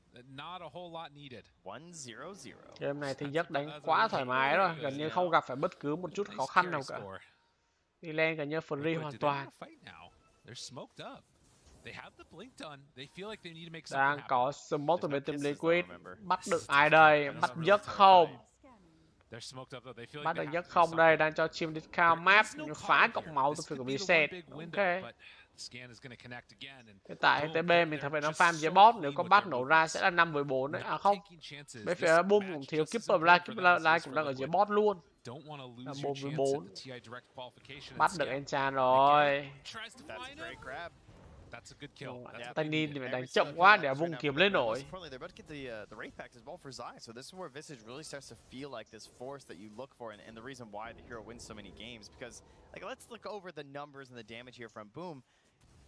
If the fight, gets, like one hero gets picked off, their damage isn't that great necessarily. They don't really have the best frontliners because Juggernaut is sort of a frontliner, but at the same time, he kind of dances around a little bit. True. You have this big damage. Nếu mình lật kèo được hay không, chắc là sẽ chờ vòng TB của Mantubaman thôi. Hiện tại thì Mantubaman đang farm network sắp bán đua sau giấc cẩn nấc rồi. Càng kéo về lết á, thì cái tốc độ farm của con TB sẽ càng vượt trội so với giấc cẩn nấc, đẩy bóng nó farm lên, farm rừng và thậm chí đẩy nhiều lên. Tốc độ farm của con TB là kiểu theo lùi tấn cấp số nhân vậy á, càng nhiều đồ là farm càng nhanh, mà nó nhanh hẳn luôn chứ phải nhanh vừa vừa như mấy con khác đâu. Bớ vào vị trí của SUIZE đập lên trời nhưng mà phải như người nằm xuống là con Tosca chứ không phải là con reset này. Đánh hơi ẩu rồi. Ultimate nả ra từ vị trí Snapfire, một bớ vào Enchant, Tiny tới thôi, Enchant chắc cũng tành luôn, tành không? Không chết còn một tí máu mọi người, đỏ thế. Nhưng ở đây TB Matoma nó bắn rất đau, bấm KB lên bắn luôn rồi, lấy được mạng FBZ hay không? FBZ vẫn chưa chết, vẫn về với một tí máu. Trời ơi, đúng mà nhìn máu con DB với máu của Enchant kìa. Ước gì có con rút ở đây, Thunder God một cái nhá. Đi Thunder God cái nào? Giật cái băng. Double kill. Mà rất tiếc. Đèo có rút ở đây anh em ạ, hơi buồn. Ghê vậy, smoke đánh nhau luôn. DP thì không có ultimate. Lì đấy. Họ biết là TB không còn form, không còn BKB nữa rồi. Mà nên để ý là DP cũng không còn ultimate nữa. Nhưng chắc DP không có form là cái thọt hơn rất là nhiều. DP, nhầm, TP không có form rồi nhưng combat không làm được gì hết đó. TP không có form là auto phải escape khỏi combat, trốn đi farm thôi. The lead is not accelerating, which is the big thing that you would be worried about for Liquid. Boom. After taking that bottom tier 2 tower, they should be able to clean up these outposts on the bottom side of the map if they want. While Jackie continues to accelerate and farm, Tim's there to back him up, and they're just going to try and keep closing in the map onto Liquid. Yeah, getting around and securing the space around these tier 2 is fairly simple, but heading towards the high ground can still be a bit scary versus a Tiny, as I'm sure we all know. This will force back the TPs. How much do they want to stay around here? And I'd be careful getting close to this edge with the Tiny being in the game. They have a force staff on Boxy, so like the Tiny could potentially blink in, toss someone in, and be force staff to safety. Hey, you have to be really careful there, but I mean, this is kind of a freebie. If they can get this much tower on the tier 3 tower before people come back, such damage on the tier 3 tower, that's a big win. So a bit risky, but the risk pays off. Wall wrist punch on the Boxy. Một tình huống đứng canh mè bắt Snapfire nhưng mà không được các bạn. Snapfire vẫn sụi thành công, khá là may mắn. Các bạn là Boom không có Unpredictable, họ chỉ có những cái gọi là slow chặn đường. Thế là hơi khó. May mắn là game này không có một cái perk trong tay của Mickey đấy. Nếu không là thảm họa cho Boom Esports rồi. Đường nào họ biết được là nếu pick thế này sẽ có perk nên họ chủ động họ ban perk trước rồi. Họ ban từ rất là sớm luôn. Maybe for Terrorblade if we get a decent spawn on it. Yeah, I think the Scotty for Jug vẫn là rớt cho mình cái Skady, người ta lên đội trang game trước luôn rồi đó. Để ra gần lên, xa BKB và sau đó đóng thẳng một Skady vào. TB là Skady hợp lý thôi, thêm cái slow, giữ chân lại bắn được nhiều hơn. Chứ nãy giờ các bạn thấy bắn không bắn đau nhưng vấn đề không có gì giữ chân lại cả. Liquid cũng là một cái đội hình không có disable quá nhiều, họ chỉ có stun từ Cookie, stun để reset, slow từ trên, mini stun từ Tiny, hết. Khá là khéo. Có slow TB nữa chứ, nhưng mà slow TB thì cần phải đứng khá là gần. Nếu ra từ xa mở farm bắn thì không thể dùng cái slow được. Rồi. Con gà làm lộ vị trí các bạn, hơi buồn. Con gà khá là bóp. Eventually makes its way over to Snap, and will Tims find round 2? Doesn't look like he can get there. Quả đấy thì mình nghĩ chắc là một là trên chết, hai là Snapfire chết thôi. Đường nào phải có một người lại. Nếu có tài quả tất cả là smoke mà. Nó lùng thế nào nó bắt được một thằng. Nice one. Thank you. Honestly, I'm so impressed by Big K. Yeah. I feel like I've seen so many Tinies fall so far behind this exact situation where they're like 0-2 and 2, and getting the Echo Saber first, he's really finding every single camp that Matu doesn't take. I mean, maybe Sen nãy giờ thì chết hơi nhiều nhá. Nãy giờ thì Baby Sen bị thịt liên tục luôn. BKB một cái giáp. Rồi tiếp tới là thẳng một cái Shiva Blink cũng được. Đã phép từ Liquid cũng khá là nhiều. Nãy mình thấy có đứa lên một cái hút rồi, không biết là có Pai gì, Enchant thì phải. Enchant là người đảm nhận cái nhiệm vụ lên Pai trong game đấu này. Tại vì đã phép được Tenny với Snapfire rất là nhiều. Pai là cần thiết thôi. Đây với xe là có cho mình cái mũ Vladimir 2 rồi. Bắt vào combat thì chắc là Dốc sẽ được giao vai trò xoay và phá cái cọc của con Vincent này đi. 4.000 tiền cho TB. Là tích đổ anh ta mua một cục luôn đây. Nhưng mà chắc là vào bán mua thôi. 1.000 tiền nữa.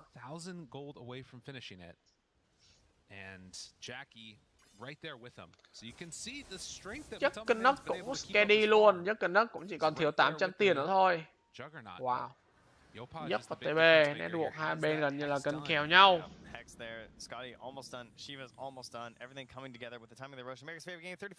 Keeper Blind đã có cho mình cái hẹp rồi.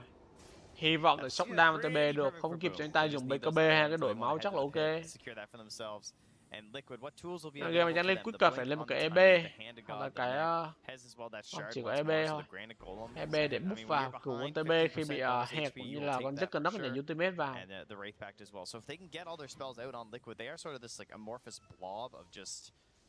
Có ping rồi. And difficulty to deal with from Boom. Like they don't have the most damage necessarily, but that's why we're talking about things like TB về đường này hơi nguy hiểm đấy nha, đang rất tối trong cái rừng này.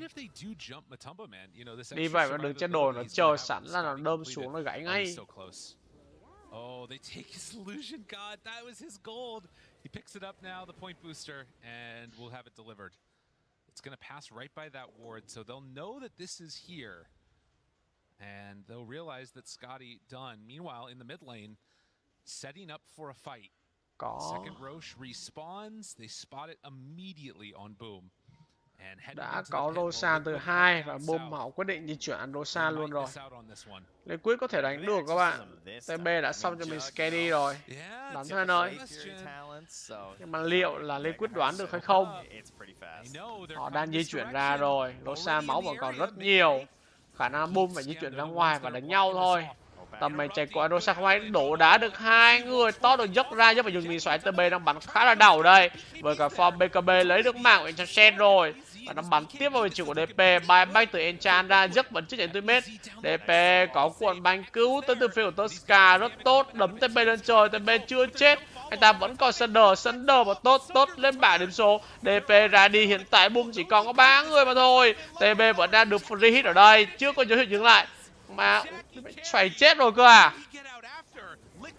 Ok, lấy được mạng của TB xong thì giờ cũng phải bỏ mạng của mình lại mà thôi. Một tình huống 2 đổi 4, Snapfire và TB đổi lại 4 mạng của Boom. Tại vì Enchant là 10 buyback ra. Có bắt được sao TB được chết vậy ta, quả là mình tại Sunder xong rồi đầy cây rồi mà. Dấp mà xoáy. Xoáy nó Omi, chắc là Omi trúng một mình TB, ảo vậy. Vì quả đấy Liquid học được một cụm rất là đông. You get to this like 30-minute mark and you're able to Liquid play this about as well as you could. Bây giờ hai team ra sẽ là combat Rosa tiếp thôi. Nhưng mà vấn đề là bây giờ là không có ultimate từ hai team nữa. DP không có ultimate, Jack không có Omi, TB thì không có form. Vice bị bớ vào đây, đang bị đấm rất đau. Phá công của Vice đi. Phải cái công đó thôi, công ấy trừ đam nhiều quá, 30% đam rất nhiều đấy các bạn. Đổ đá 3 người, Man đã tới. Đánh nhau thôi, nhưng Mantu không có form. Đấm nhìn hơi Adu. Boom cookie stun đẹp nhưng rất tiếc là cú cuộn banh cứu quá tốt từ vị trí của Tosca.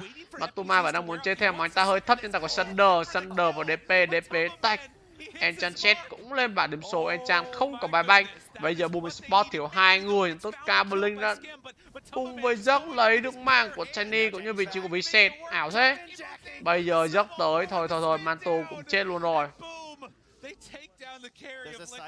Má con Keeper Line của Yopai gây đam khủng quá mọi người. Má nó gây đam ảo thật.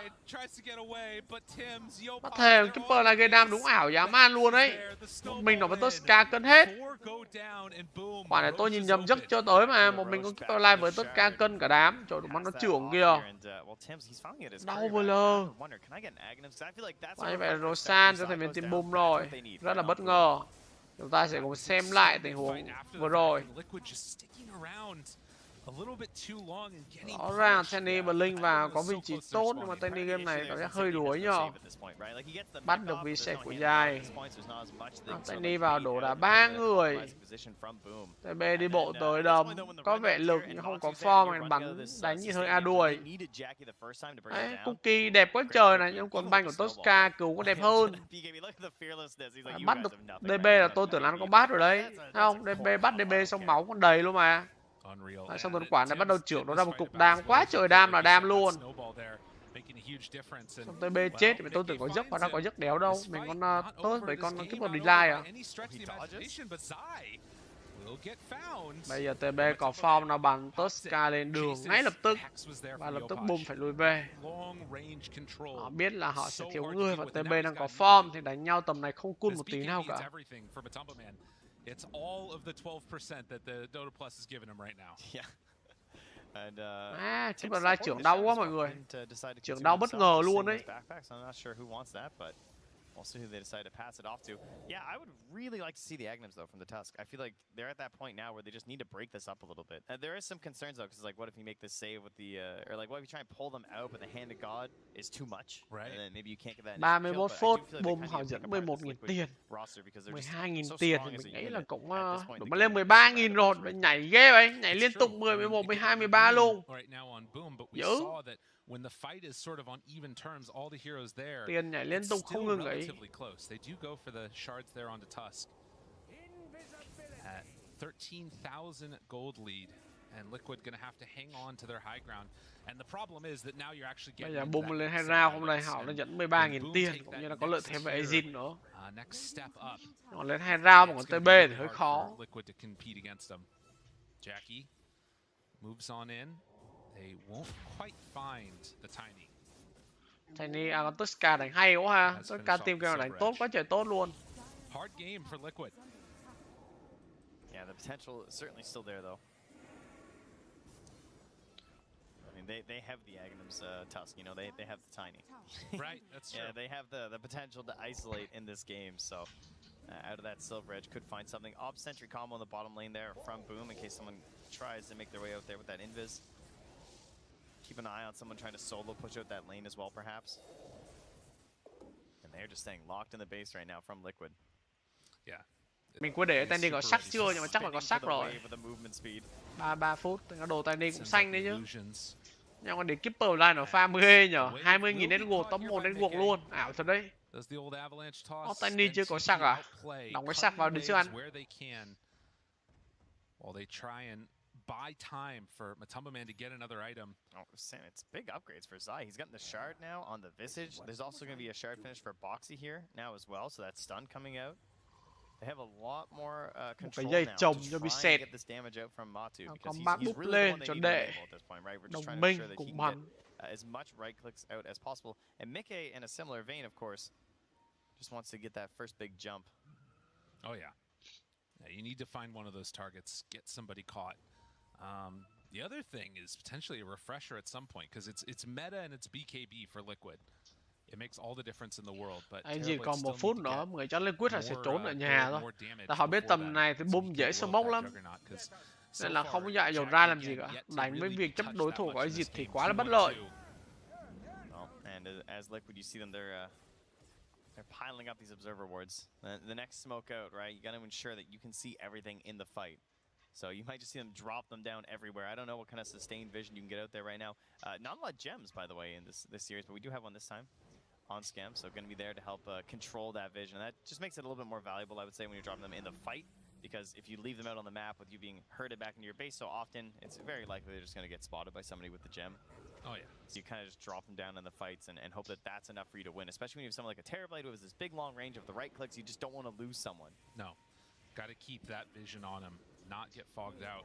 They do place one ward down now on Boom to try and control this area. If the fight breaks out, they're going to be in a good spot. It's a minute and a half from tier 4s, and they haven't even finished their tier 3 neutrals yet either from Liquid. So I mean, they got to get out on the map and cut those. Yeah, it would not hurt to get out there now. And of course, with the Aegis being down, this is the time to do that.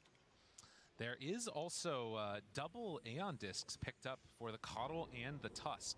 So if things start getting a little bit dicey, they're going to be able to survive that initial burst. Kind of interesting that neither of them tried the disassemble, huh? Because neither of them have been popped yet. Yeah, That's true. Reassemble, I suppose. Đang có smoke từ bên team Liquid rồi. Seeing if they can catch anybody that's just heading out on the map. Okay, we'll run into some Juggernaut illusions. They get down a ward in the mid lane, and Liquid trying to, as you said, get that farm on, get this next round of creeps. TB có đây lướt bắn bắt đầu đau rồi. Đây lướt đồng thêm stanic nữa, trâu hơn. Ok. Anh cái mày TB vẫn gánh được, thực sự TB vẫn sẽ gánh được thôi. Mà top lane, trời nó má quái để sập trụ gan ơi. Ông Liquid di chuyển lỗi quá ta. Bắt trụ 3 dễ vai. Chả có gì đẹp mà có trụ 3 trên top cả, đánh lỗi từ kỳ.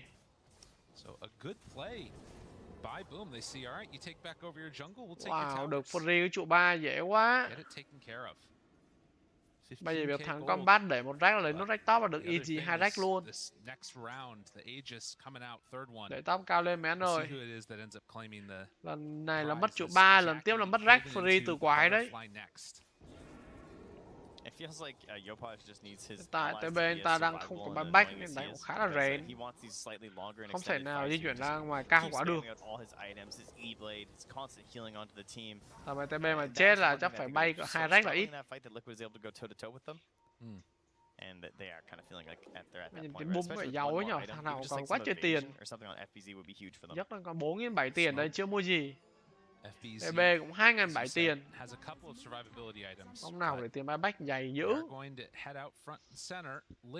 Boxy's going for a real risky ward. Evacuating it actually got pinged by Skem, he knew.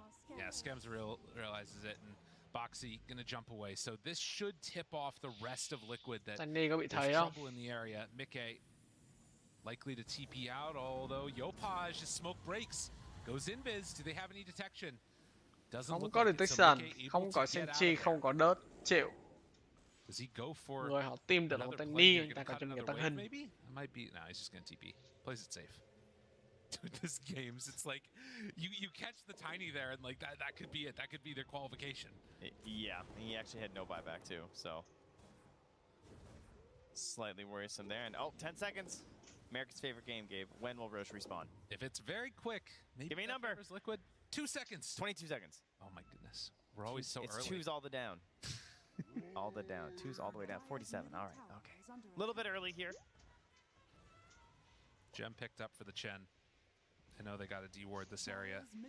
This next Roche, it's everything. Đánh nhau đi mấy anh ơi, em buồn ngủ quá. Năn nỉ mấy anh combat đi. Đừng có đi farm nữa, tầm phải đấm nhau được rồi. Nhưng mà thằng boom dẫn nhiều tiền quá ta. 15.000 tiền. Khá lớn đấy. 3 item lớn rồi. Do not want to lose sight of them in this engagement. Tầm này TB bắn rất là khỏe rồi các bạn. Còn đây lớp tầm nó giả thốt phải biết. Có tốt về rất hay. Nhưng mà tốt anh ta có cho mình edit, có hẹp vào đầu của TB. Biến form đây anh ơi, vẫn chưa biến form, anh ta muốn để dành biến form. Chưa muốn dùng vội, bây giờ biến lên rồi, bắn thôi.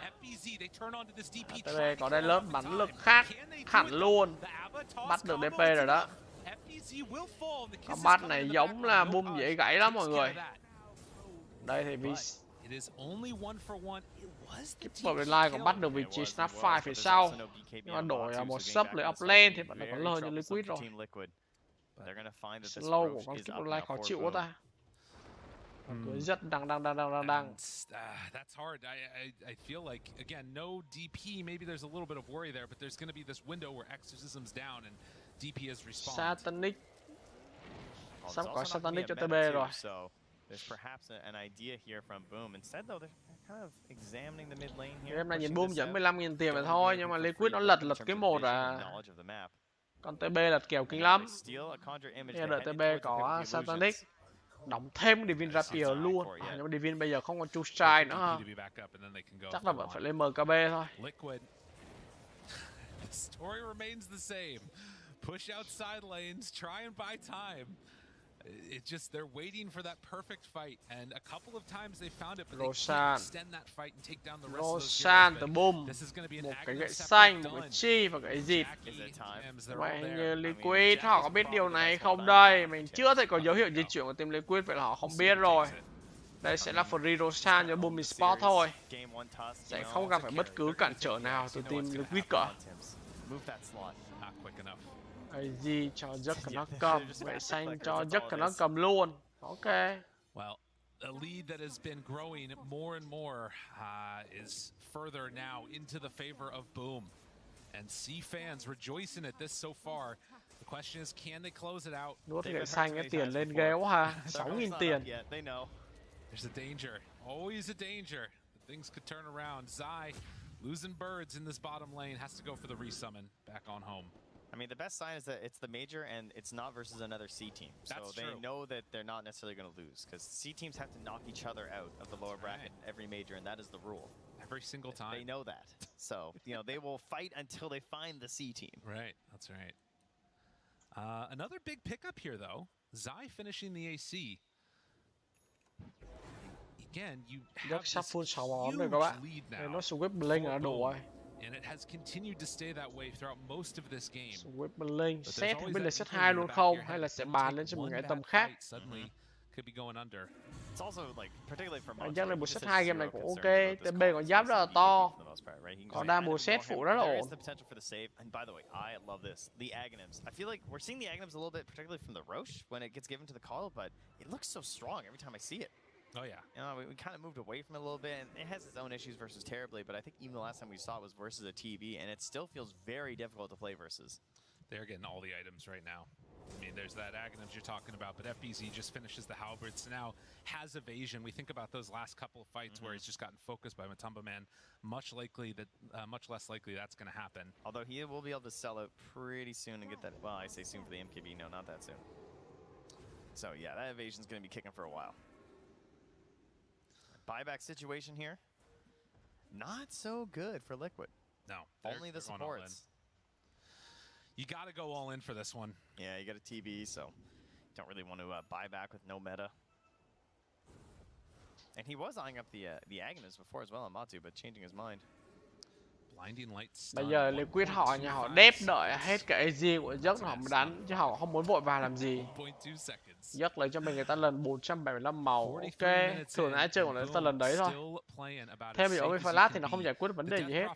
Nhưng mà thêm 475 máu thì tránh về bị sốc đam, có thể kịp dùng cho mình những item, những cái skill cần thiết. Giấc xoáy vào đấm trụ, trời má Giấc cái sặc xoáy đau quá ta. Giấc cái sặc nó xoáy đau dã man luôn. Ai đây phá cổng máu của Giấc, cần làm phá cổng máu của Giấc các bạn. Ok, có snap fire rồi. And Zai has to back away. Jackie, after the spin, will retreat. That melee racks down substantially, and Terrorblade illusions now hitting their own racks. As Jackie runs in with the spin, bắt cái illusion của con TB khó chịu thế ha. And then the walk away. The protection of the shared wall and then bouncing the units over. Sau over. lách melee, boom họ lui về thôi. Like a big U in between the two racks that Hoàn they thành can't nhiệm really vụ. get past. And the melee racks down. Boom, they're taking this sort of Reset slow, có Giấc steady xương approach, rồi, which is tên just này gonna cũng không be lên Giấc spin xương làm gì, forward, ta đổi qua lên cái một sạc luôn. Để And lên đam phụ it's với hard not to TB, agree with them. mình It's a nghĩ như vậy pretty là hợp safe lý way rồi. to push. Mà mình TB cái là bắn hơi đùa, nhất là mình gặp con DB rất là trâu. Sẽ đánh combat này, mình nghĩ Liquid phải đánh. Và Linh nó cuột luôn rồi. No chance for a toss back. The hex was there. Meanwhile, the break, it connects. Good chunk of damage. Jackie brought down a little bit lower, but the heals, there's so many heals. Whether it's Skem, whether it's anybody, it doesn't matter, it feels like. Ghê vậy, Giấc dạy cái mini cái xanh để phá con chim của Vincent. Chim mới tạo Vincent xoáy thì chết phải ấp tại chỗ. Ok. Tại nó cái là bốp nó cứ đợi cái xoáy Giấc lên nó bút trụ thôi. Nó cứ đợi Giấc có xoáy lên nó bút trụ đấy. Bút liên tục từ phải keep up delay, xoáy cooldown rất nhanh. Giấc lên nó xoáy nó bút trụ không làm được gì cả. Take your small little victories and no throwing today. Nope, 24k lead. And hết AG và boom họ sẽ lùi về. Họ sẽ đợi con đồ sang tiếp theo rồi. Đang có quá nhiều lợi thế rồi, không có gì phải vội vàng cả. Má, Keeper lại 31.000 tiền. Ghê thật. Giấc là giàu thì không nói nhá. Đây Keeper Line. Tính ra nếu giấc không cắn gậy xanh là Keeper Line vẫn là người giàu nhất map đấy. Mà tại giấc cắn gậy xanh được 6.000 tiền nên bây giờ vẫn là top 1. Cái trừ 6.000 từ gậy xanh là giấc sao bằng con Keeper Line được. Đúng Keeper Line nó hack tiền thực sự luôn. Có Swift lên thì rất cần đắc rồi. Being able to just swift blink in there, that's a lot of damage. So is the Mjolnir to go to next as well if he wants to. Obviously very strong versus the căng quá các bạn. Swift blink done. 46 minutes. And boom, playing on their own side of the map while Liquid are gonna venture forward, maybe try and get some vision down. Hack. Still just 11 ra con Keeper Line còn thiếu cái gì ta? It has been it's such a different like sort of lên Dagon không ta? Mình lên Dagon cũng được á, sốc down con TB không cho nó kịp đổi máu khá là ok. Nhất là khi hiện tại là anh ta đã có cho mình cái EB rồi, EB xong rồi Dagon 5 vào giật. Chứ hiện tại anh ta đúng là không biết phải lên thêm cái gì nữa. Gần như là full đồ commander rồi. SUIZE thinking similarly, eyeing towards a site that's obviously very far away. But one thing that is getting pretty close is Insania's Dagon 5 giật cũng vui, EB vào xong bắn Dagon, ổn phết. It's not big AoE disable in this situation, right? It's not like you're gonna be stopping like an RP or something. Everyone's like suddenly dispelled. But you know, we talk about things like Matu get these like nuisances and everything. Something that can at least help out a little bit. Perhaps in between BKBs if he gets that refresher, or even after the BKB to help him out. Because between, I mean, he has the Satanic as well, I guess, for the Solar Bind, so he does have that at the very least. But you know, that's not really the softest spell you want to be popping randomly. No, it feels bad. TB bây giờ full 6 slot, bây giờ sẽ thay cái dây vào một cái item mà chắc là lên Blink luôn, khả năng sẽ đóng Swift Blink luôn cũng nên. Họ sẽ hướng tới cái Divine Rapier cũng được. Bắn thừa 6 kill chết con giấc luôn thôi. Và cần lắm một cái lo tốt từ team Liquid để búp cho TB này. Nếu giấc mà nhậu với flash vào cái lọ tốt thì khá là thảm họa cho Boom. Yopai farm đúng kinh thật đấy. Giấc cắn gậy xanh Yopai nó farm sắt bằng con giấc luôn đây kìa. Kinh khủng. 682 Gobermin, 689 Gobermin. Má con Keeper Line mà tưởng con Alchemist không luôn á. Ghê thiệt. Thoát vị trí tất cả ra đấm vỏ dĩa. Có gì giữ chân lại không? Không, rất tiếc. Giấc Blink vào xoáy bắt thẳng về chủ của Tiny. Phải lui ra rồi. Yeah, now he didn't BKB at the very least, but still. Obviously you need that meta to really fight, and he gets a Wraith Pact out of it. Phải là TB. Nên cho mình cảm ơn KB là slot cuối cùng. Ok, full 6 slot rồi. Bây giờ anh ta không có giày, đi hơi chậm. Cho nên nó force stab lên thành cái tay đây anh. Để cho gói đầy đẩy tí cho nó cơ động tí coi. Cái bộ này nhìn nó đuổi quá. TB nó muốn lên cho mình là một cái defense off. Để 2 lần biến form, 2 lần BKB. And Matu's gonna catch this wave here. He's almost almost phải có cho mình cái hair con này, ngon. Cái việc mà sốc down và giấc thì có bộ hơi khó. Giấc bây giờ là bao nhiêu máu? 3.700 máu. Quá là cứng cựa các bạn. Có Rosan rồi. That's true, fair enough. Dagon bot now. Rốt men ơi, rốt thôi. Is there. Các bạn Dagon thiệt kìa. Chính xác luôn. EB thì Dagon thôi, chưa biết lên gì bây giờ.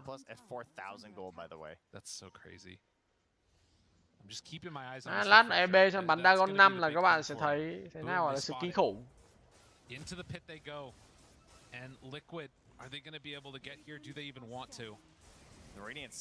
Vậy Liquid lại tiếp tục không biết là Boom ăn Rosan rồi. Họ di chuyển ra chắc chắn là không kịp rồi các bạn. Rốt sẽ nằm xuống trước khi mà Liquid họ kịp can thiệp vào. Thêm rốt cho Boom, rất nhiều đồ. Chi, vệ xanh, refresh sắc, exit. Có refresh sắc cho DB cầm, lát sẽ có mở ma liên tiếp 2 lần. Giấc thì vẫn là người cầm exit thôi. Tại sao thay slot bù set ra, cầm AZ vào. It might be without the DD, to be honest. Yeah, between that and the Swift Slash as well, just a tough guy to lock down here, and they're going to move higher. Bây giờ giấc cứ lao lên, xoài đẩy trụ thôi các bạn. Force that in. Do they have anything after? Doesn't look like it. Jackie still can't do it. Đơn giản thôi mà. Not concerned. Tims with the kick out. Quả kick out TB chết tươi này. TB. Ui, mà TB và Satanic nó hút máu ngược các bạn ạ. Lật kèo không? Quả đá của Tớt này không giết TB có bợ hơi sai rồi. TB vẫn đang được bắn ở đây. Đá thêm một cái thứ hai nữa nhưng rồi để làm gì? Force stab để cứu UTB chết rồi các bạn. Lập tức phải dùng cho mình cả buyback luôn rồi. Mất buyback TB. Bây giờ mà giết TB thêm một mạng nữa sẽ là GG. Giấc cần đất thì vẫn còn exit ở đây. Lấy được mạng của Tenny rồi. Boom họ sẽ bút tiếp. Không có lý do để họ phải lui về cả. Họ sẽ lấy thêm Red Mid và thậm chí sẽ lấy Red Bot và còn cho mình Mega Grip cũng như là kết thúc game đấu này. Bắn back Tiny ra để giữ cái Mega Grip lại. Nhưng mà giấc nó khỏe quá. Giấc tầng thực sự đều quan tâm lắm. TB thì đều có form nữa. Cái quan trọng một chút TB không có form nên boom họ không có sợ. Tha hồ đán thôi.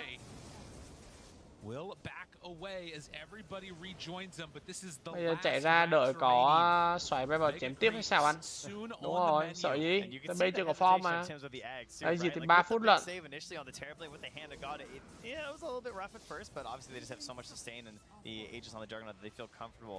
With a support buyback in that situation, so Tim's again ready to hunt here with another kick if someone presents themselves. Liquid, they're staying in this one till the bitter end. One last building. Can Boom close Anh this rất out? khó chịu quá ha. Các bạn xoay nó cấu trụ không làm được gì. Bắt được Tiny ra ngoài tiếp kìa. Fox stab rất nhiều và Tiny vẫn lui về nhà được. Nhưng vấn đề là Tiny về được thì TB thì không. Dùng hết Fox để cứu Tiny rồi, lấy gì cứu TB nữa. Đó, dieback của Mantubaman cũng là dấu chấm hết cho Liquid ở cái major này. 2-1 cho Boom. Chiến thắng hoàn toàn xứng đáng thôi. Có thể cái sự lối chơi tinh quái và khó chịu hơn rất là nhiều so với biến team Liquid. Ao trình. Nó phải ao trình mà kiểu là họ đánh quái hơn rồi các bạn. Cái lối chơi của Boom họ đánh quái khó chịu hơn Liquid rất là nhiều. Cái Liquid họ đang có một sự chậm chạp ở đây. Không có cơ động được như team đối thủ.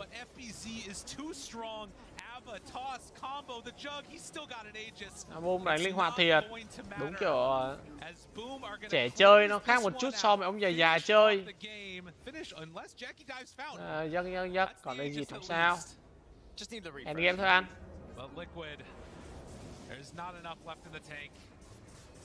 Easy 2-1 cho Boom Esports, không nói nhiều.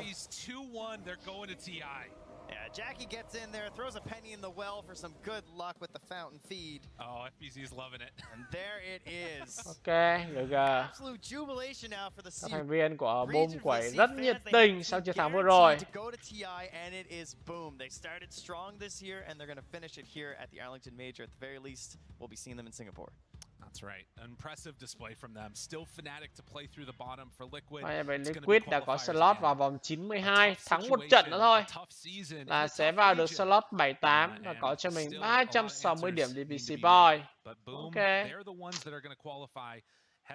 Liquid thật sự là bây giờ quá là buồn rồi. Về đánh vòng loại thôi mấy anh ơi. Đánh vòng loại EU chua VL ra. Thề vòng loại EU là chua lắm luôn đấy. Nhưng mà thôi, đâu có lựa chọn nào khác. Mantubaman muốn khóc tới nơi luôn rồi kìa. Nó nhìn buồn quá nhờ. Thật ra từ lúc bắt đầu game chưa đánh trận nào là thấy bên Boom họ tâm lý thoải mái hơn rất là nhiều rồi. Nhìn bên Liquid cảm giác không khí rất là nặng nề. Việc họ thua cũng là điều dễ hiểu thôi.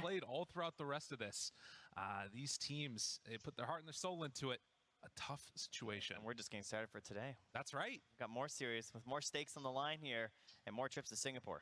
That's right. So many more games to come. Anh nhìn Mantubaman thấy buồn quá ta. Buồn VL anh em. Một thời vô địch TI bây giờ chật vật. Mà thôi, Miracle, Kuruki các kiểu còn chẳng được tham dự cái major này nữa. Ít ra là nó còn khá hơn mấy đứa kia rồi. Ok, bây giờ thì mình sẽ off kênh và SUIZE sẽ on tiếp game sau như mọi người. Game sau sẽ là giữa team... Từ để check game sau tên là game sau là Outsider với lại là ING. Ok, cũng là một trận đấu rất hấp dẫn. Vậy là 12 giờ không có trận nào mà đánh lúc 4 giờ luôn, 4 giờ mới có game. Ok. SUIZE có game 4 giờ không đó, nhưng mà thôi, bây giờ thì mình sẽ off đây. Ok, cảm ơn rất là nhiều theo dõi MemeStudio của thầy KUDO trong buổi livestream tối ngày hôm nay nha. Bây giờ thì mình sẽ phải off kênh và lát nữa SUIZE sẽ on tiếp game giữa Outsider và ING. Cảm ơn rất là nhiều. Ông nào bet mà thắng thì chúc mừng, bet thua thì chia buồn. Hy vọng lần sau sẽ gỡ lại nha anh em. Ok, bye anh em. Bye bye Tuấn Kiều nhá, bye bye Công Đạt TV, bye bye Nguyễn Hữu, bye bye Trần Hữu, bye bye Quốc Bảo. Hẹn gặp anh em ngày mai chúng ta cùng tiếp tục ha. Bây giờ thì mình xin phép off kênh đây. Good night anh em.